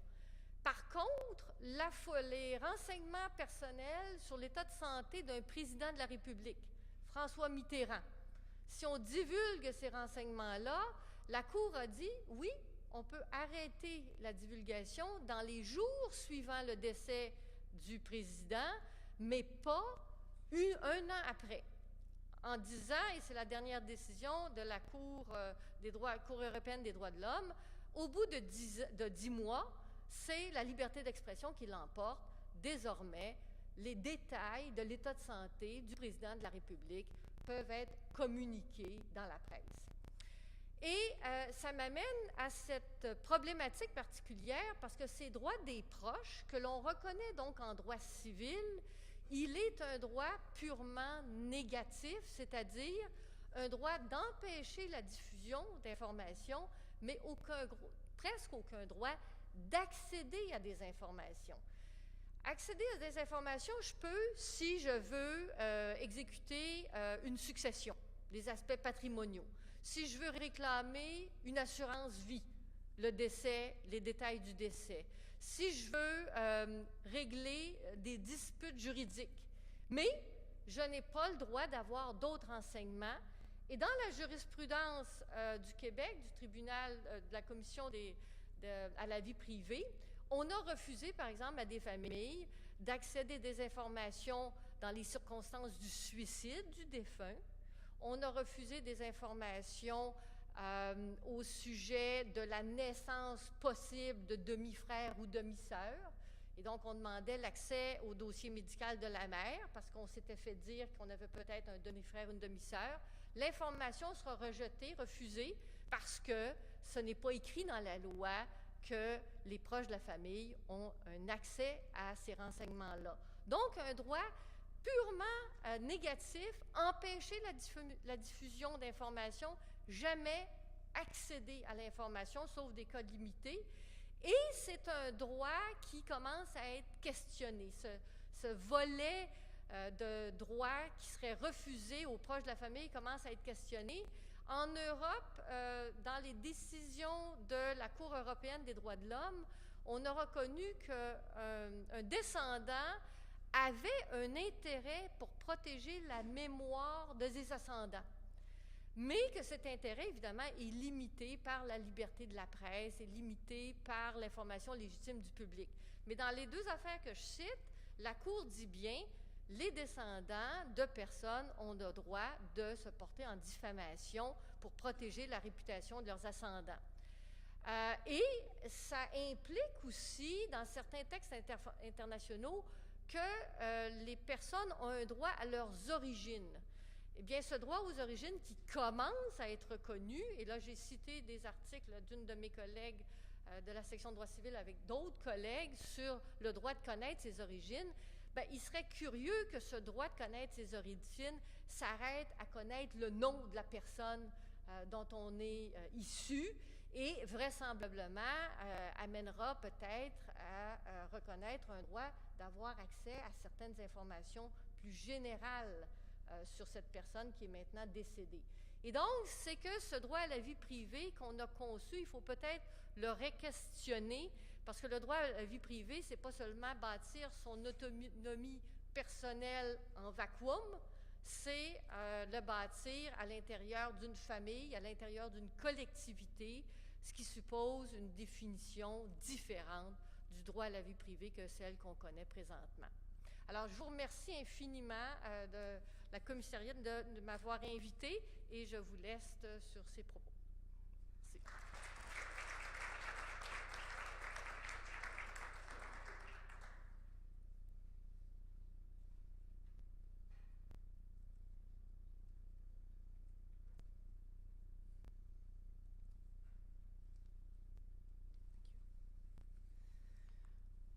So for a little change of pace, I want to turn to something that fits in with some of the themes that we've been talking about earlier about social norms and looking again about first principles and how they're applying. And I want to turn your attention to the fast-growing hobby and pursuit, actually, in a commercial context of genealogy. Now, I don't know how many people in the room here have already actively started to become genealogists, but I can probably make a pretty good prediction that very large numbers of this audience will become genealogists.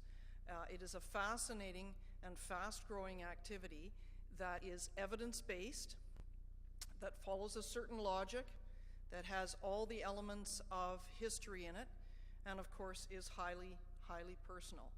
For this reason, I became very interested in it a number of years ago, because its expectations and norms run counter to a lot of what has been happening in terms of increasing protection of personal data and in other areas. So I just want to take the opportunity to share 3 areas with you, just a couple of comments about its intersections with many areas of law that governs information. And then I want to turn to look specifically at personal data protection in terms of genealogists' access to information. And then I want to finish off with a couple of comments about the increasing, or some thoughts about turning our attention to the increasing prevalence of genealogy as a major activity. Not just a leisure activity, but many people are becoming very, very concerned about this on an international level. So it is one of Canada's fastest growing interests and pastimes. I spend a lot of time with my colleagues in library and information science, and I know that it is the most rapidly growing use of local information resources right across Canada in every public library. But so that's to kind of speak to you in a minute about the increasing demand of genealogists on institutions that are responsible for personal data protection. Also, the other thing that is interesting about it is that genealogists have almost a reverse impression of privacy. And as I'll say again later, for a genealogist, the notion that your personal privacy is concerned only with your own person is almost an irrelevance to them. They typically consider that they know a lot about themselves. What they're looking for is what they see as their ownership in their family. So they have a much wider concept of their personal identity that goes quite beyond themselves and moves into their family. In terms of the law that impacts genealogists, and again, this is a growing matter, originally 30 years ago, genealogy was largely a hobby and often a retirement hobby. But of course, once you get good at doing your own genealogy and you get a little bit ahead and you've got some information to share, it's quite typically now moving into the arena where you're actually conducting a little business, doing genealogy for other people and sharing your knowledge. Frequently for the genealogists that I've run into, that shift from it being a hobby and a use of personal research to that shift where you view yourself still doing personal research, but you might need to be compensated a little bit because you're using a bit of expertise. So the shift into a business is not always noticed, and it does have an impact on the effect of personal data protection on the work that you're doing. So genealogists typically have 2 different intersections with the law. The first one is who controls access to the information that a genealogist is seeking about a family or individual. And they're always thinking about an individual in the context of family. So, as a law professor, I am likely to say a family or individual. A practicing genealogist will always say an individual in family. They don't actually make that distinction as between the individual and the individual's family. The other area that genealogists are very concerned about is who controls the information about a family tree that they have pulled together. And that there's an increasing concern amongst genealogists about this, perhaps not for the reasons that you and I would think in terms of personal data protection, but one of their major concerns at a national and international level is preventing the spread of misinformation. And of course, any genealogy that doesn't agree with your genealogy is clearly misinformation. So there has to be some way of dealing with this. So I'm going to turn to that second aspect just for a moment to indicate the different areas of law that a genealogist will be interested in. And in this connection, personal data protection does govern the professional genealogist's activities, which is something that is challenging for a genealogist in making the shift from hobby to professional genealogist. And then the other area where genealogists more frequently understand that they're getting into trouble or do get into trouble is, of course, they've been using exceptions to gather or users' rights, as they are known in Canada, for copyright in terms of research and private study. But when they go to disseminate their product, and the products are becoming, more and more large-scale publications with photographs, charts, full documents, and so on, they're getting into trouble with copyright. And then, as I said, they have a real concern about controlling what they perceive as misinformation. And in this area, the law available to them doesn't provide them with the tools that they believe they need in order to keep the genealogical record clear and appropriate. But I want to come back and focus on the first aspect of their work, which is getting access to the information for purposes of our conversation here. And they're involved both with privacy law and personal data protection in this area. From their perspective, generally, these areas of law create barriers to their mission, which is to essentially discover about themselves their full family background. So keeping in mind that for the genealogy, the self isn't just the self, the individual, but it's the family identity in the self that is important.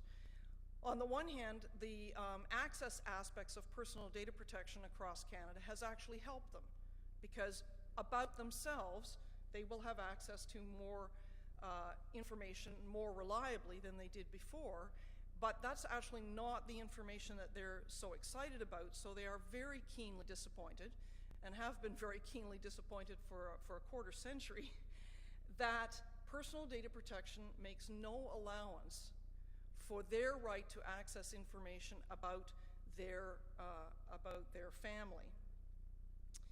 And they also are surprised when approaching their family that sometimes their family doesn't want to gather information for them and then contribute to their tree. Now, one of the things that can be said about the hobby is, well, as we've just been talking about, the barrier is, the life of the individual plus a certain number of years depending on the jurisdiction. In Ontario, typically, it is 30 years afterwards, and I'm going to use some Ontario examples later. And so you say, well, but then behind that date, so after that date, you have full access to the historic record, even though it contains personal data protection. So what are you, the genealogist, complaining about? Well, as I mentioned at the outset, genealogy is very, very evidence-based.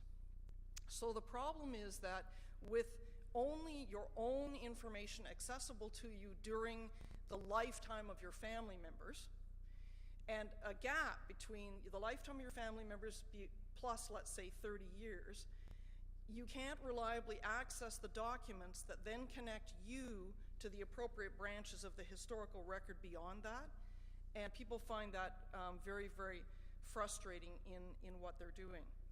The other practical problem that genealogists are running into, especially since the advent of PIPEDA in the private sector, is private sector organizations have now become seriously sensitized to the value of personal data.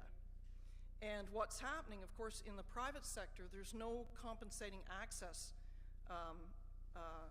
requirement once the personal data protection expires.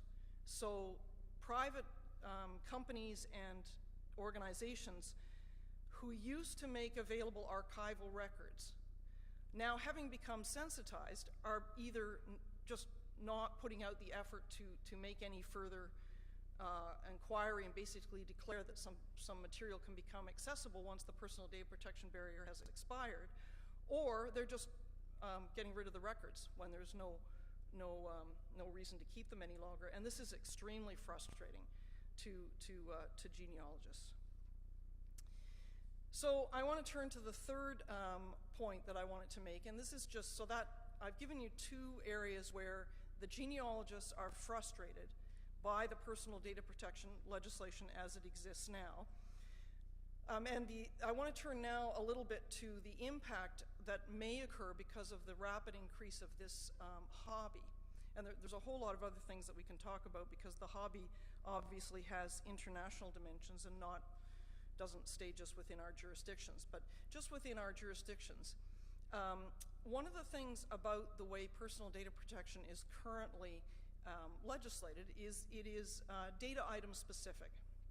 So I just pick an example of an Ontario order from the Privacy Commissioner's office. And in this case, the request, and it was actually from a professional genealogist, not that it matters to the outcome at all, but it was to go behind the marriage and death certificates to the records that created the marriage and death certificates. And the point of this slide basically is that the decision decided that every single record had to be examined to see exactly what particles of personal data existed on these background documents to the marriage and death certificates, and they couldn't be treated as classes of records. So that you see on the one side a whole list of data items within a record that would be disclosed on the left, and on the right, a number of items, if they were present in a record, would have to be excised before the document could be released. And my point here is that this way of looking at the data is extremely labor intensive, and at some level, genealogy, although it is a real passion for people, it is a hobby. So we have a lot of organizations that are subject to personal data protection requirements doing a lot of work here at an individual data level within a record that may not be that important at a certain point. On the other hand, there was another example also from Ontario in an order, and this took a different approach, and I work a lot again with librarians and archivists, so this order takes a very archival approach, and it's something to think about. This order essentially looks at the record as a class, or a fond, as you would say, in archival science. So the request here was for all the information about school classes at the Port Stanley Public School. It's a request that endears itself to my heart because Port Stanley is 20 minutes from London. And they wanted the records from 1899 to 1964. And they weren't actually interested in the full attendance record. But what they wanted the information for was, as you can imagine, the teacher's name and the class members' names of everybody that was in this school for a number of years. And of course, the problem is that the data couldn't be released unless people had been dead for 30 years. So what I quite like from an archival point of view about this order, and there are a number of other orders that have followed this way of doing things, but in order to make classes of records that could be released by the school board, they basically said, well, rather than going for the individuals that are listed on these class records and trying to figure out if they're alive or dead, which tends to be the copyright approach, let's look at the Statistics Canada lifespan expectation of people who would have been in these classes from 1899. So they took, for instance, 1920 to 1922. Stats Canada said men lived 59 years, women lived 61 years. So they took an average of 60 years, which is, again, extrapolating from the Stats Can database and making it even more general, which is interesting. Then they said, let's assume that every child that goes to Port Stanley Public School, and this would be historically, pretty much accurate because the school started in grade 1. So let's assume everybody is 6 years old when they start school. So then they just simply did an overall math and said, okay, we'll take 60 years as the average life, we'll take 30 years beyond that as the statute requires, and then we'll add another 6 years beyond that for everybody starting grade 1. And then as people progress through grade 1 to grade 8, different records at the tail end of this conversation will be available until everybody who was born in 1925 has been through the school system. So then they just made a general order saying, okay, Port Stanley School, it was actually the Thames Valley School District that held the records by this time, you can release all the information here between 1899 and 1925 and be done with it. And that's just going to be our order.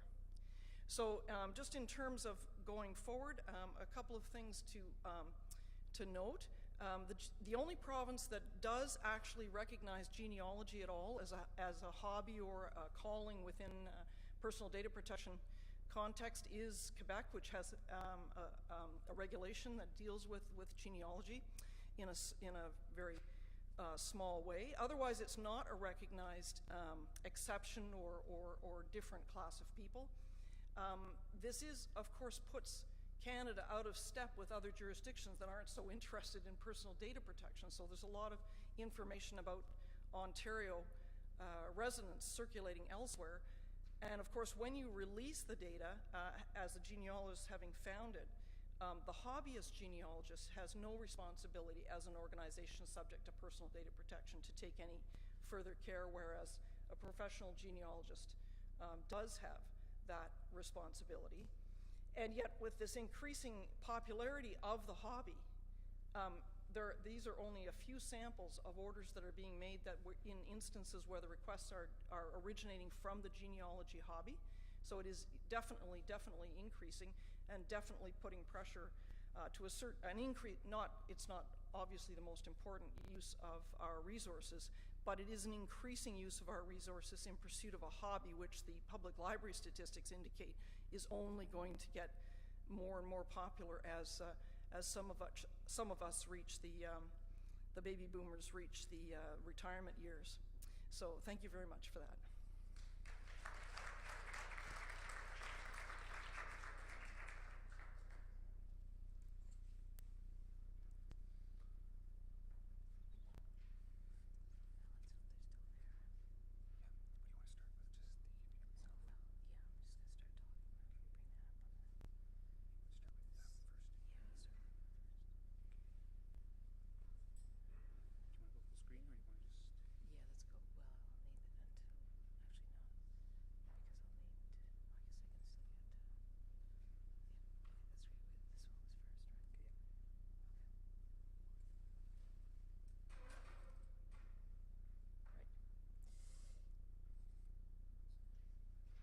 Don't worry, that'll be clearer once it actually starts.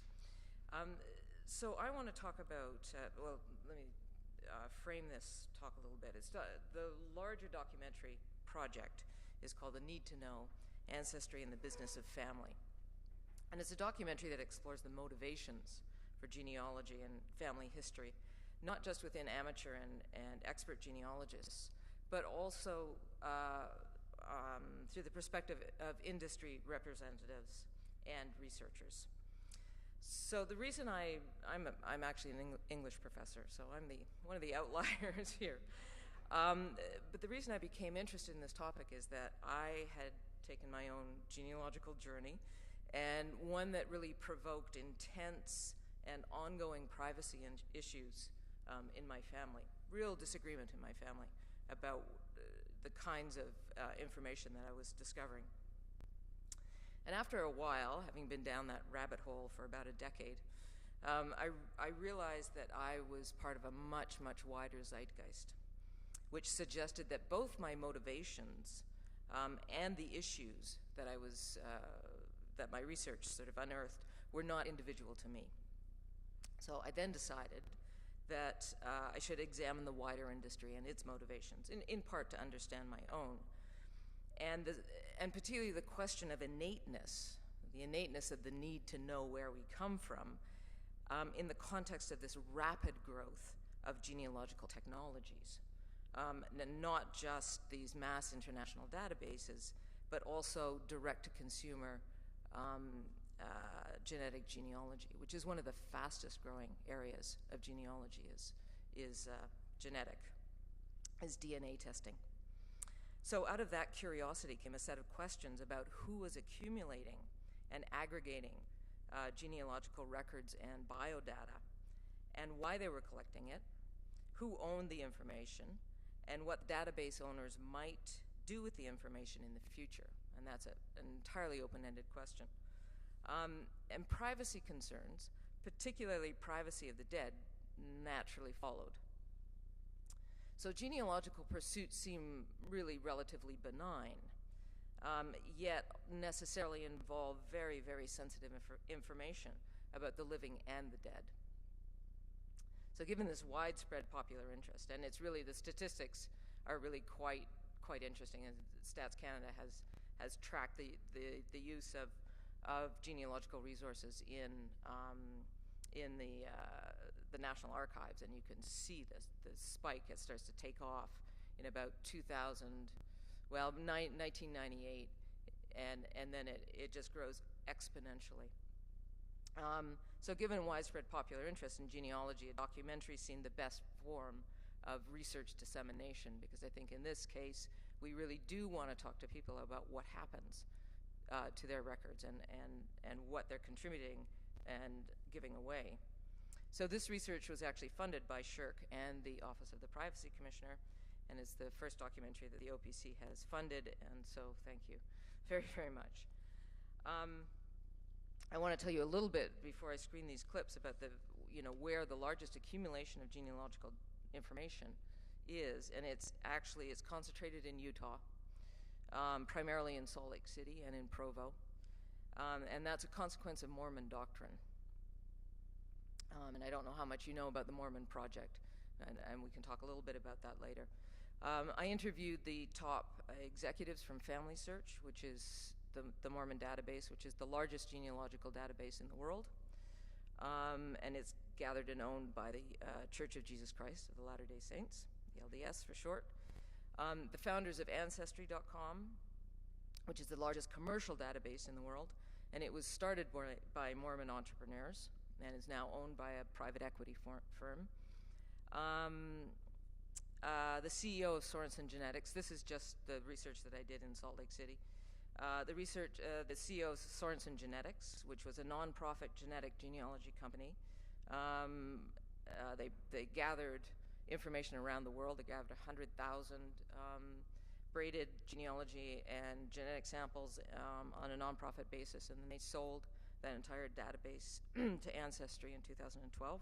Huge issues of the transfer of information with respect to genealogy information. So I asked them all about proprietary rights and privacy. And at the same time, I wondered what individual users of these databases might know about these issues. So I'll show you a few relevant clips from the documentary with respect to issues of ownership of data, a gray area, according to one of the founders of Ancestry, and the aggregation and braiding of genealogical data, specifically with, again, an eye to the rights of the dead. Now, the reason I think that these issues might be of some consequence is because of the case of Iceland. So I spent a fair bit of time in Iceland as well. And Iceland has the world's most complete national genealogy database. And the world's first fully, as far as I know, fully braided database, combining genealogical records, DNA samples, and medical records. The genealogy database was paid for by Decode Genetics, which was a publicly traded genetics research company, which was granted a 12-year license by Iceland's privacy commissioner to use the medical records of the company, or the medical records of the country, to carry out this groundbreaking research on genetically inherited diseases. Unfortunately, the company went bankrupt in 2008 in the crash, and in 2012, all of the records were sold offshore to an American pharmaceutical company, Amgen. So these are the kinds of deep concerns, I think, that we don't see when we're thinking about the sort of benign genealogist, working away in the National Archives. So let me start then with the question of data mining and ownership of records, since I think the privacy concerns really start there. So the first clip I'm going to show you is with Friedrich Skúlason, who's the founder of Íslandabók, and that's the Iceland genealogy database. And he's talking about data mining genealogy records.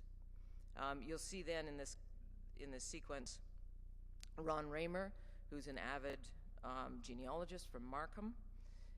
Then Dan, who's one of the founders of Ancestry.com, and then Paul Nauda, who's a senior marketing manager for the LDS Church, and then Paul Allen, who's the other co-founder of Ancestry.com. So you get kind of an overview of the question of who owns the records. And they all seem a bit vague on this question, surprisingly.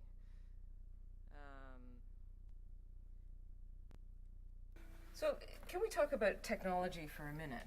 I mean, the reason you have been able to create this complete database is because you've had the technology to do it. We did approach things in a slightly different way. Instead of looking for individual people and tracing their ancestry, we approached this, as I said, as a data mining operation. For example, one thing we did, we computerized entire censuses. We were not tracing the ancestry of individual people. That sort of appeared as a side effect of going through the entire mountain of data. It's in very fragile condition, and for our purposes today, I thought this would be useful. Data mining of aggregated records opens up a number of questions around ownership and privacy, especially for people who are simply pursuing their personal family histories. Right there beside where the cheese factory would have been. Should people be concerned about the privacy of the genealogical records that they upload to various sites?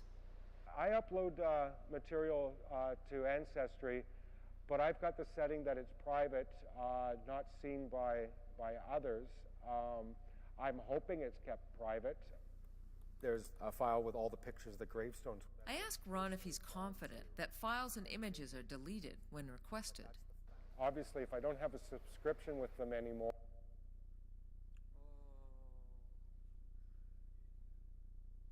Are we losing signal? I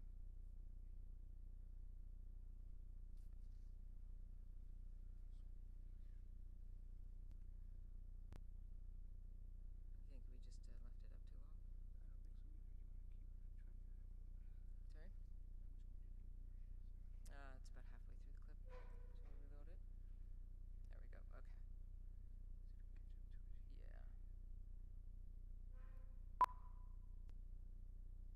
My Friedrich had personally entered 300,000 records in the Icelandica book database. 1,000 Icelanders. Files and images are deleted when requested. Obviously, if I don't have a subscription with them anymore and I've deleted my tree, I'm hoping that it's deleted. But the fine print on any genealogy or DNA site, which few people ever read, reveals a much more complex relationship between users and their donated information.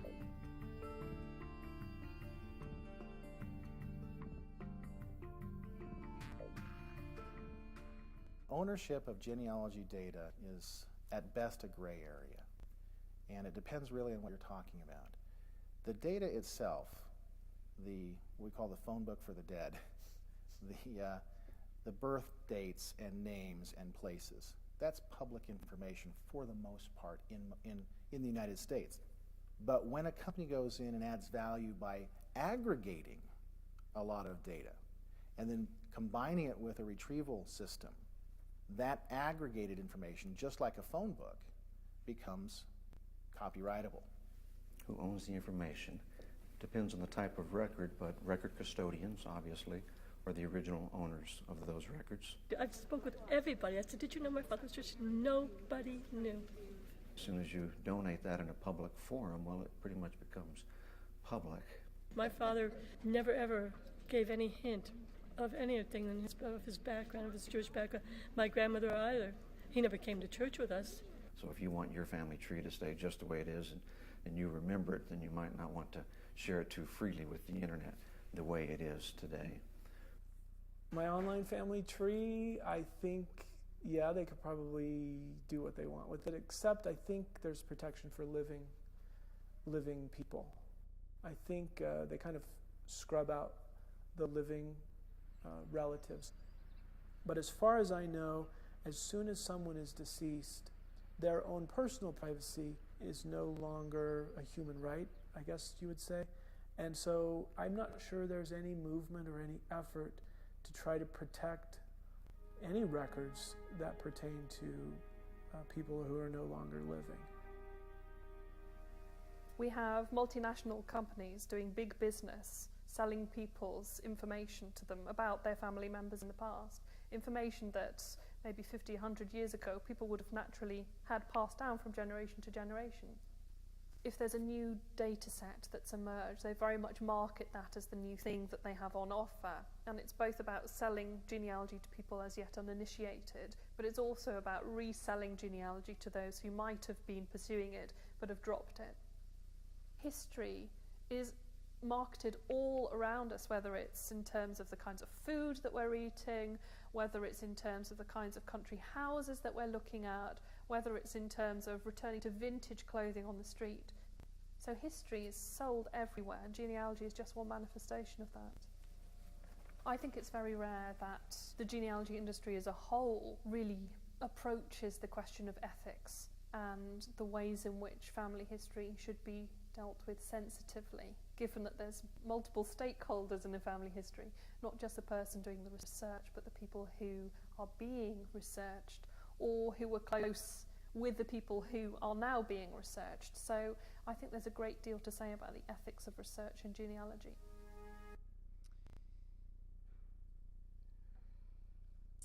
So several issues, I think, emerge.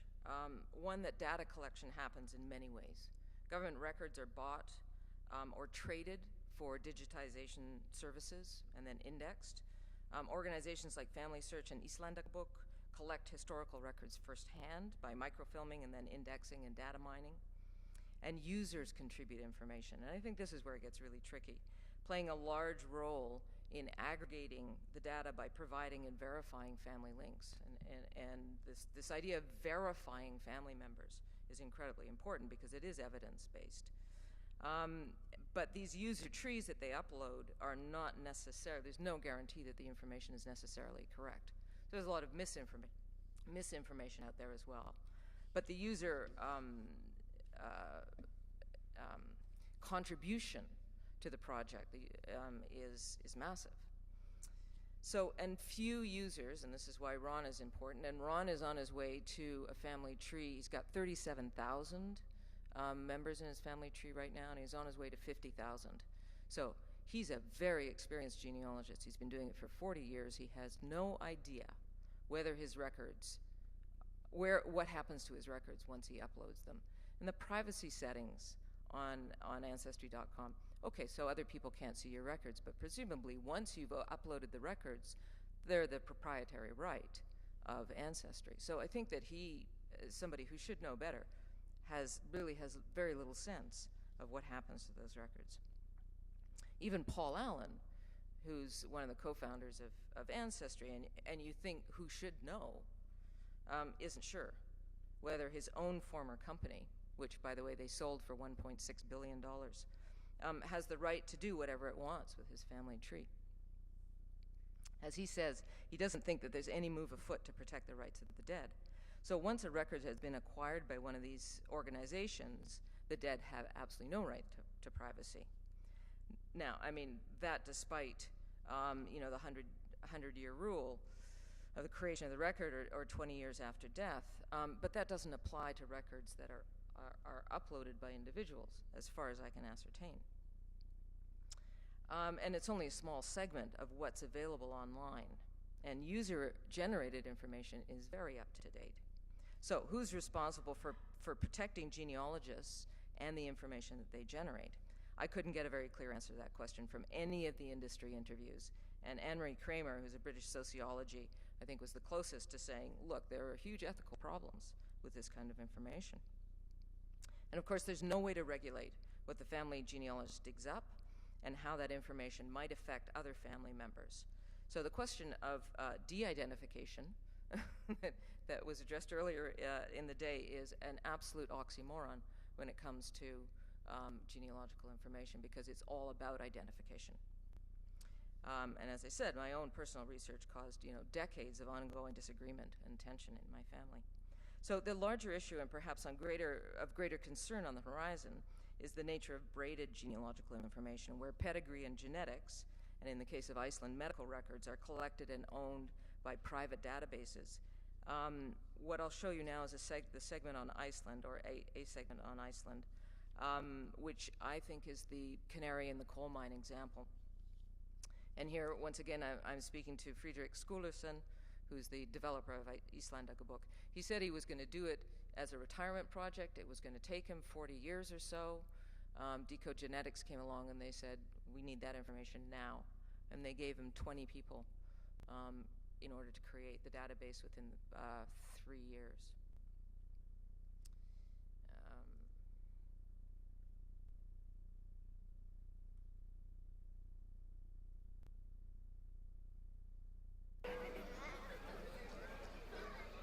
Many people are now aware that a DNA analysis can potentially reveal one's likelihood for an illness or a disease. And Icelanders were perhaps the first to learn this, but in a manner that might serve as a cautionary tale.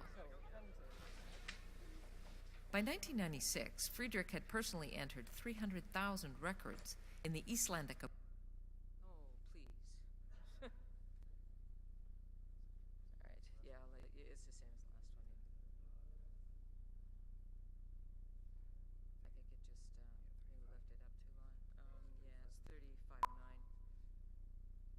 There's something in all of us, some innate need.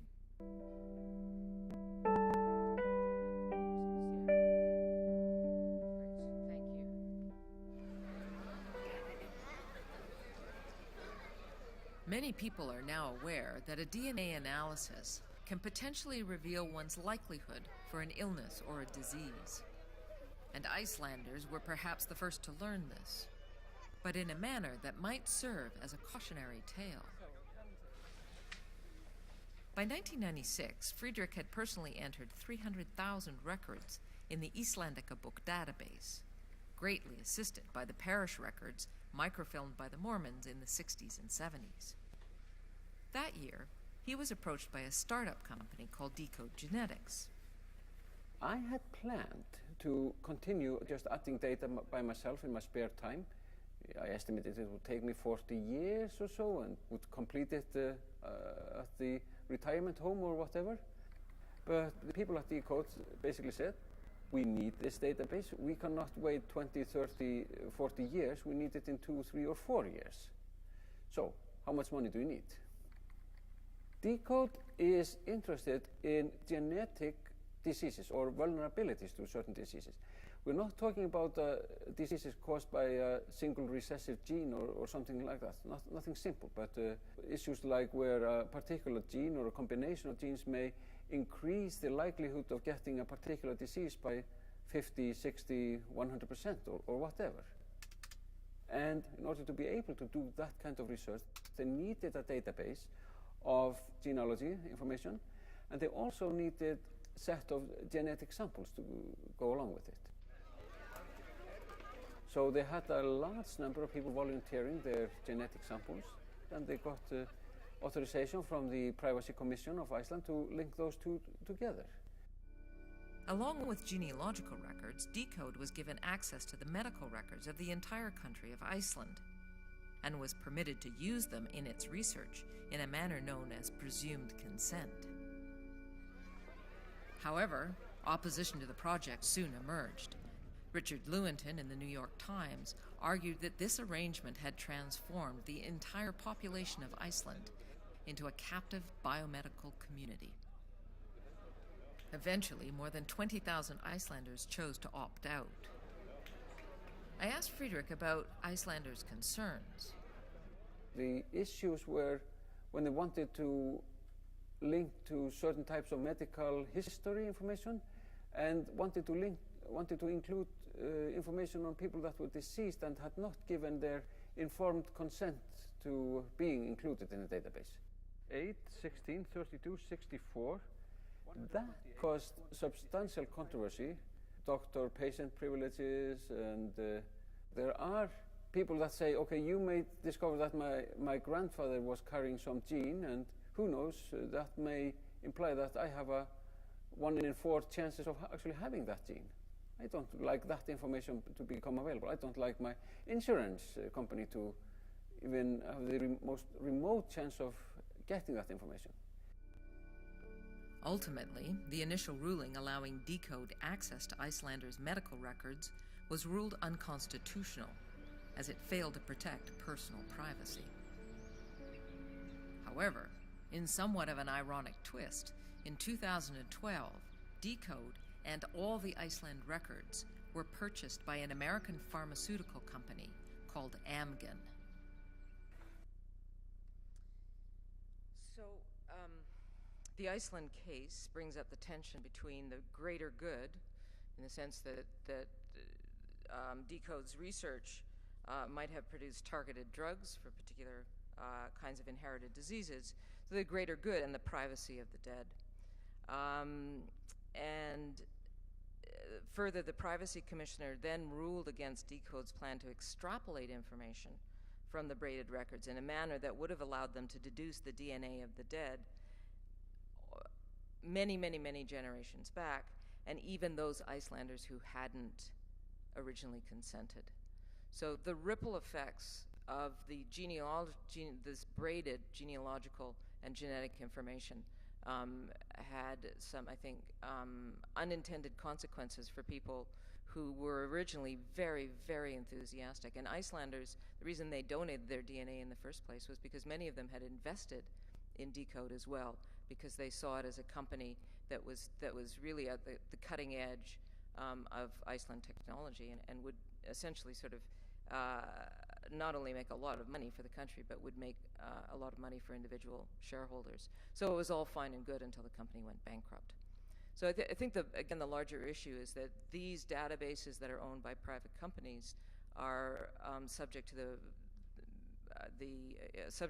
market forces, and in the long run, we will have absolutely no control over that kind of personal information. And it is, I think, the most personal information that we're giving away in the interests of knowing ourselves better. So I think there's a real conundrum there. Thank you.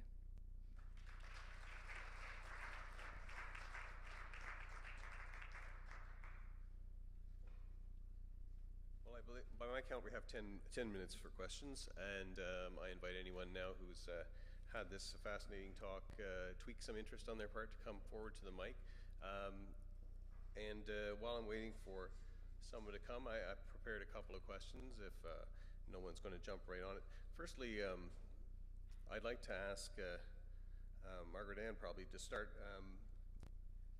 If our privacy legislation, especially the Personal Information Protection and Electronic Documents Act, has a hole in it or it needs something, how would you think a law could or should be written to fix that, or an amendment to our law to allow a little more genealogical research for family members?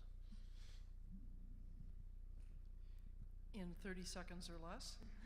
I think one of the things that we have to consider is the extent to which, referring to the keynote that we just had, I've expressed the position that genealogical researchers take about the importance and ownership of their family data, and my colleague has only deepened that at an international level. However, within the genealogical community, and certainly in families where there's a difference of opinion about how connected you should be to your family, many people are extremely interested in maintaining the privacy of the individual, and specifically in some cases against the interests of the greater knowledge of their family.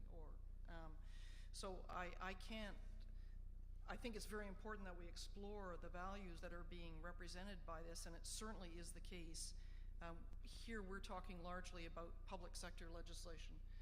It certainly is the case that in many areas, including all these databases that we're talking about, there's large amounts of licensing that are overriding anything that we're doing in terms of public legislation. So I guess I'd have to say that it is an area to keep an eye on. It might be an area to consider some small exceptions. As the one in Quebec regulation is very, very small. It might be worthwhile attending to slightly larger exceptions. The other area that it raises very much is the term of protection. It seems to me that the terms of protection that we have now, if you were thinking of something very specific that we could do, they're very arbitrary across our jurisdictions in Canada, and so at least making them consistent on whatever our chosen social value is at the moment would make a lot of sense, I think. I see Patricia has a question at the mic. Merci beaucoup. C'était fascinant. It was a fascinating panel. I have two questions pour Professeur Goudreau. La décision de la Cour de cassation, je pense, en France, qui avait empêché la divulgation des renseignements médicaux du président Mitterrand, est-ce que c'était foncièrement par souci de la dignité du président ou de sa famille? Ça, c'était ma première question. And just a question for our genealogists on the panel. Thank you again. That was fascinating. Have you had to deal with the issues, either legally or ethically or morally, of genealogists or interested family members in doing this on a personal basis, butting up against information which they may feel under a duty to disclose to other family members who may be, for instance, affected by possible genetic conditions? And how have you dealt with this sense of duty to disclose? Thank you.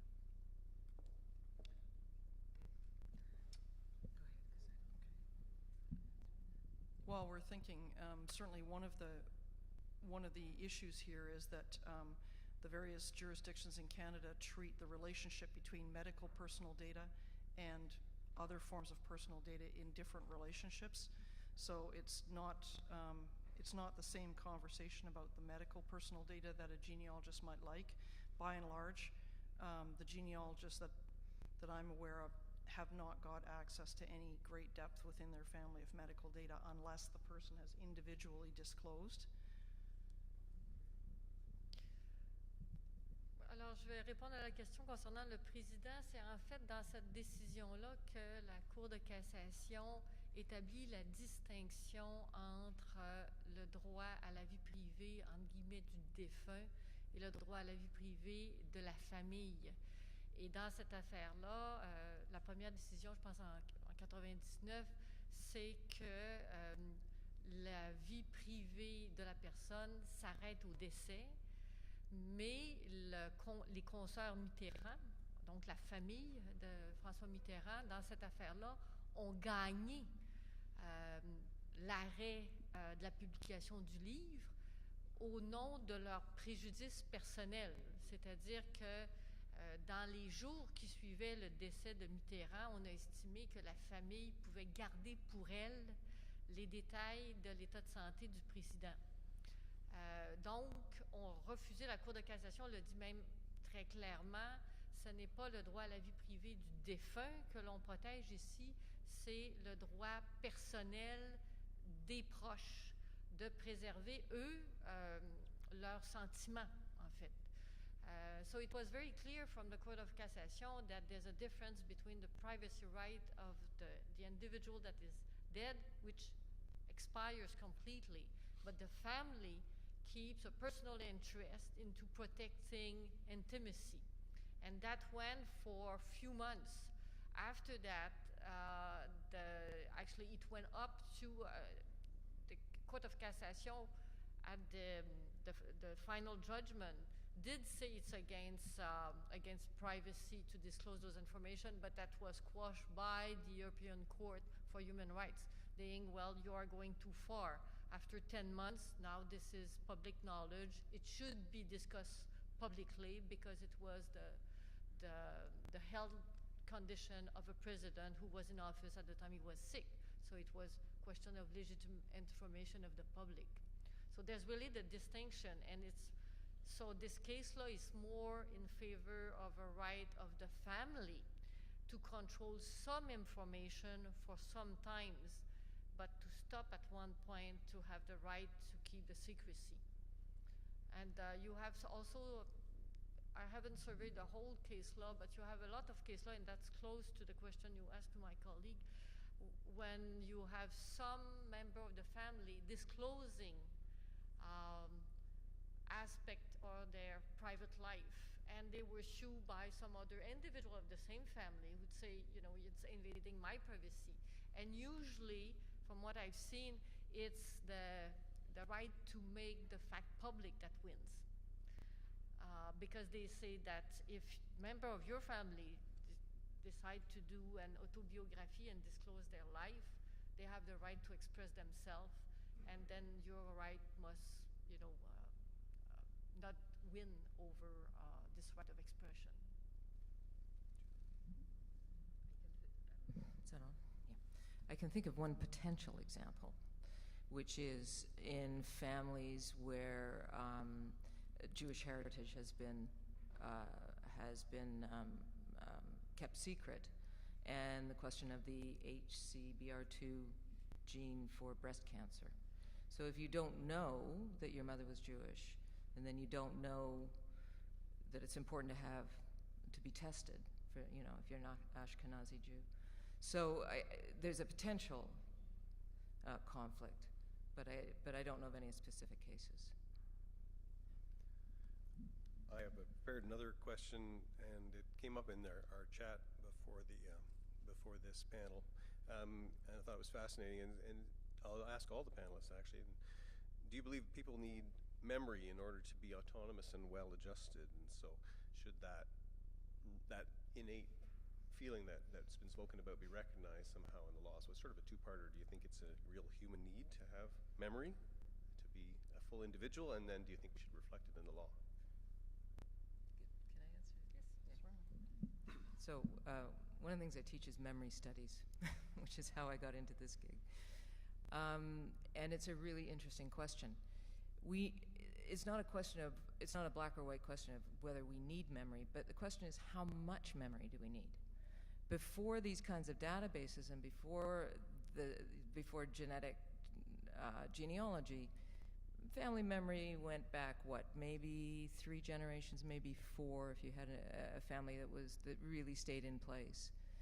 Now people want to go back 5, 6, 7, 8, 10 generations, 10,000 years in terms of genetic genealogy. Do we need that kind of information? What does that tell us about who we are? At what point does that information become absolute nonsense? And one of the people I interviewed was Steven Pinker, and we talked about pedigree collapse. After a certain point, the further back you go, the fewer ancestors we all had. And so at a certain point, everybody's ancestors become everyone else's ancestors. So if we all have the same ancestors, 8 generations back, we have, 64 grandparents. What does that tell us about who we are? So it's not an either-or question. It's really one of degree, and I think that these companies are playing, who do you think you are, right? That's the title of the very popular genealogy TV series. It's a pernicious question because it supposes that we don't know who we are unless we undertake this kind of research. And the only reason that we would take this kind of research back any more than 3 or 4 generations is because the technology is allowing us to do it. And so I think that there's a very strange relationship between this question of innateness and the accessibility to data enabled by the technology. I think to some extent it's not whether we need memory, it's how you balance interests in a memory which is at some level becomes individualized but is also collective. And it's not so much who owns the information, because I think that's becoming a little bit irrelevant given the way the law is moving in terms of information. It's about how you balance controls.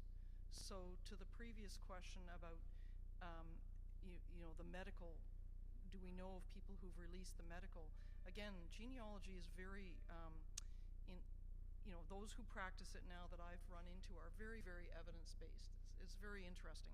But in the medical arena, of course, there are competing actors for control over information who whose knowledge would be more authoritative than, somebody's descendant, and those records are generally not available. So I think it's, there's a whole question of what memory is. I don't think we're here to decide whether it's valid or not, but I think that the law is being challenged by the increasing interest in it.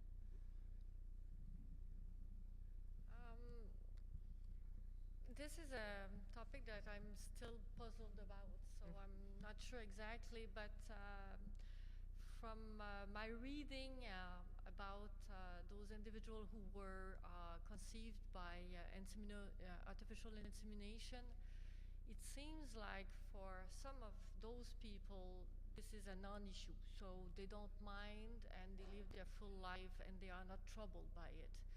For some individual, and it's a percentage, they will need all their life access to this information. And I'm not sure we are all the same in that matter. So it may be that for some individual, it corresponds to really a block that is needed for them to build their own identity. And the reason I'm concerned, at least with this secrecy that is kept now on data, whether it is because it's the state that is keeping it and because of our laws cannot divulge it, it seems to me that it may impede on what we call in history the history of every day. Certain period of history are studied not from the big events, but how those events were lived in families, in communities, and that needs then to be researched in details in their private life. And if the data protection make it so that this data is not accessible for 30 years, and I understood that sometimes it's just destroyed afterwards, then it's not accessible anymore. And previously, I believe a lot of this history were built by what I would call private archives. People kept information. I'm not sure they're keeping the information anymore.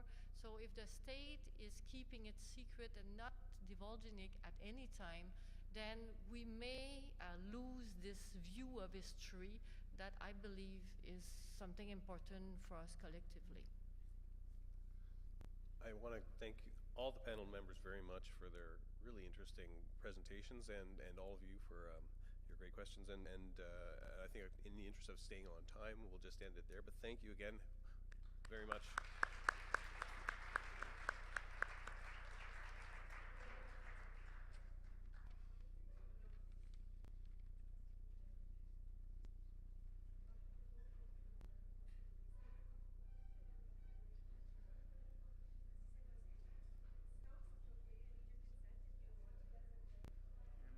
Background.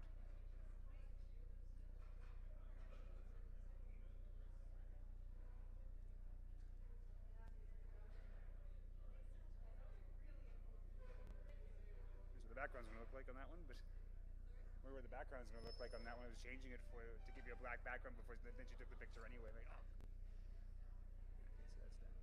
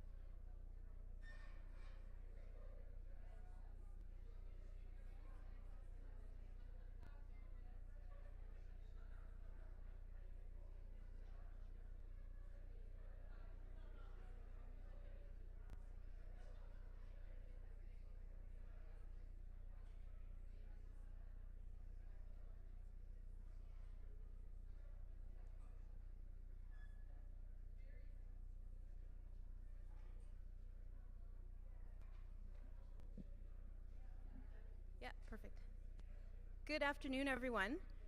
My name is Daphne Guerrero. I'm the Manager of Public Education and Outreach at the Office of the Privacy Commissioner. I'd just like to start off by saying thank you to the University of Ottawa and giving my kudos to the U of Ottawa and Madeleine for organizing such a fantastic event. I can speak on behalf of the OPC staff. We were finding the presentations today really insightful and really interesting and quite helpful to our day-to-day work. I'm going to start by introducing the panelists today. That we're going to be talking about digital skills and education. As Patricia Kassim mentioned this morning, our commissioner is in the midst of a priority setting exercise, and one of the themes that has come out again and again throughout this exercise is the need for more public education. So this really is a timely conversation for our office right now. First up is Karen Louise Smith. Karen Louise Smith is a Mitacs Elevate postdoctoral fellow with Mozilla and the University of Toronto. Her current work explores Hive Toronto, a Mozilla-stewarded digital literacy network and open educational infrastructures. With support from the OPC's contributions program, Dr. Smith co-designed prototypes of open privacy badges with teens from the Toronto area. Colin McKay is the head of public policy and government relations for Google in Canada. Before joining Google, he worked as the Director of Research and Public Education at the OPC. He's a member of the Government of Canada Advisory Panel on Open Government and is a member of the board of Media Smarts. And finally, Matthew Johnson is the Director of Education for Media Smarts, Canada's Centre for Digital and Media Literacy. He's the designer of their digital literacy tutorials. He's contributed to blogs and articles, to websites and magazines around the world, and he's presented Media Smarts materials on topics such as copyright, cyberbullying, body image, and online hate to parents, journalists, academics, and government bodies in Canada and around the world. He's also an educator with nearly 10 years' experience and is a published author of a collection of short fiction. So I'll call up Karen Louise Smith to start us off.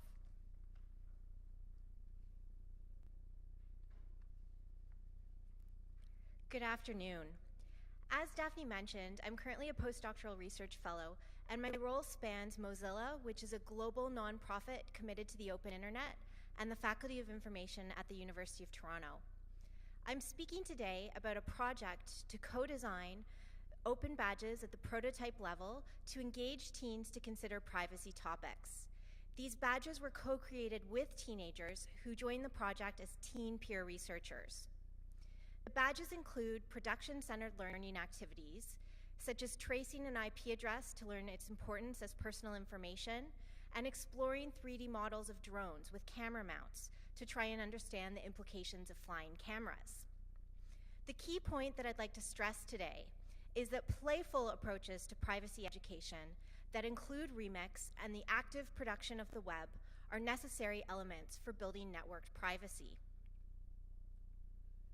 I'd like to spend a little bit of time providing some background on the project partners. Hive Toronto is a Mozilla-stewarded digital literacy network, which is in the Toronto and the Greater Toronto area.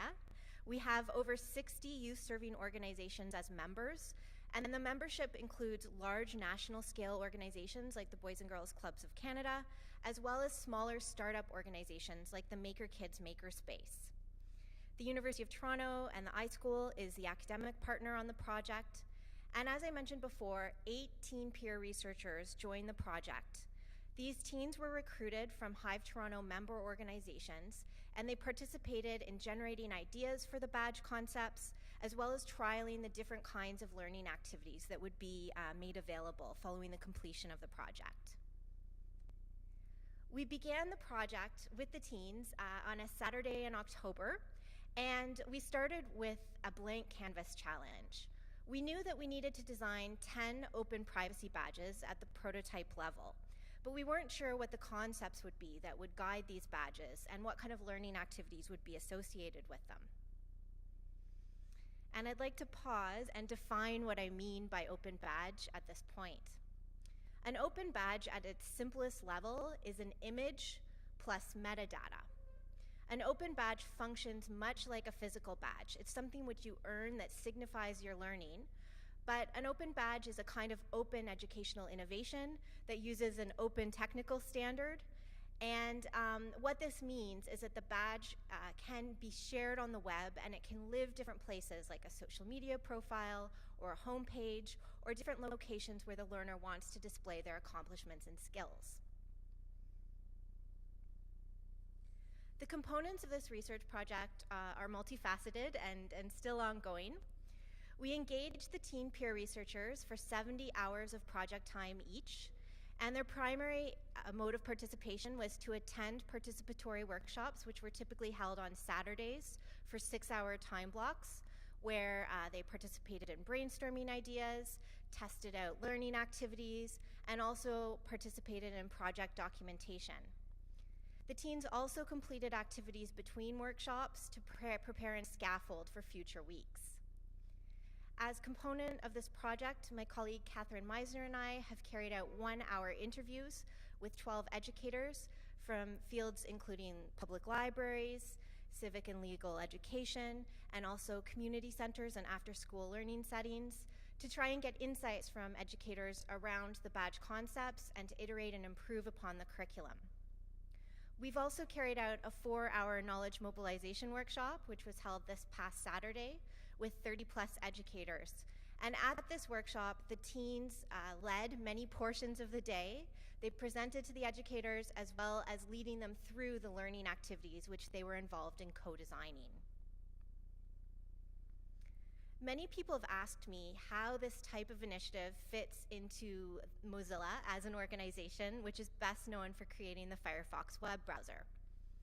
In addition to Firefox, Mozilla has a really active educational program, and it seeks to find ways to encourage people to become producers, not just consumers of the web.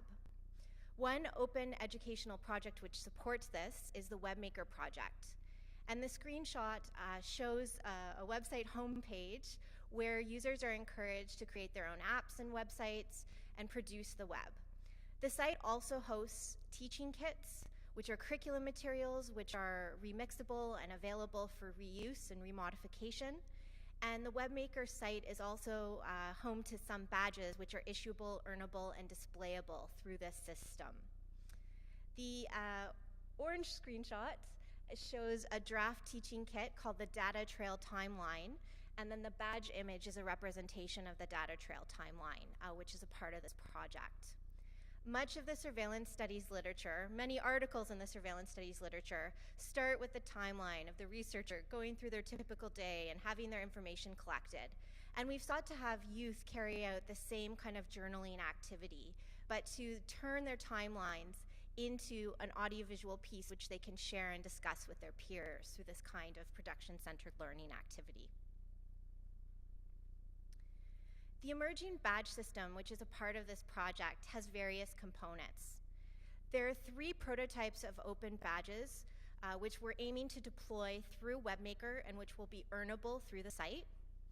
We have 7 prototypes of other open privacy badge concepts, which are at earlier stages where the images, the metadata, and the learning activities will be in and have been developed, but where the badge won't be earnable yet on the WebMaker site. This keeps open the possibility for other organizations to implement the badges through their own systems and their own programs. The teaching kits for activities will live on the WebMaker site, and all materials will be licensed under a Creative Commons Attribution 4 license, and many of the pages will include a remix button, which is a call to action for educators to adapt and modify and iterate upon the curriculum to make it useful for their contexts.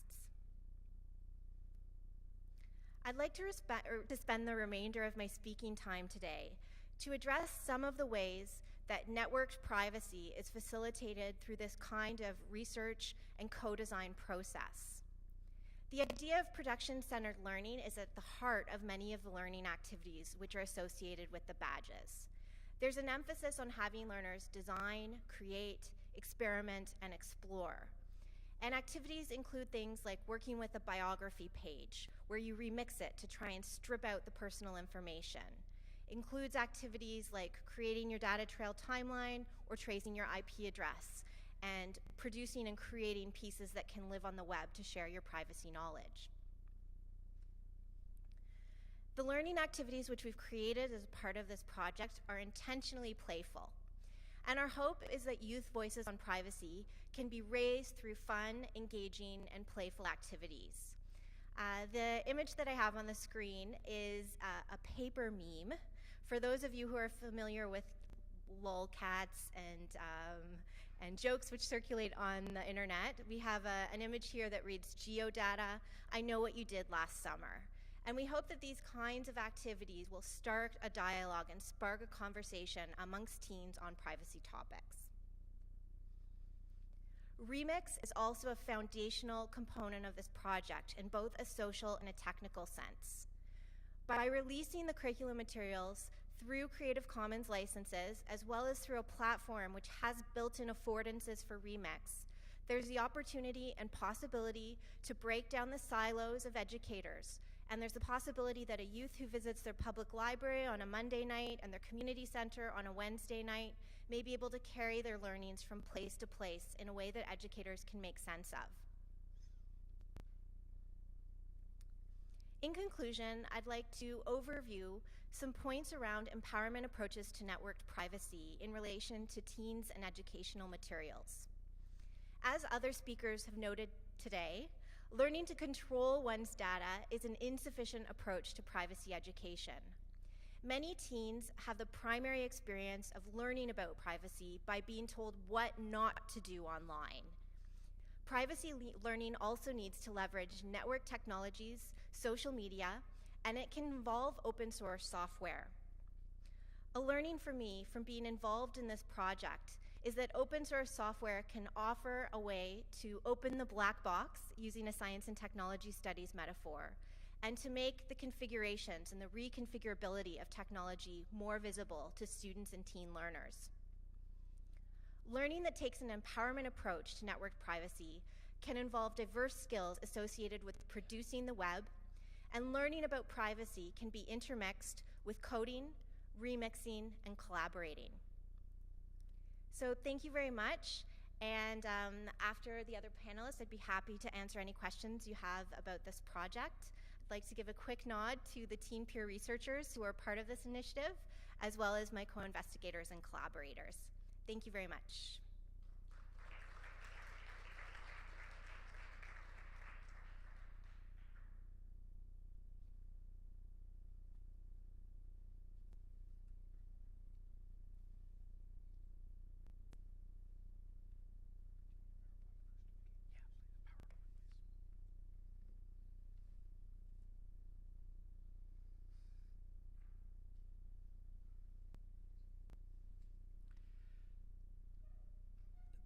Thank you very much. I want to start, as several people have done already, by just thanking everyone who's been involved in putting this project together.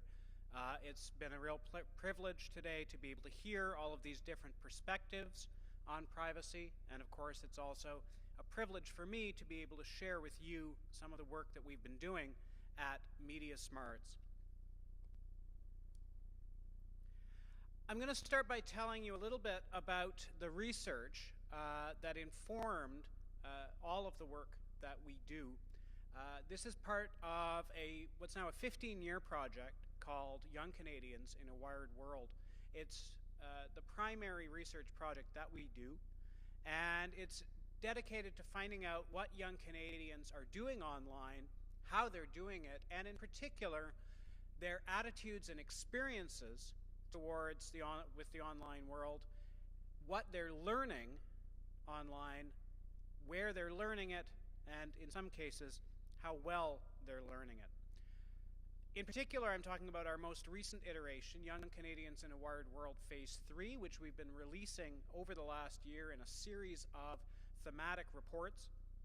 It's based on a survey we did in 2013, as you can see, with more than 5,000 students, with participation from every province and territory across the country. It was students in grades 4 to 11, though obviously we can sort of extrapolate backwards and forwards a little bit from that data within a few years. There are a couple of reasons why we do this research and purposes to which we put the research. One of them, of course, is to take a look at the research that's been done elsewhere in the world and to see whether it holds true in a Canadian context. And because there is very little research being done about Canadian youth and attitudes towards privacy. That's particularly important. It also allows us essentially to confirm, or in some cases not confirm, hunches that we have. So in the years between phases of this research, we increasingly have to work based on our own gut feelings, essentially on anecdotal data or on data coming from research done in other parts of the world.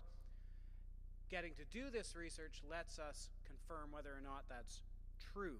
And finally, in some cases, it tells us when we are wrong. And in particular, it is valuable when it tells us when public attitudes and common opinion or conventional wisdom are wrong. One bit of conventional wisdom that was absolutely confirmed by our most recent round of research was that for young people, privacy is largely a social concern. What we found overwhelmingly was that for the young people, the internet and digital technology in general were used for socialization. As you can see, this is a typical grade 11 student, and the students we studied are extremely active in social media, using it primarily to communicate, using it, as you can see, somewhat more as consumers than necessarily producing themselves. But certainly, there is a lot of social activity, and as we had suspected, there was a lot of concern among young people about social privacy, about reputational privacy, about what the people they knew about them. But of course, there isn't really a hard and fast line between reputational privacy and data privacy, because most of the services that young people use for social purposes are also services that gather data about them, or that provide other people or other bodies with opportunities to gather data about them. As you can see, there are a lot of sites and services that are very popular among young people that encourage different kinds of disclosure. They encourage, obviously, what we might call social disclosure, telling people about who you are, but obviously they also encourage data disclosure. They encourage you to give up things about your demographics, about who you are. In many cases, this is a central part of their business model. And while it may be no surprise that by grade 10 and 11, almost every student in our study had a Facebook account, it was somewhat of a surprise that in grade 4, 1 in 5 students already had a Facebook account. So this was a little bit of a wake-up call for us, in that it told us that a significant number of quite young people were using social networking accounts. We also found that a significant number of young people were using virtual worlds, such as Club Penguin, Fantage, Moshi Monsters. In many cases, these also encourage the same kinds of disclosure. They collect a lot of demographic data, and again, in many cases, this is how they get around being free or free to play.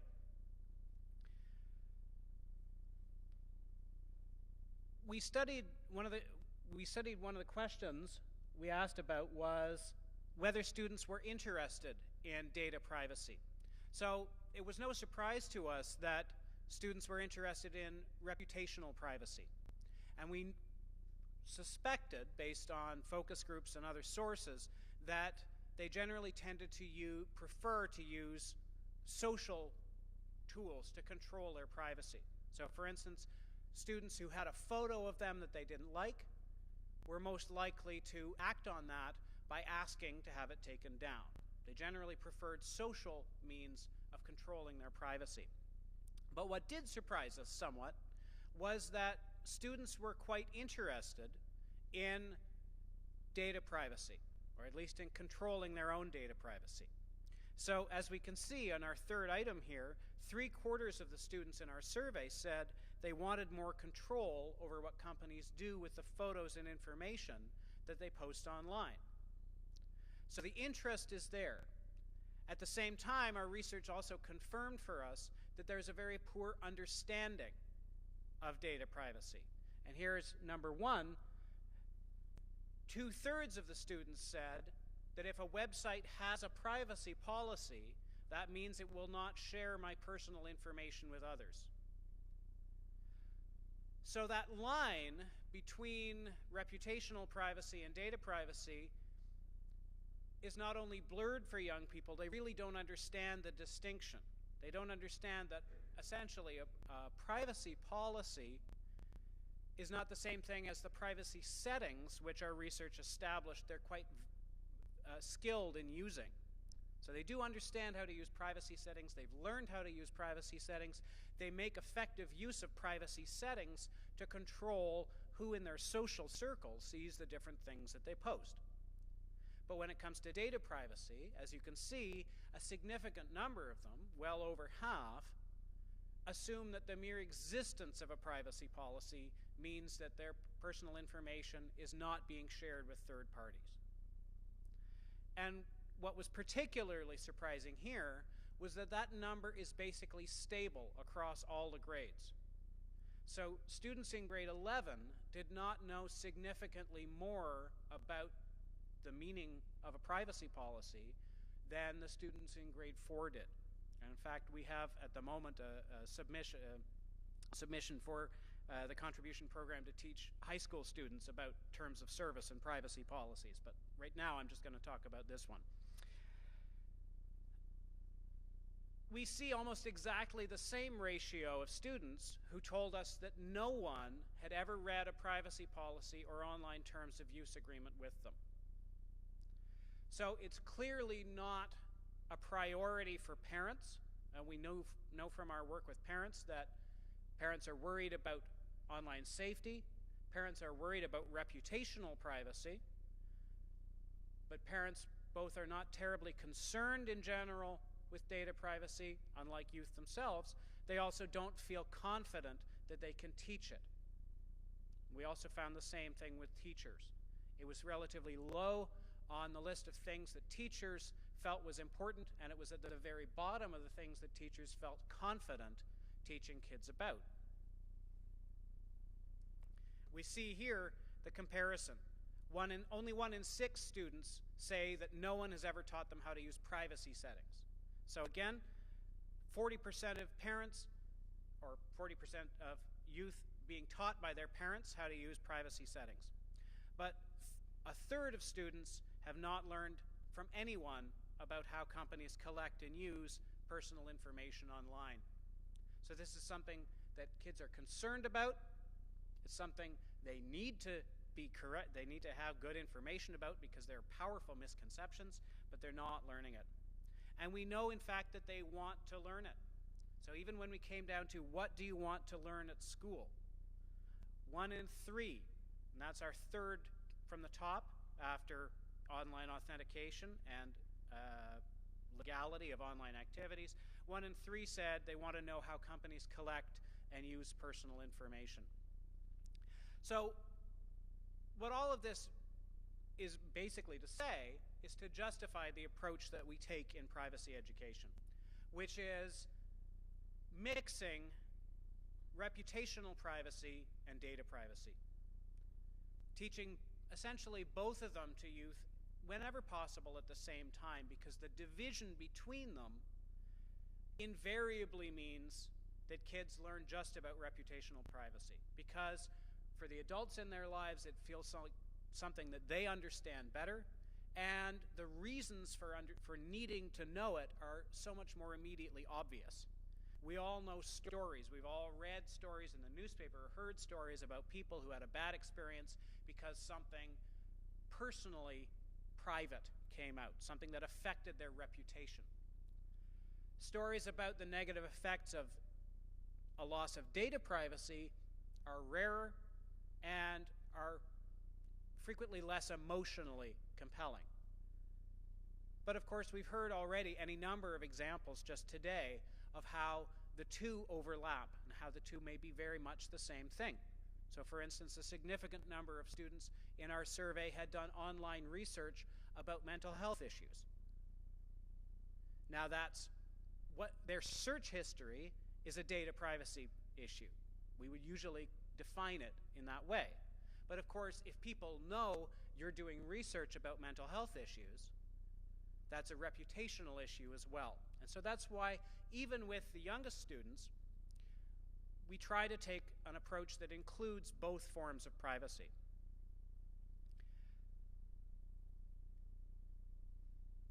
When we deal with younger students, we try to do as much as we can through the form of games, and that's what I'm talking about today, of course, is our game, which I'll be showing you in a moment. So I want to pause for a second and talk about the principles that went into creating the game, because privacy, particularly data privacy, can be a difficult thing to get at, and the history of educational gaming is littered with the corpses of unsuccessful games. Fortunately, there has been a lot of work that's been done in finding out what makes a game successful. And it boils down to a few elements, and these have been identified particularly in the work of Henry Jenkins, if you're interested in reading more about this. One of the key concerns, particularly when it comes to computer games, because there's a certain level of abstraction built into them, is what's called transfer. And transfer is basically the question of how much does what you're learning from any kind of learning activity transfer to the actual activity that you're supposed to be learning about. And how much does learning in one domain transfer to another? So there's the eternal question, for instance, about language learning. Does learning a language make you better at learning all languages? Or does it only make you better at learning related languages? Well, the answer is the latter, primarily. Although there may be other reasons why learning a language may make you feel more confident about learning other languages, especially if you do it early in life. On a strictly cognitive level, the transfer is very limited. So obviously when we're looking at computer games, this is an issue because every computer game is at best a simulation. The further apart the simulation and the actual exercise, the less transfer and the less effective the game is going to be. Our second criterion for a good educational game is that it must be possible to fail. Because if you can't fail, it's not a game. Now, that's not just a philosophical point. That actually is important when it comes to motivation. And that may seem kind of backwards. You'd think that people would be more motivated if they couldn't fail. But in fact, when failure isn't possible, you don't get invested in something. The tricky part is finding a fine line where it is possible to fail, but failure doesn't cost you too much. That's why I have this picture of Indiana Jones up on the screen, because if you've ever seen Raiders of the Lost Ark, if you thought about it for about 5 minutes after seeing the movie, you would realize he fails at every single thing he does in that movie. Every single thing he attempts to do, he fails at. And yet, we don't lose respect for him. We don't think he's a loser, because he always comes back. His failures never cost him that much.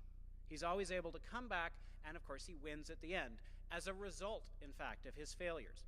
And so the tricky part, particularly in creating an educational game, where you've always got that sort of bitter middle of the education inside the sweet coating, the tricky part is finding the right balance between making it possible to fail, but keeping the cost of failure low, so kids don't lose heart, so they don't give up, or so that it doesn't become something they have to do.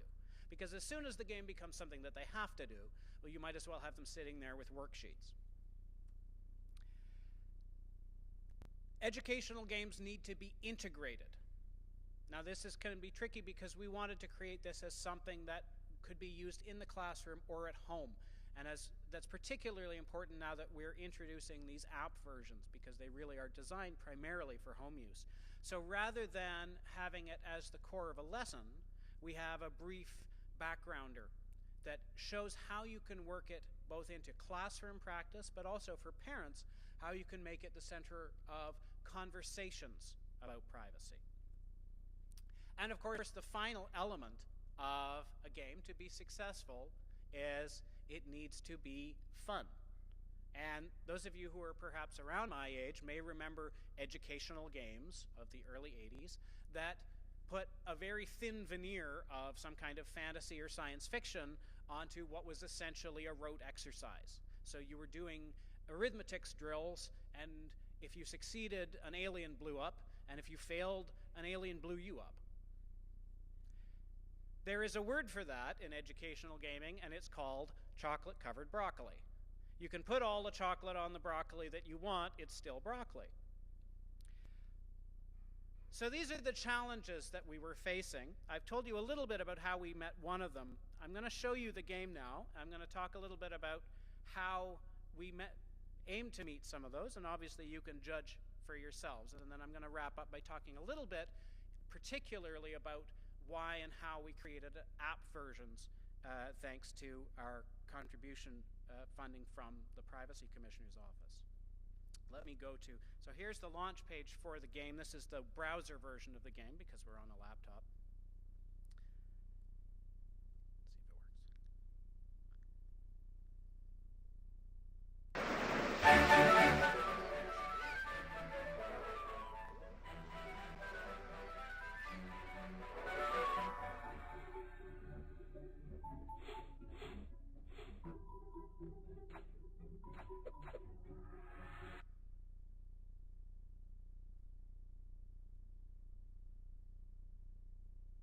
Long ago, the map to the treasure of Internet Island was cut up into 9 pieces. Now, pirates who want your privacy have the pieces. If you can answer each pirate's question, you can put the map together and find the treasure. Before we land on the island, I'll ask you some questions about privacy. If you're not sure what the answer is, click on Hint and I'll give you some help.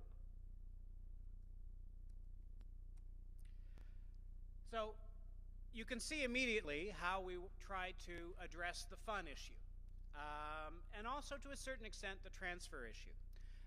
By having a fantasy element that obviously is not a close simulation of the decisions that kids actually make about their privacy.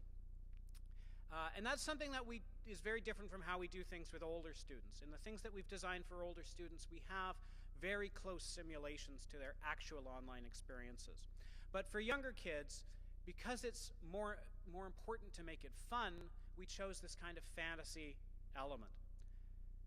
But at the same time, most of the privacy concerns that the younger students encounter actually do happen in these contexts, because the places where young kids encounter privacy concerns are in virtual worlds and apps.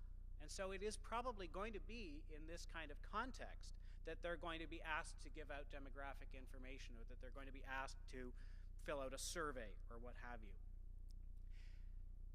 A key part of the transfer in this case was to build the idea of pirates, that by setting up personal information as both something that the pirates are trying to get from the player, and also the treasure that the player is attempting to protect, it builds the key idea, which in some ways is more important than any of the individual facts in the game, that personal information, whether it be personal data or reputation, has value. And that really was the key thing that we wanted kids to get away from, to take away from this, was to value their personal information. In terms of building in the possibility to fail, we have a two-part structure. So the game begins with this mentor character, whom you just heard, and he teaches a number of basic privacy principles. So basic ideas about privacy, and as you can see, these are fairly simple questions because you only have 2 options at this point. And he's the one who, throughout the game, provides you with hints. So the mentor is this friendly character who comes with you as the game goes on, and that also gives us the opportunity to deliver the educational content on demand.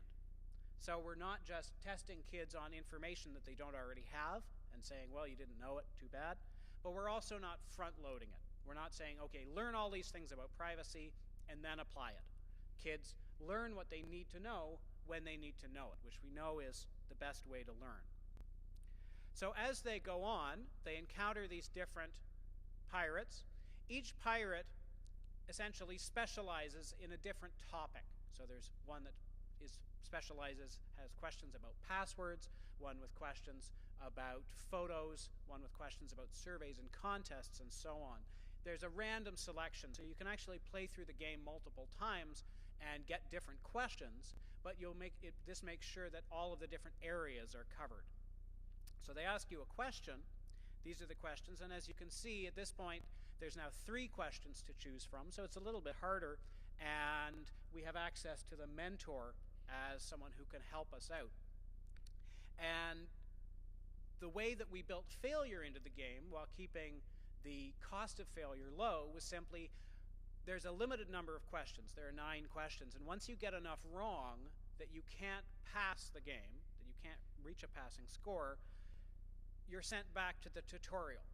So the mentor basically says, I think you need to learn a little bit more about privacy and personal information. Let's cover the basics again. So there's a very low cost to failure because you're just sent back to the training.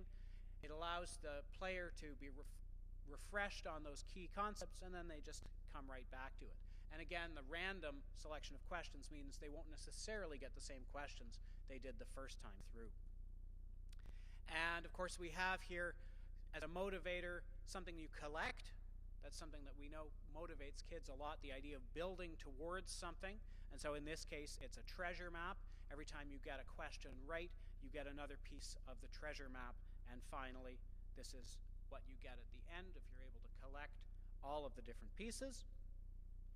And you get, at the end, you found the treasure, and you're told that the treasure is actually your personal information, which you need to keep safe. So what we've done this year is creating an app version. We've done this made it for iOS and Android. And I mentioned earlier about how we use our research to inform our work. One of the things that our research told us that didn't surprise us was that young people, particularly the youngest kids, are enthusiastic users of mobile devices. That mobile devices have really become, again, especially among younger kids, one of the most popular ways of accessing the internet. And so making it available through mobile devices is a really important way of getting this education to the kids that need it in the same space where they're going to be encountering these privacy concerns. But our research, as I also said, sometimes surprises us. And one of the things that surprised us about our most recent research, which we actually haven't published yet, is that tablets are also very popular in the classroom. We found that more than half of teachers in our recent survey of 5,000 teachers across Canada have tablets available to use in the classroom, and that also more than half of teachers allow their students to bring in their own tablets as part of Bring Your Own Device programs. And again, that shows us that the app versions are essential not only to get this resource into households, but also into classrooms. So, and that's how we've integrated both data and reputation privacy into education for kids 5 to 7. Thank you.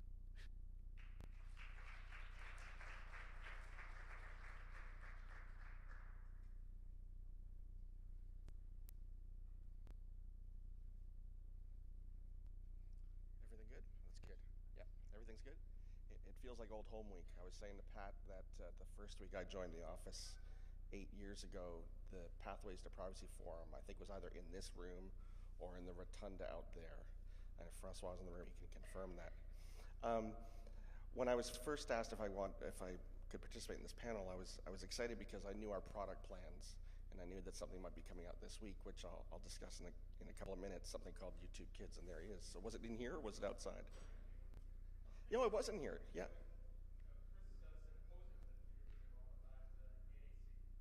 No, okay, you're right. It was a different research symposium. Sorry, inside talk already.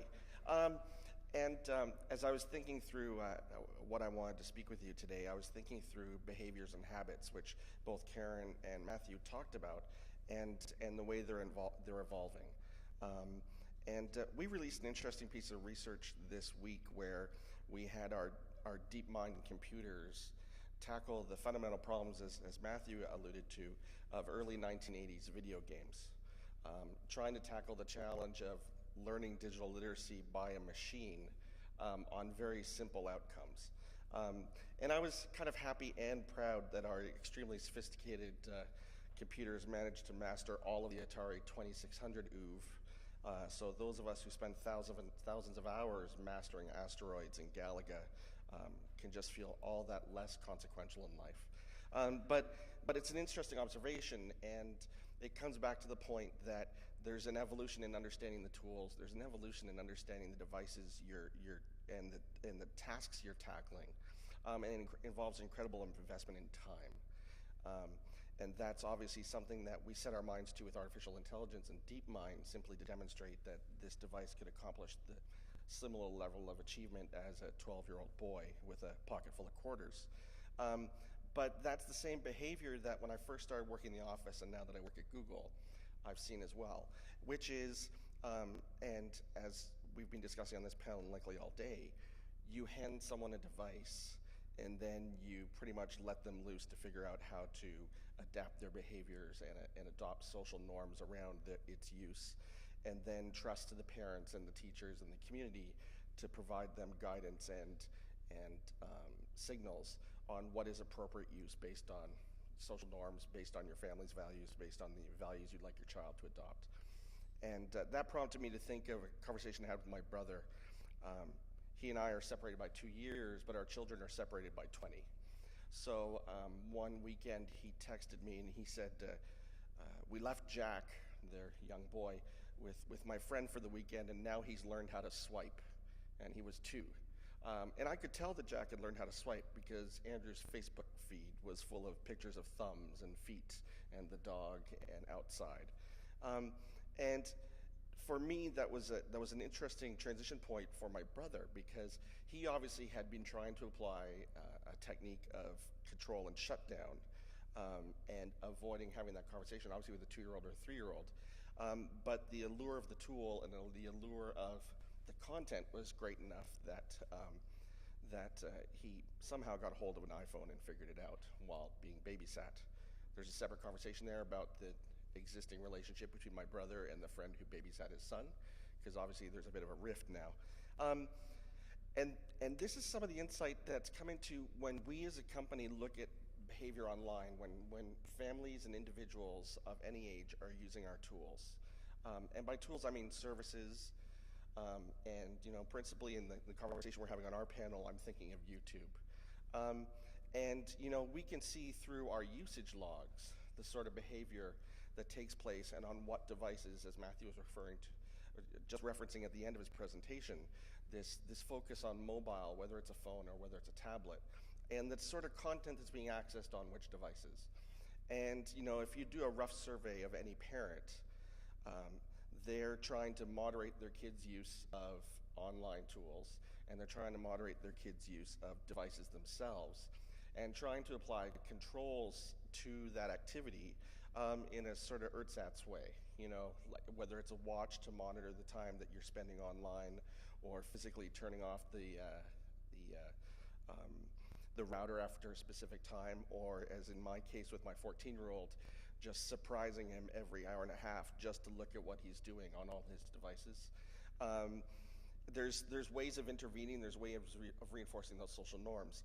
And as a company and as a subunit in YouTube, we realized that there's a specific set of behaviors around YouTube that are quite explicit but also very useful. And those are around when you want to share specific content with one of your children, and you want to make sure that it's child-specific and it's focused and it's useful, and that it reinforces positive behaviors. And it does that in a way that's still controllable by you as a parent or an authority figure. And our YouTube team dug into how to develop an app called YouTube Kids, which we launched on Monday. And it's only available in the US right now. But the idea behind YouTube Kids is there's sufficient content on YouTube from traditional sources that we rely upon, that we've all grown up with, or that we're discovering as they move on to online platforms and expand their breadth and their reach. I, for one, am really impressed by what Sesame Street is doing with their digital channels. It allows me to maintain the addiction to short spurts of entertainment that they first burned into my skull with Electric Company in 1977. And what YouTube Kids does is it presents an app that's available for children to use, but is set up by parents. And it's logged out, so you're not using YouTube in any context where it's associated with an individual or the family or particular elements about the user. It's simply saying, we're going to apply a filter to your YouTube experience that gives you, as the authority figure, the ability to say, this is a child-safe environment with reliable content from trusted producers that my child will find appealing, and that will provide them with entertainment within a context that I'm secure with. And importantly, it has a timer on it. So you can set the timer so the device will shut off while they're using it after a specific amount of time. And the goal really is to try and address some of the challenges we've been speaking to, which is when you're talking about user experience online, and you're talking about signaling about the extent to which you're interacting with a service and the extent to which you're exchanging personal information in the course of using a service, how do you develop a tool that it has very clear-cut signaling for the user and for the community around that user that's trying to educate, inform them, and build good habits? And then how do you try and, as Matthew kept repeating, how do you try and reinforce, and because you have to, reinforce good behavior? You know, how do you create an environment where they see clear signals that there's acceptable use of this product, this service, this tool, within conditions that are shared or imposed by the authority figure in the family? So YouTube Kids it's an attempt to try and address that need for a very specific reason and a very specific goal.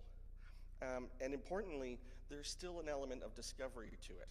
So YouTube Kids still uses the discovery element of YouTube, which of course has many reliable channels from standard producers, creators, and traditional broadcasters, but also has a lot of user-generated content that is highly relevant to what children are interested in. I was saying to Daphne, she was mentioning Star Wars fascination by toddlers. And I, of course, said, have you seen the Lego Star Wars? You know, and her reply was, which one? Because YouTube is full of people that are recreating every movie based with Lego. And the search mechanism in YouTube Kids is designed to surface that material that's both acceptable and context relevant for the child that's using the app. As I said, once again, within the limitations that are set for the app's use and providing some level of comfort for the parent themselves. We were talking also, Karen was speaking about user badges and broader-based signaling of privacy. And, you know, I'll just be honest with you, as a representative of Google, that is a very tough nut to crack. It's an ongoing discussion in the context of privacy legislation in Europe and in North America. And it's been an ongoing discussion in the DPA community since Ann Cavoukian first proposed layered notices. We're still trying to tackle with the idea of layered notices, whether it's through badges or whether it's through actual structured notices and menus on mobile devices. What exactly is the appropriate way to communicate permission settings and to communicate how data is being collected and how it's being used, and negotiate that relationship between the user and the service provider, which is especially difficult as we discuss the multiplicity of devices that we're using on a daily basis. You know, small phone, big phone, computer, desktop, portable, tablet, those are all shifting shifting design models that require a different level of insight, a different level of presentation, and sometimes different assumptions on the part of the user. Tablets are largely used for content, while phones are largely used for communication. How do you bridge the gap in understanding permissions and understanding the definition of consent between those two devices? And it's a place where I think, and I've argued this for a few years, we're still in a great process of transition. If we look at the phones and the mobile devices we had 5 years ago and how we understood our relationship with developers and service providers online versus the ability to access information and to examine the depth, or rather layers, of our relationship with a service provider today, there's been a tremendous leap forward. But as Matthew was hinting, there's still such a level of complexity that it almost becomes a state of confusion, because it is moving at a rate that's seemingly, for a person who's 45, much easier to understand and adapt to as a teenager and as a young man than it is someone who's spent their formative years dealing with text-only video games. But I think it's a space, as Karen is researching this full time and trying to execute on a strategy that tries to grapple with user interaction, simple design processes, and a very complex idea. It's a place where, whether it's Mozilla, Google, any of the companies that are operating online, are investing a tremendous amount of time and resources trying to get it right. Because in the end, the key is to make sure that the user has a satisfactory and reassuring experience, and that we're minimizing confusion and doubt about the transaction and the service that they've entered into. It's still a long-term challenge, though. And with that, I'll close.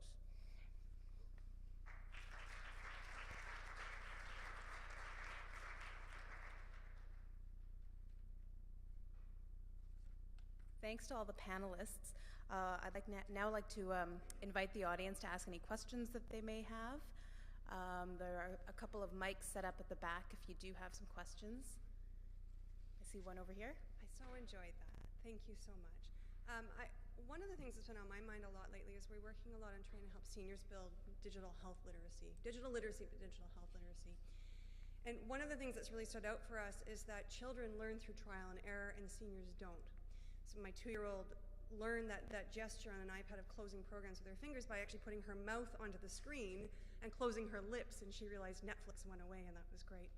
And I use that example with seniors. My kid's eating the iPad and figuring out how it works. At the same time, I'm also engaging my mother with my kids. So I have my 5-year-old watching Monster High. I'm not really okay with that. So I asked my mom to watch Monster High, and they talk about it on Skype. So I'm curious, when I think of Privacy Pirates, for example, my first thought was when my mom comes and visits in a bit, I'm going to get her to play that with my 5-year-old, and then she learns about digital privacy. Well, my 5-year-old learns about digital privacy. Is there any work going on in that space about cross-generational learning through games? The belief you're learning through the child, but really you're learning across all ages?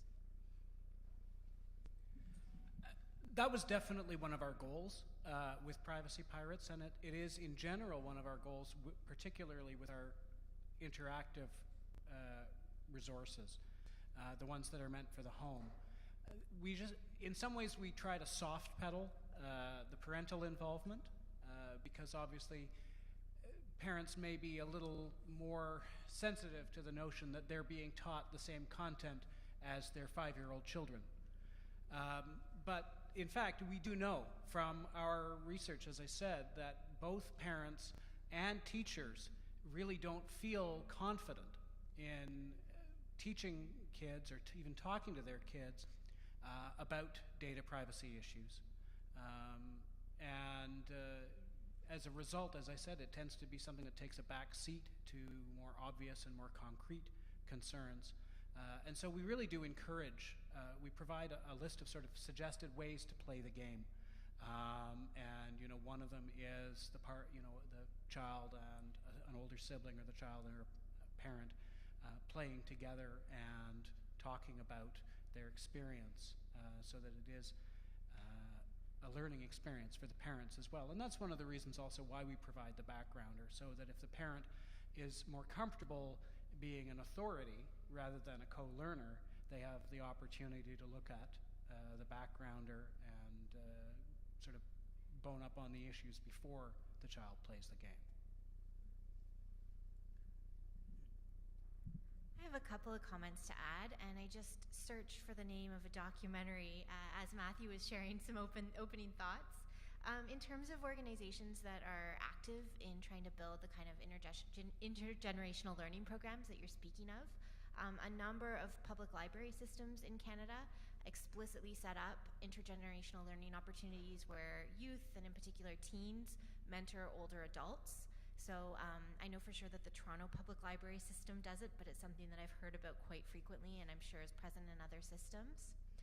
In the Toronto area, there's an organization called Youth Empowering Parents that has developed curriculum to work with teenagers, empowering their parents and grandparents, particularly in communities with a lot of newcomers, where there's settlement issues being taught in relation to digital literacy skills.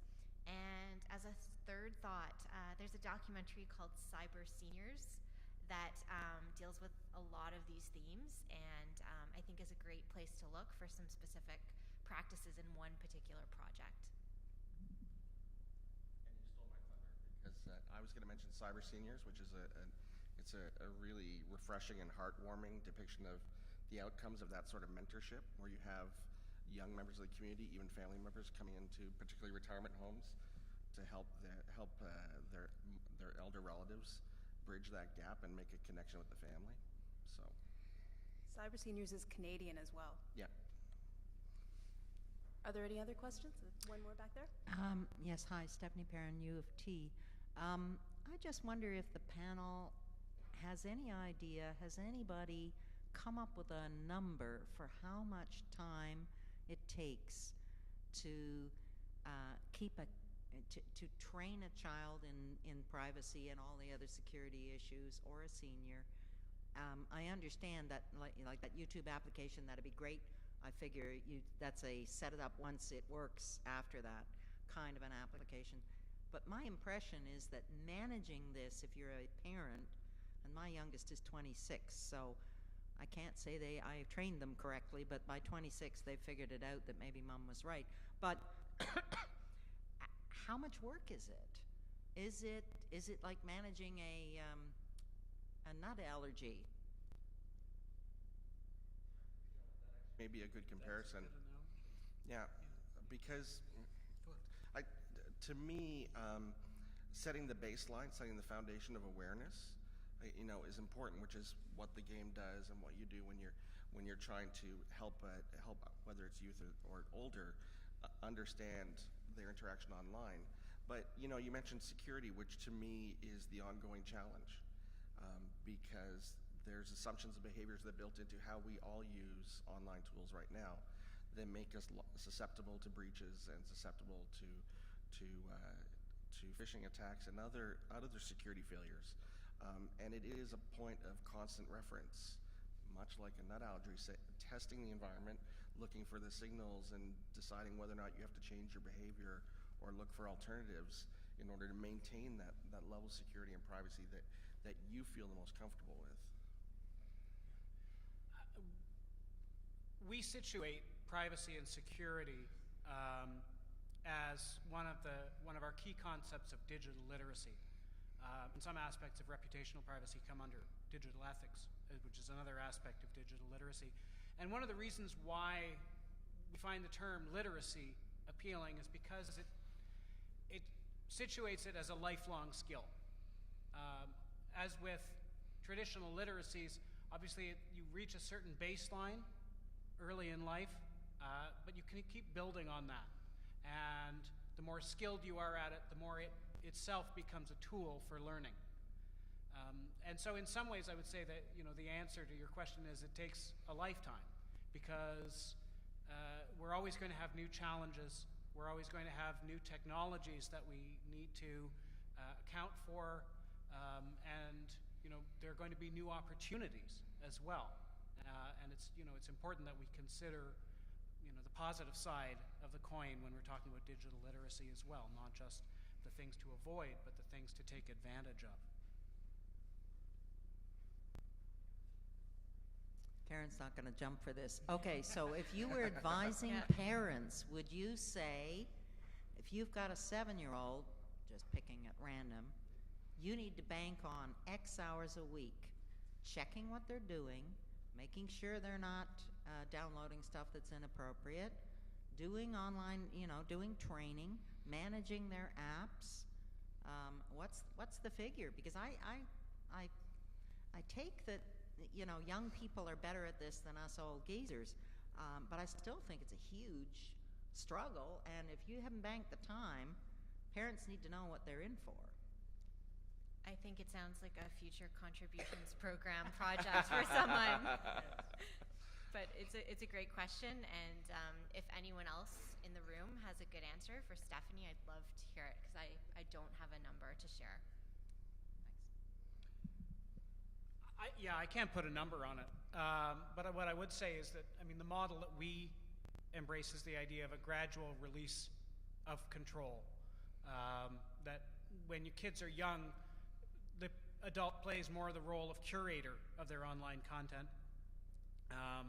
So you can introduce these ideas and these skills gradually as you give them more and more independence online, with the knowledge that sooner or later, and probably more sooner than later, they're going to be using the internet in contexts where you can't curate it.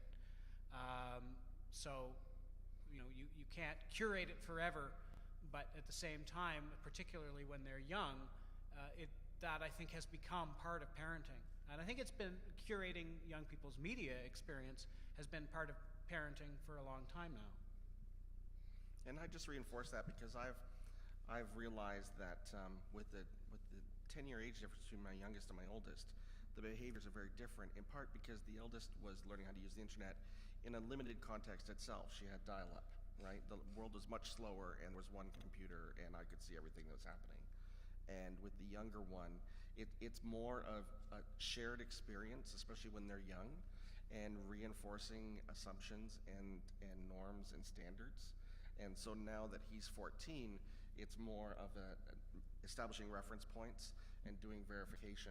And it's interesting, Stephanie, that you mentioned an hour, and then I was thinking of the proportion of time. And I would say that I spend an hour a week in that sort of verification, but it's not explicitly, what are you doing, why are you doing this, what are you looking at? It's more like intervening in his activities to discuss what he is doing, what is the network he's interacting with on his network games, what games is he playing, and then, for example, last night we spent half an hour just bouncing through YouTube looking at videos, right? So there's an implicit conversation there about acceptable content and the appropriate use of YouTube, which is appropriate for his age. But it might be useful to think of it in terms of proportions, especially as when you're dealing with a child, you're talking about specifically limiting the amount of time that they're spending on a device and that they're spending online. So you really want to be spending quite a bit of time moderating that.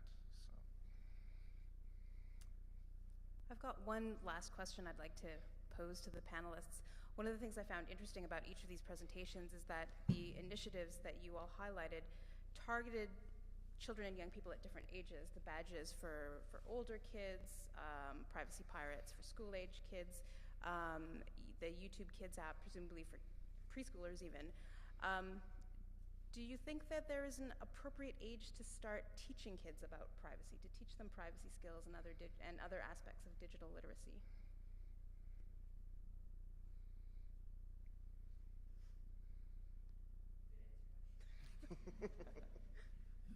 I'd say, you can start teaching them about privacy practically as soon as they're verbal. You can start teaching them about online privacy as soon as they go online, and that's up to you as a parent.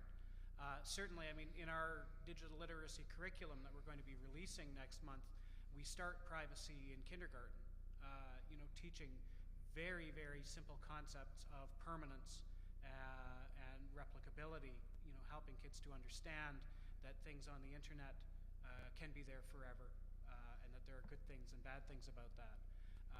So I don't think there really is a time when it's too early to start learning, but the ways that they learn on a cognitive level, and obviously the issues that they need to learn about, change. And that's why it's so important that we as a society and researchers and resource creators and parents and educators be well informed about what kids actually are doing online so that we understand which issues they're facing at those different ages. Well, thank you very much. It's been a wonderful panel to moderate. Thank you for the opportunity. I guess I'll turn it over now to Madeline.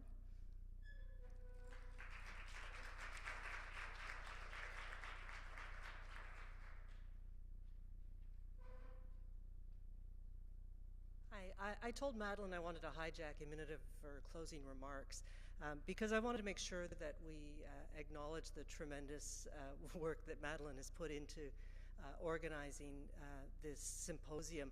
Madeline has been involved from the writing of the initial application to the contributions program, to the conception of the program, to inviting the speakers, to making all of the arrangements for the speakers, designing and organizing the day, arranging for this wonderful catering.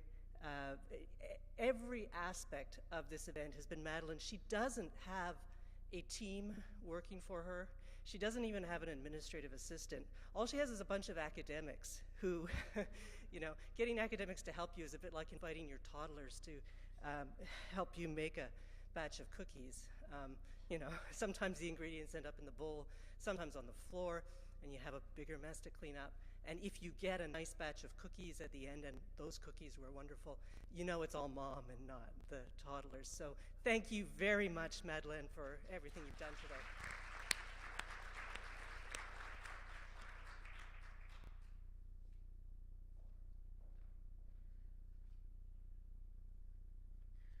I'm blushing. I don't know what to say. Thank you so much. And it actually isn't quite true that I did this all myself. There were a lot of people who played an important role in the success of today. First of all, the Office of the Privacy Commissioner of Canada through their contributions program for being the primary sponsor of this wonderful day, and also the University of Ottawa through the Conferences on Campus funding opportunity. Without funding support, today never would have happened. I'd also like to thank all members of the organizing committee, David Fewer, Tamir Israel, Jan Joly, Bartha Knoppers, John Lawford, Teresa Sciazza, and Jeff White, as well as our collaborators, Michael Geist, Mistral Goudreau, and Ian Kerr. I'd also like to thank François Cadieux from the Office of the Privacy Commissioner of Canada for his support and guidance throughout the organization of this symposium. I've had a lot of opportunities to speak to a lot of OPC-funded researchers, and there's been a real common theme that comes through saying, I'm really looking forward to meeting François. He's fantastic. He's provided so much support for my project. So I'm actually not alone on this. I speak on behalf of all OPC-funded project researchers for many years. The support that you provide for the research projects and knowledge translations projects is really tremendous. And finally, I'd like to thank my wonderful research assistant, Arabelle Aslan-Larue, for her excellent help throughout the planning of this process. Last but certainly not least, thank you to all the speakers and all the moderators for sharing your fascinating research and cutting-edge experience with us. It's truly been a very thought-provoking day. And finally, I'd like to remind you that we'd really appreciate if you could take a few minutes to fill out that survey that's at the end, that's in your program booklet, so that the 2016 Pathways to Privacy Symposium can be even better than the 2015 one. Thank you.